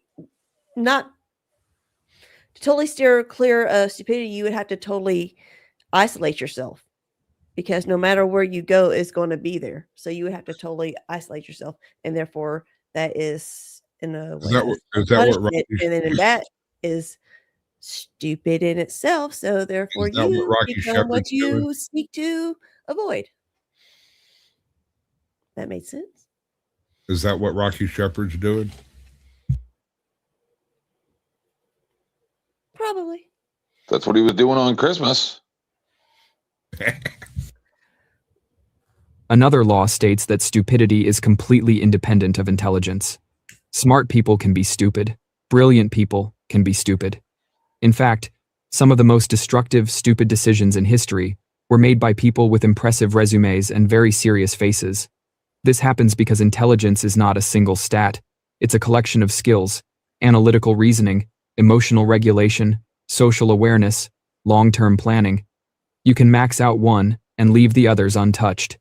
Like upgrading graphics on a computer that still crashes when you open email. Highly intelligent people are especially vulnerable because they trust their brains. They assume their competence in one domain transfers everywhere. It doesn't. The math genius thinks they understand politics. The tech expert thinks they understand biology. The successful entrepreneur thinks they understand everything. And when intelligence pairs with ego, stupidity becomes bulletproof. Feedback gets ignored. Warnings sound like insults. Doubt feels unnecessary. At that point, mistakes aren't corrected, they're doubled down on. Your brain hates this idea because it wants neat categories. Smart equals safe. Dumb equals risky. Reality laughs at that and pushes a PhD into a glass door. The takeaway is unsettling. No one is immune. Not you, not your favorite expert, not the person you assume must know better. Stupidity doesn't care about IQ. It just waits for overconfidence to open the door. Basically, intelligence is not a vaccine. It's just better tools. And those tools can still be used very, very wrong. Number 4. Predictable. Right. Word. And just to double down on that, general high intelligence still won't help you. Right. And the best you can hope for is to be smart enough. And in my experience, intelligence is a blind spot, like he said. Again, you'd have to be experienced enough to realize where your expertise are and that those don't cross over. The hardest thing to learn is the self-awareness of error. Right? Once you start owning your shit, it becomes a lot easier to deal with. You know, go be a machinist. A machinist knows everything. A machinist will solve world hunger twice by lunch. But will never bother to write it down, and will never tell anyone but other machinist friends. What I'm trying to learn to do is, like, when I'm making assertions, I'm the dumbest person in the world, in the room. And when I'm listening to other people, they're the dumbest person in the room, right? So that, I'm covering both bases there. I know that, like, when another person is talking, I'm not going to assume that they know what the hell they're talking about, because they don't. But if I'm going to pretend like I'm the one who knows what I'm talking about, I'm going to automatically assume that I don't either. Squatch, is that what the Mandalorian mindset is based on? Mandalorian mindset is based on movement, adaptability, defense, and creed.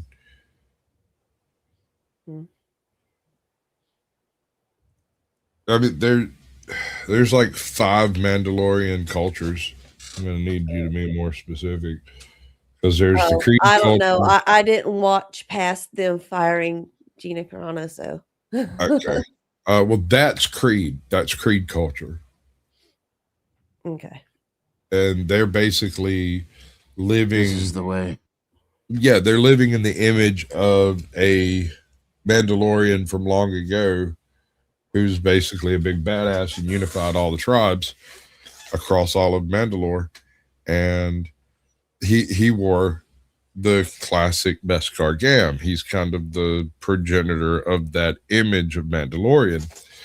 The thing is he never revealed who he was.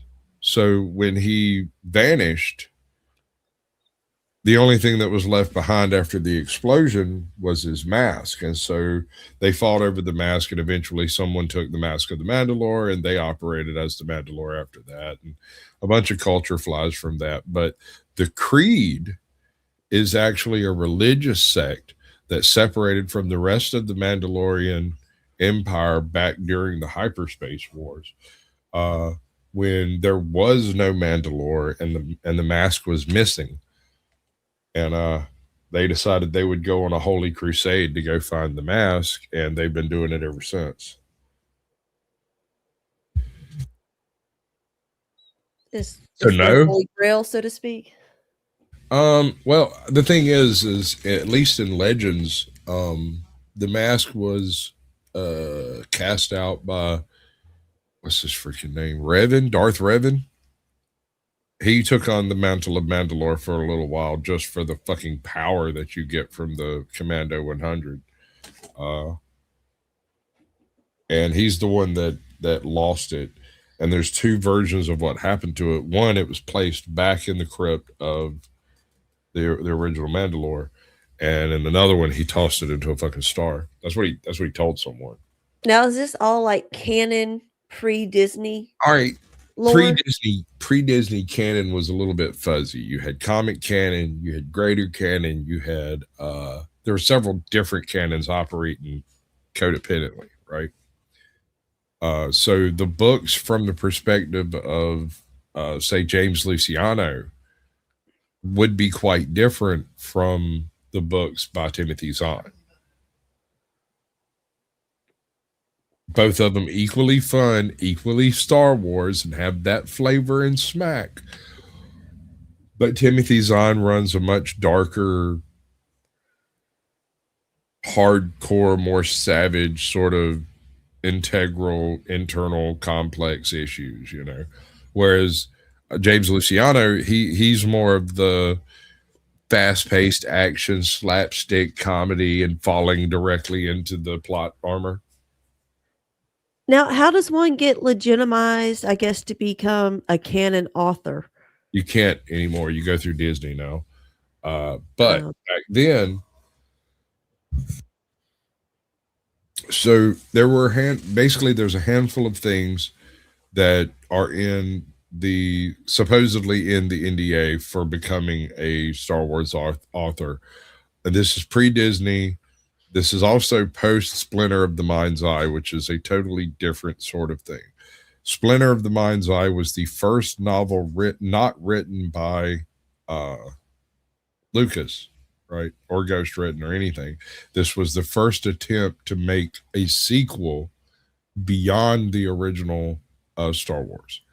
And it was pretty fucking bad. It didn't have any of the Star Wars-y kind of shit. It's not great. And it's all about a clone emperor and him training Luke to become a Jedi and slowly convincing him to become a Sith, right? But as the Emperor, not as anyway, it's not a great book. It's not very well done. It's not very well put together. If it wasn't a Star Wars novel, it might be better. So was it Lucas who would actually approve? Yes. Previously, he would Pretty say, much "Okay, individually. You get Yes. it. He like you get it. You see me. You see my vision." From what I understand, there were all right, first of all, so back in like the 80s and 90s, there would occasionally be like these box top competitions where you write short stories in or whatever, and you might be able to win a fucking pencil or something, right?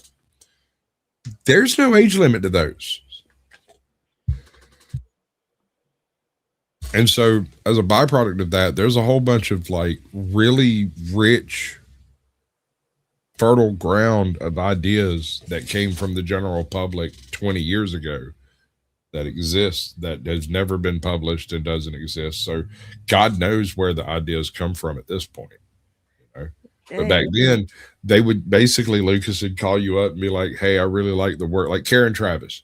Karen Travis, she's got a different last name now, but she was writing under Karen Travis at this point. She did a Navy SEAL military historical fiction and then got tapped to do the Clone Wars material. And she wasn't, all right, so from what I understand, originally she was supposed to be brought in to do some Mandalorian material, and then the clone, like the whole prequel series pops out while she's still under contract and they're in the process. And so all of it got wrapped up into some Clone Wars novels. There's about, I think, 3 or 6 of them. And it starts with an individual named Skirata. And he's an adopted Mandalorian. And he reveals to his clone troops that of all the cultures in the galaxy, there is only one that accepts non-tribe members as full blood brothers. And it is this particular group of Mandalorians. And you have to be adopted into the tribe in order to be accepted. And Skirata trained 200,000 clones and adopted like 20,000 of them. Damn. As bona fide blood sons. And so now 3/4 of the Mandalorians running around in the galaxy carry the last name Skirata.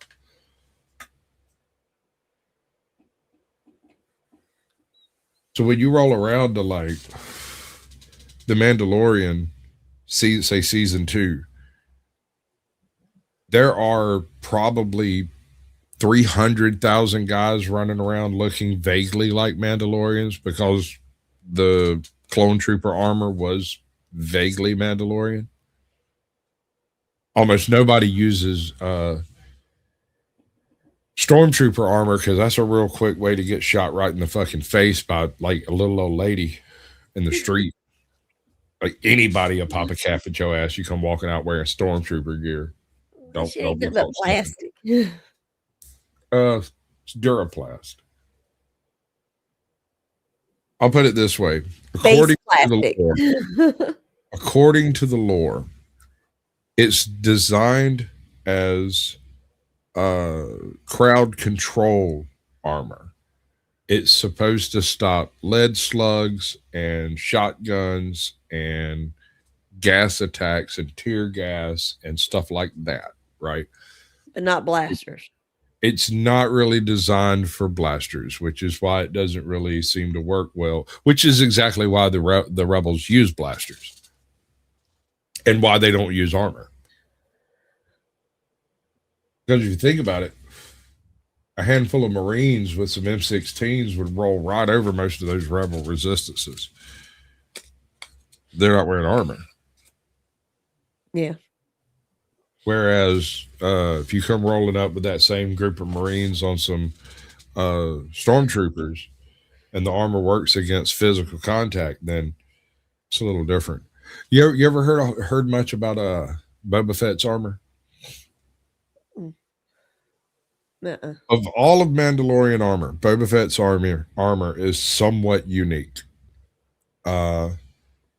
Whereas most Mandalorian Beskar Gam is a composite set that's assembled throughout the Mandalorian's life. He either makes them or collects them from enemies, or he picks them up as like significant souvenirs of significant campaigns, right? Yeah, I think I remember that when they were talking about that during like the first or the second season. Well, he's he different. was making his armor.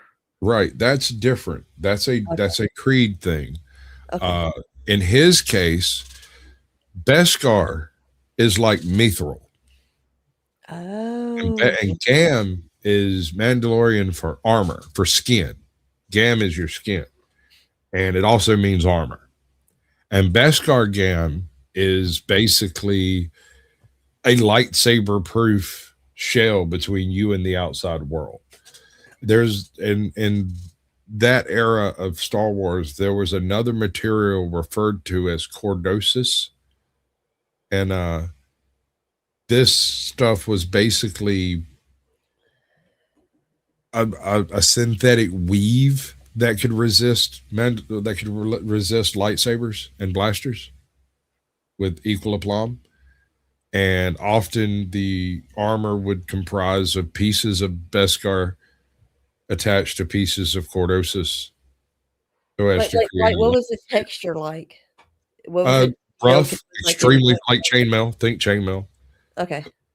And that's for the other one too. You said that was the weed. Right, That was cordosis. like the mithril, you said, right? Well, Beskar is fucking crazy, dude. Not just anybody can forge with Beskar. It's magical. It's almost magical. It's the reason Mandalorians exist as a culture is because their culture is based around the working with this very unique metal. Gotcha. Basically, once it's forged into a shape, it's very similar to Captain America's shield. Yeah, that's what I was thinking. The shit from Wakanda. What is it? Vibranium. Unobtainium. Take your pick. Vibranium. But like after the fall of the Empire, a clone claimed to be Boba Fett and took the mantle of Mandalore. And of course, Boba Fett got pissy about it and killed his ass, but it took a little while to get to that point. And while he was doing all of Boba that, being Boba. yeah, I mean, you can't. Just another Tuesday. You know, Boba's a clone too, so it's ironic. Right? Oh my god, that's right. Yep. Anyway, so this fake Boba Fett goes through the whole process of becoming the Mandalorian and everything. And when it comes down to the final little test or what the fuck ever, right before Boba Fett actually shows up and straightens it all out, homeboy's riding high on his fucking hog, bro. He's got the crew of the Millennium Falcon at his disposal. They're all on their knees. They're in some savage little port, some fucking rotten ass log on Kashyyyk or some shit. And it's a really nasty sort of place. And I think it was Lando was flying the Millennium Falcon at the time. And he looks, the thing is, Lando's met Boba Fett. And so Lando now knows that this dude face to face. He knows this ain't Boba Fett, bitch. You're full of shit. And he's going to be pissed when he finds out, bro. Like the whole conversation is lopsided as shit. The fake Boba Fett is trying to flex on the fact that he's Boba Fett and he's destroyed literal civilizations for a bounty. And Lando is basically going, dude, you don't even know who you've pissed off. Have you ever met that man? And he's like, you don't know, that's me, Lando. I'm Boba. And he's like, no. If you were Boba Fett, you wouldn't be repeating yourself. Just that done. There's another. I don't think it's from the same series, but there's another scene from it, from some of the old canon stuff that's great. It's fucking shit. What's the dude's name? It's a trap. Admiral Akbar. He his final big hurrah in his dotage before he dies. He contacts Leia and asks her, says, you know, as an amphibian, we remain nearly plastic all the way up almost till the moment of death. We don't suffer from Alzheimer's and various other human afflictions. And she's like, okay, I understand. He's like, are there any wars in the galaxy that need a general? And it just so happens that there's this brand new threat from the unknown regions that are basically Imperial remnants reuniting behind a particularly strong warlord. And they have this conversation, and some spies are sent out to go investigate. When they get back, she finally calls in Akbar and sits down, and it's Luke, Akbar, Leia, the spy, and some other newly discovered Force user that never gets firmly defined. I think it becomes Mara later. Anyway, they describe everything. These are brainwashed religious zealots who charge into battle, offer no quarter, and never surrender, and never expect you to. They always fight to the death, and they will never give up. And Admiral Akbar says, okay, let me understand this clearly. You're telling me that we have an enemy who will fight to the death, will never give up, offers no quarter, and expects none? With weaknesses like that, how can we lose? Was this that scene where they're all around in like this big control room? There's a bunch of This isn't in the movies. This isn't in the movies at all. This is a completely extraneous scene from all that. It's but at this point, his barbels have both fallen off. It's in dotage.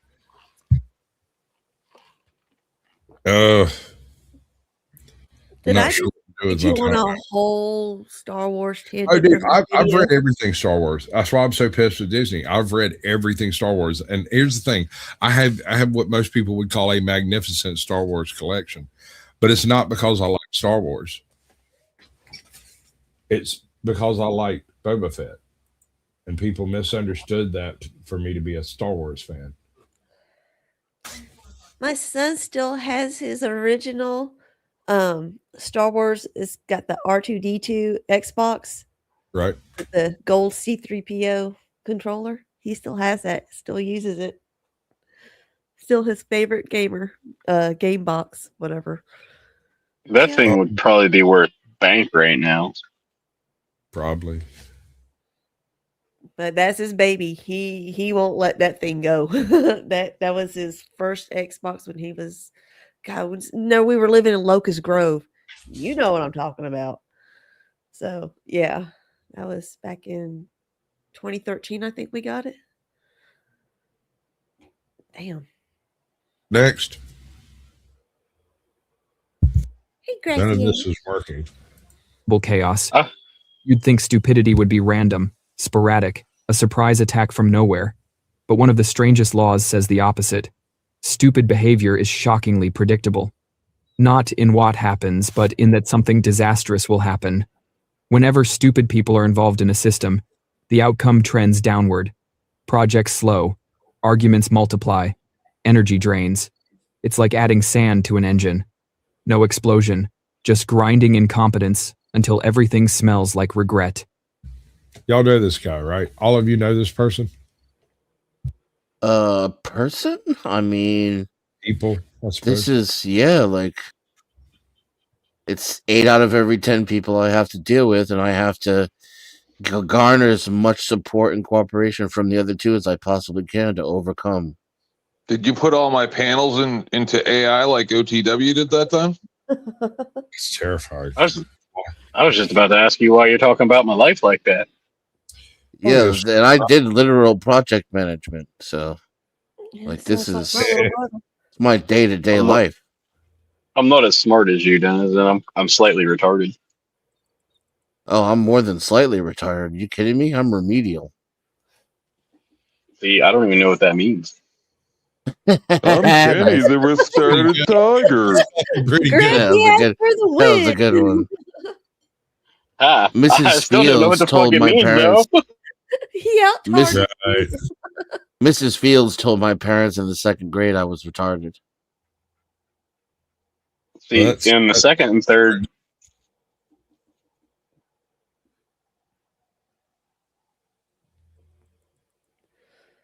So you're saying your teacher was psychic? Well, just very good at her job, apparently. yeah, my teachers wanted to put me in the slow classes, but I already had a helmet and I don't even play football, so they said I would fit right in with them. Wow. Yeah, Yes, if I I got remember a correctly, wow. Oh Lord. there was she like asked the class to like draw a picture of their family or something like that, and I thought it was stupid and a waste of time. So I tried to meet the minimum requirements as quickly as possible, and I drew like like a square house with a triangle roof and some stick figures, and I nailed it. And she like told my parents that like kids my age should have already stopped using stick figures and that it was a sign that I was mentally retarded. Bro, I can't draw. I draw so bad, my stick figures come out with polio. There you go. Didn't you do a portrait of Dusty or something? A stick figure of him? That was me, yeah. Yeah, see? Yeah. Yeah, you want to see it? I gotta keep it around for just such occasions. Oh man.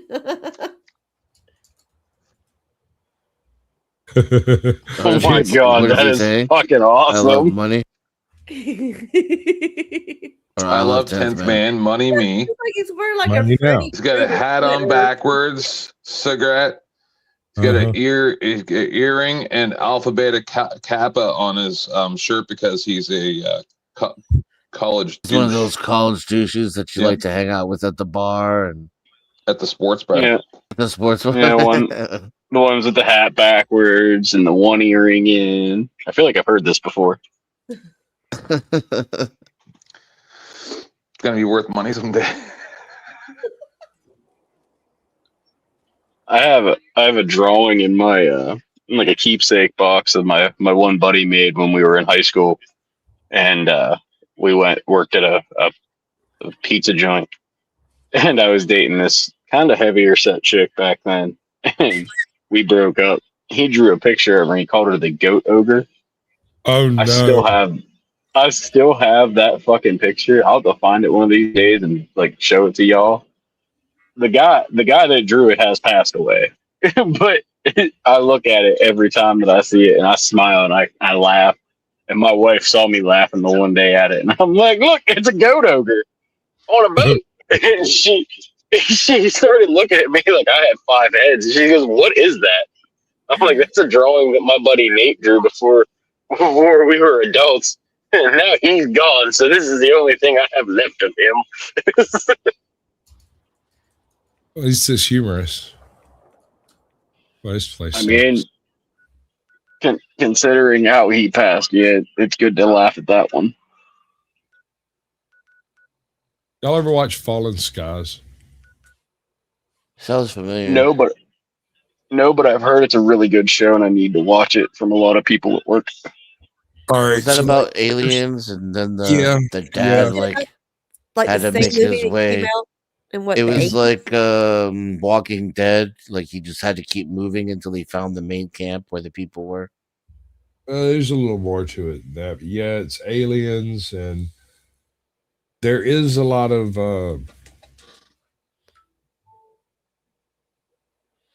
like imagery that would cross over real well. But it's based out of like Massachusetts, and he's a history teacher, right?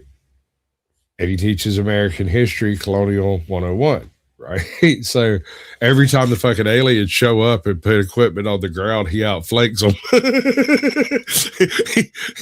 he just outthinks them in ground tactics because it shouldn't work, but it works in the show, you know. But once you got air superiority, it's stupid. All of that goes out the window. Ground tactics only matter if you don't have air superiority, or rather,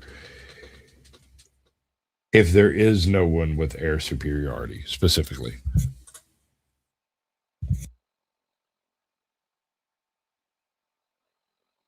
Damn it. Things don't work the way I want them to. This is because stupidity ignores feedback loops. Normal people adjust when something goes wrong. Smart people over-adjust. Stupid behavior doesn't update. It repeats, louder, with more confidence. The same mistake gets made again, except now with higher stakes and worse timing. Your brain expects learning.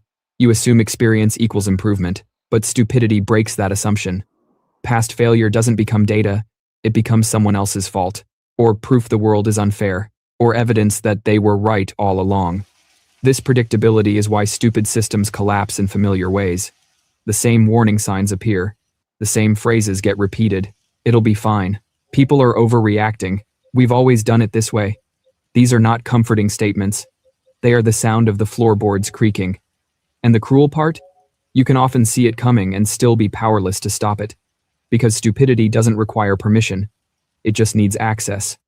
Basically, chaos caused by stupidity isn't dramatic. It's boring, repetitive, and devastating in slow motion. Number 3. Social damage multiplier. Individually, stupid actions are annoying. Collectively, they're catastrophic. Another law explains that stupidity becomes exponentially more dangerous in groups. Add hierarchy, social pressure, or a crowd, and suddenly one bad idea infects everyone like a mental flu. Your brain of... Are they describing the Democrat Party? Political parties in general. I was going there, dude. Let me work up to it. Now it's not going to be funny. Throwing a wet blanket on everything. What's wrong with you, D? You pissed away My his job. parade. You got to let the punchline drop or else I'm going to feel put upon and offended. Oh, no. I don't think I'm high enough to deal with your bullshit, dude. We can remedy that. I'm working on it, man. Like, watch this. Evolved to follow social cues. If everyone else seems confident, you assume they know something you don't. Stupid ideas exploit this. They sound simple, certain, easy to repeat. And once enough people nod along, questioning it feels risky. This is how obviously flawed ideas survive. No one wants to be the person asking, wait, does this make sense? Because the group energy says it does. The stupidity doesn't... That's me. I'm that guy. That is my purpose in life. Wait a second. Are we the baddies? Is this evil? You guys I mean, somebody's got got to do it, right? I mean, there are no good guys. There are people having good days and people having bad days. You guys are the good baddies.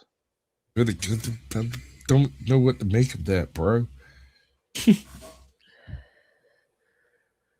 You're not bad baddie, so you know. Catch me outside. How about that?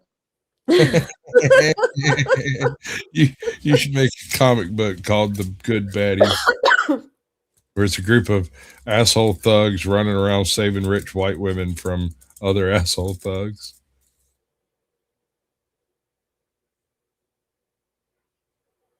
Antifa fighting Antifa. Batman would be Antifa today if he had been invented today.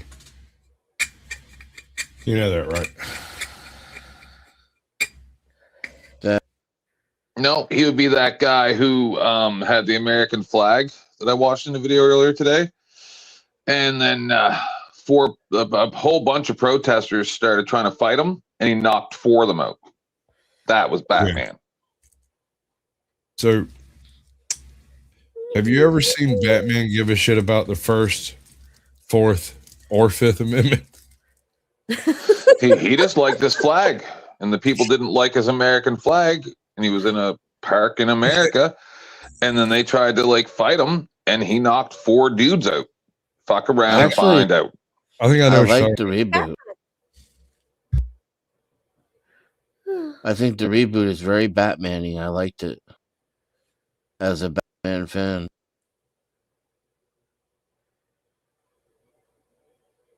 And he's kind of emo, not so much Antifa. Yeah. You're talking about the one that had the junkie, what's his fucking name? Robert Patterson. Yeah, Robert Patterson. The vampire dude, yeah, him. Edward Cullen. Twilight. I liked it. It was I didn't hate that. Let me ask you this. When the lady you pays to step on your nuts comes over, do you have her look you straight in the eye? If Heath Ledger were in it, it would have been perfection. I didn't like what's up, what's his ATL? name? Welcome, everybody. The Riddler. So first of all, fuck the Riddler in general. The best Riddler ever played was by Kevin Spacey. I think that's right. In 7.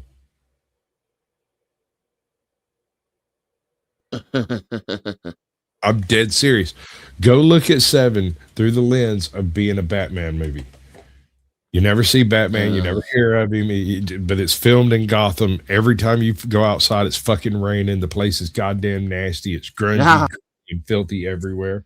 Don't come around here, California. John Doe has the upper hand. Right.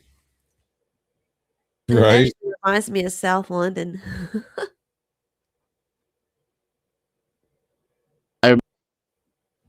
The first time I ever saw that movie, before I knew what was going to happen, you can tell right at the moment when Brad Pitt is going to shoot him, you know?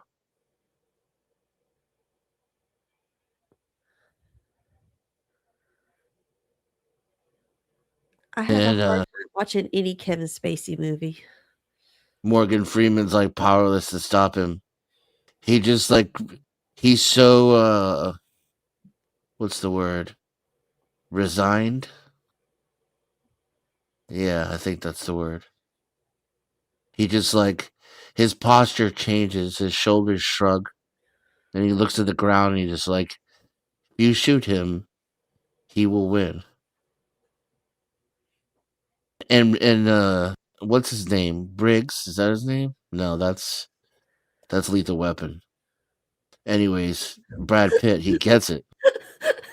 Like you can see him, it like goes through his mind. Like for a second, he's like, I can't shoot this guy. But then he starts thinking about his wife, and it's all over.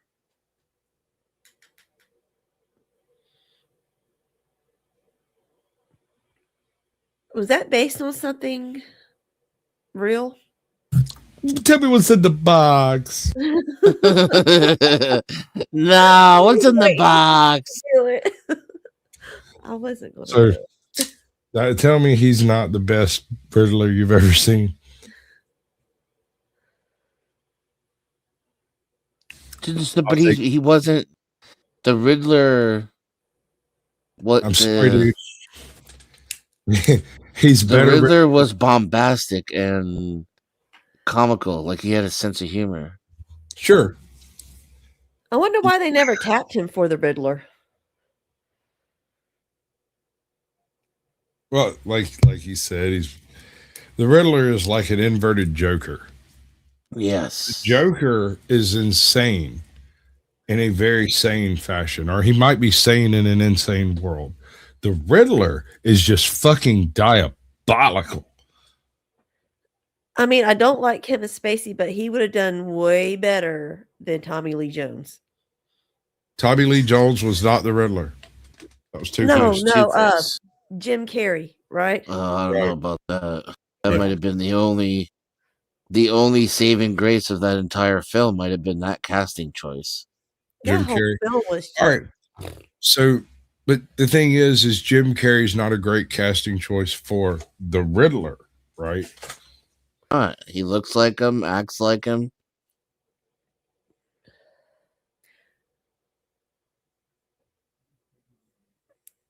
I actually could have seen him possibly be a Two-Face. How they wrote him. Well, Two-Face, all right. In the newer ones.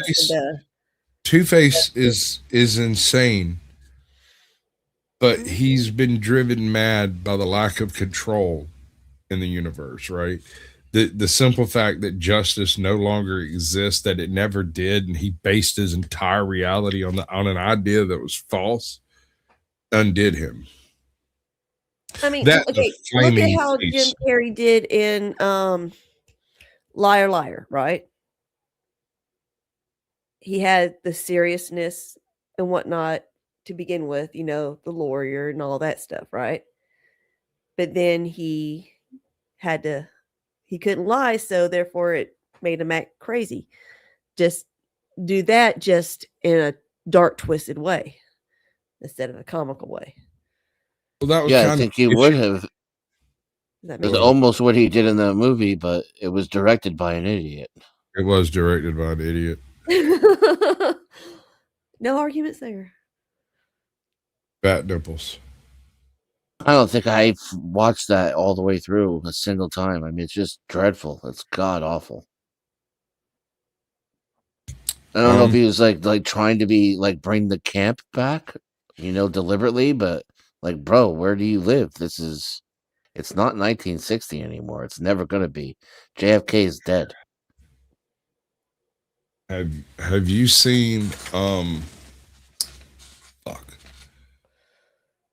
Now, the best Joker, I think, was the original, and I mean the original one. All right, how, young lady, how he's you're about to get originally written, dark as hell. about to get into a fist fight? Nailed that though. Uh, And the cartoon was really good. Oh wait, no, yeah, the cartoon, sure. I was talking about a live action Joker. Yeah, I mean we needed Heath Ledger to be in every Joker movie for the next 30, 40 years. We needed That's that. exactly what we needed. We needed for him to do a Joker movie like once a year, or just appear in a Batman film or a Justice League or whatever, to just be there and be the Joker, kind of like Mark Hamill's done for animated series. Hate you. You complete me. It would have been better to do the single thing, the actual Joker movie. You're both wrong. He was perfect for Skeletor. I love that Joker movie with Lady Gaga. That was such a good movie. You know who's playing You watched Skeletor, it? right? Oh yeah, that was the best movie ever. Have you heard about this? The new Masters of the Universe? You know who's playing Skeletor, right? I would say Edward Norton. No. Or Tom, what's his name? Who played a Venom? Benicio del Toro. No. Wait, what's the question? Who's going to be playing Skeletor in the new Masters of the Universe that's coming out this summer? Jim Carrey? Oh no, fuck! I know who it's going to be. It's going to be Pedro Pascal. Don't goddamn fuck with me. No, Jared Leto. Of course it is. What the That was fuck? my second guess. Yeah. Yep, that Joker 2 was a good movie. I kind of want to kick you in your twat. I haven't seen it. I can't bring Hold on. myself to do it. Let's back up and have this conversation since we're there. Since 10th Man so rudely brought it up. The Joker one movie. A lot of people had issue with, and then at the same time, a whole bunch of people absolutely loved it. It was good. It was good, Yeah, and but I not as feel good like as the second one. Not even close. I feel like the director, he said he was never going to make another Joker movie, right? And then the fans got pissed, right? And so this is how he punished them. He's like, "Oh, you want another one? Oh, okay. So say hello to my little friend." And then he wrote a Yeah, I musical. mean, it gets some dude that dresses up like a girl to scream for 2 hours to the point where you now hate all DC and never want another DC movie or anything related to it ever again for the rest of your life. That's how good that fucker. Oh man, my husband loves Lady Gaga. She's the worst actress on earth. Like Holy I shit. Stand her. I cannot stand her. everything she's in, my husband's like, no, when she was in American Horror Story, she was so good. She was horrible. She's horrible in everything she's in. I used to like Lady Gaga in the Poker Face days, like, art pop, la la la la la la. Get the fuck in the fucking recording studio, you large-nosed fucking cunt, and get the fuck out of movies. Everything she's in is a disaster. I hate that bitch now because of that fucking movie. I had a nervous breakdown because of that stupid goddamn Suicide movie with the fucking with whatever the hell that guy's name was with the country singers. Singing movie, yeah. I had literally had a nervous breakdown because my husband took me to that fucking movie, and I just had a car crash, and I literally had an actual nervous breakdown because I was going through a lot of shit. That's kind And if that movie broke my brain, and because when I saw a buddy hanging in the windows of the carport from his belt, and then that still was less traumatic than Joker 2.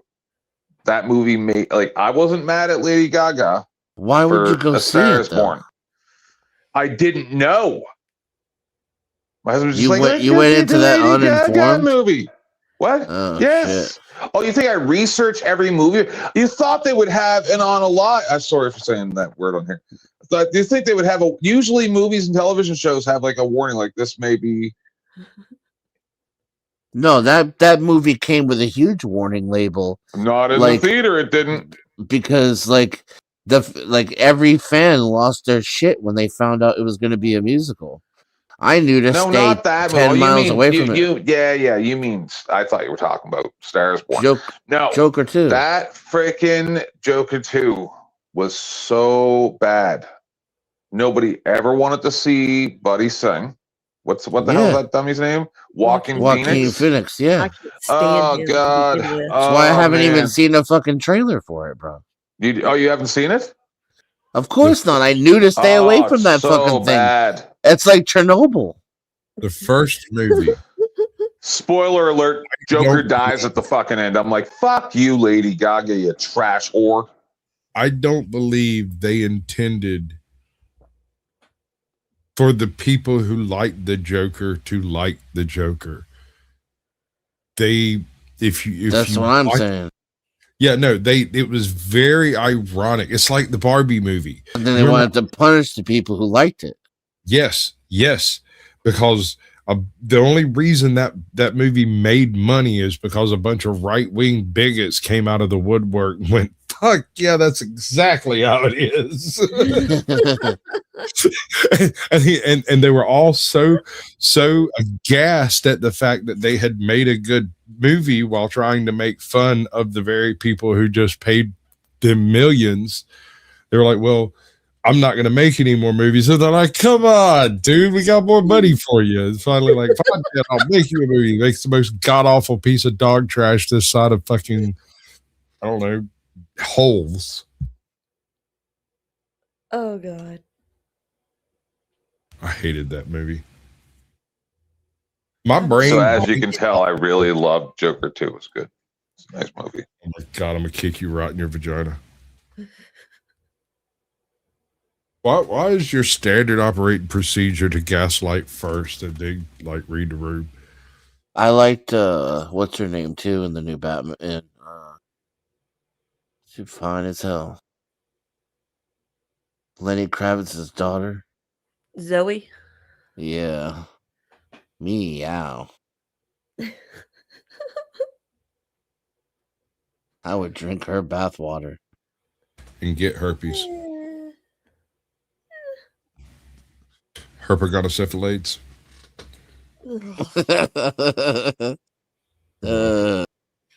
Need to But I convince love everyone. the scene where he's in the fucking Technology supercharges this. the gothic looking building, right? Like they even made the sets correct in that. unlike fucking Nolan. And then he comes out of the elevator. There's a bunch of dudes with machine guns. Then the lights go out, and then it's just like flashes of gunfire and like dudes screaming, "I can't see him. Where is he?" So fucking Batman. Exactly, dude. I watch that scene's like 40 seconds long, and I watch it for an hour over and over again. And every time I hear the guy go, "I can't see him. Where is he?" I know what you mean. You know that scene in Serenity when River goes absolutely, God. Exactly. Yeah. I have watched that. If you could have a damage occur to a DVD, mine would be burned through on that scene. I have backed that fucker up so many goddamn times. Every time I watch it, I watch that scene at least 4 or 5 times before I let it go. Streaming ruined me, bro. Being able to just stream a movie and back up and go forward and do all that shit just right here with my control. No problem. Pause it, back it up, all that stuff. Dude, it ruined me. I will break a movie down to its nth degree. Like, for instance, have you seen Rebel Moon? You wouldn't like it. Because propaganda is obvious propaganda. Who's in it? That's kind of. I watched a Critical Drinker breaking it down. Oh, he hated it. He absolutely hated it. So here's the thing. Mutilated it. Oh my god. I say this is a good date movie. If you want to get laid, put this shit on. About halfway through the movie, she's gonna be bored as fuck, want something better to do, and then there you are, right? Now, here's the thing: it's beautiful. Every scene is a painting. Every single angle is flawless and beautiful. The plot is trash. The dialogue is stilted. Everyone is phoning in their fucking actors and shit. Nothing is worth sticking around for. So here's what you do. You set up a date night. You play about 10 minutes, but you have your radio set up in the corner, set up with your grooving music. And when she says, "This is boring, let's do something else," you mute the TV and hit the mood music, and then enjoy the lovely visuals without any of that nattering. I've been trying. Yeah, that's it. I want to feel you from the inside. Wrong. That's we're gonna have to have a conversation. That's too rapey for the first date, sir. That was some of that Lady Gaga hotel shit. It's like, oh my god, it's horrible. You ever see a Brady movie? Fuck Zack Snyder. Zack Snyder made this? Dude, it's god awful. I'm telling you. Go find any chick anywhere. What the fuck does that mean? Listen, she'll be slobbing your knob before Act 2. I swear to God, she will do anything to keep from. It's bad. But here's what bothers me about it. It is also beautiful.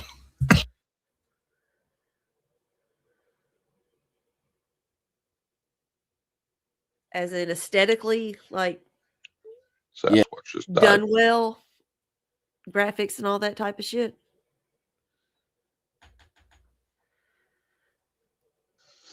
I think he's having a coughing fit. Yeah, I picked up on that right away. It has a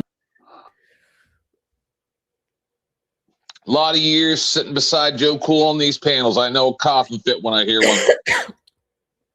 Or a sneeze fest. I'm not coughing, you're coughing. What one casket say to the other casket? Is that you coughing? Nope, it's either Joe Cool or Sasquatch. It ain't me.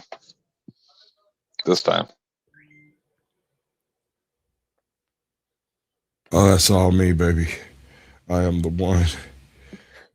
Oh, I think I'm gonna live through it. What was the line about? I ain't gonna ask it. Damn. Lost track of my own lives. How about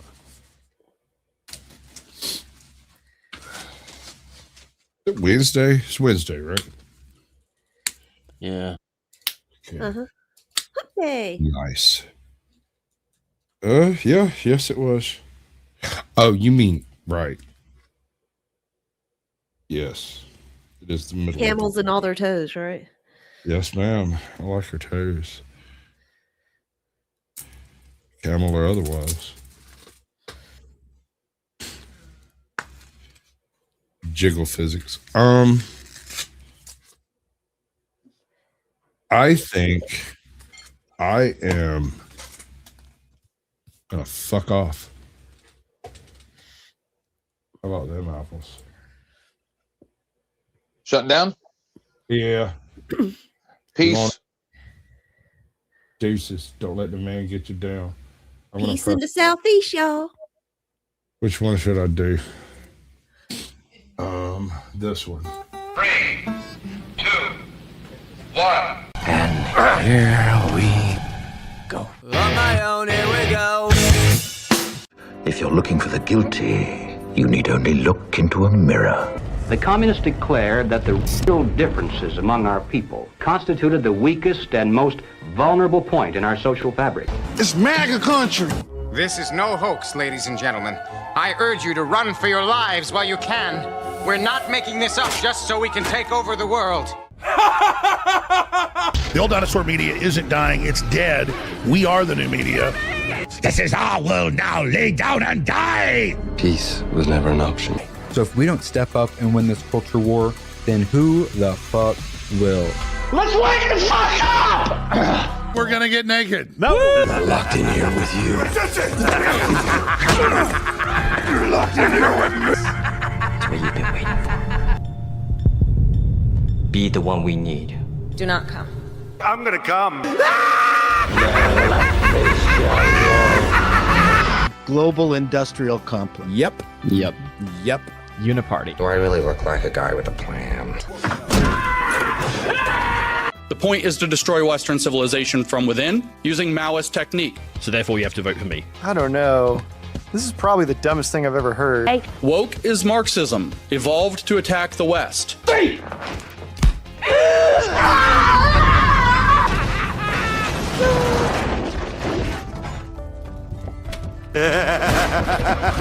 Stop giving up.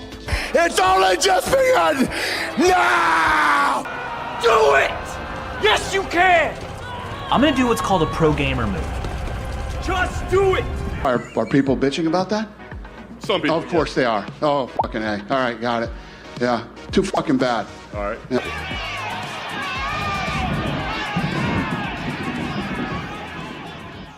Far left conspiracies, to be honest with you.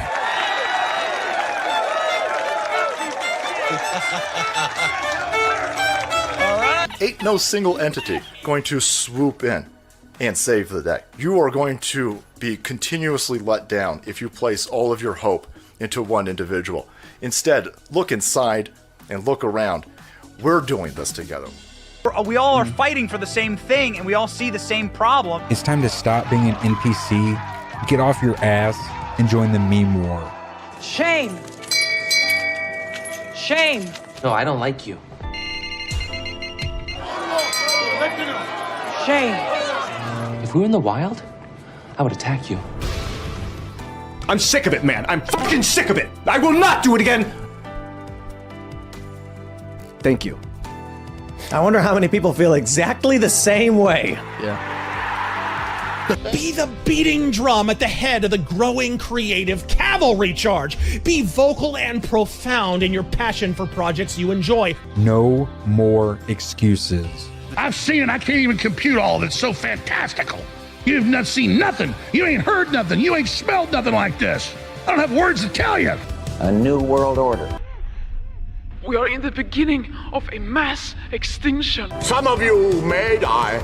but it's a sacrifice I am willing to make. Hey, wait a minute! About it. You control population, you destroy the family, and then you you sow division. You don't need a destination when you're running on an omnidirectional treadmill. Are we ready for a new world order? You'll never defeat the human spirit! You'll never defeat God! You'll never win!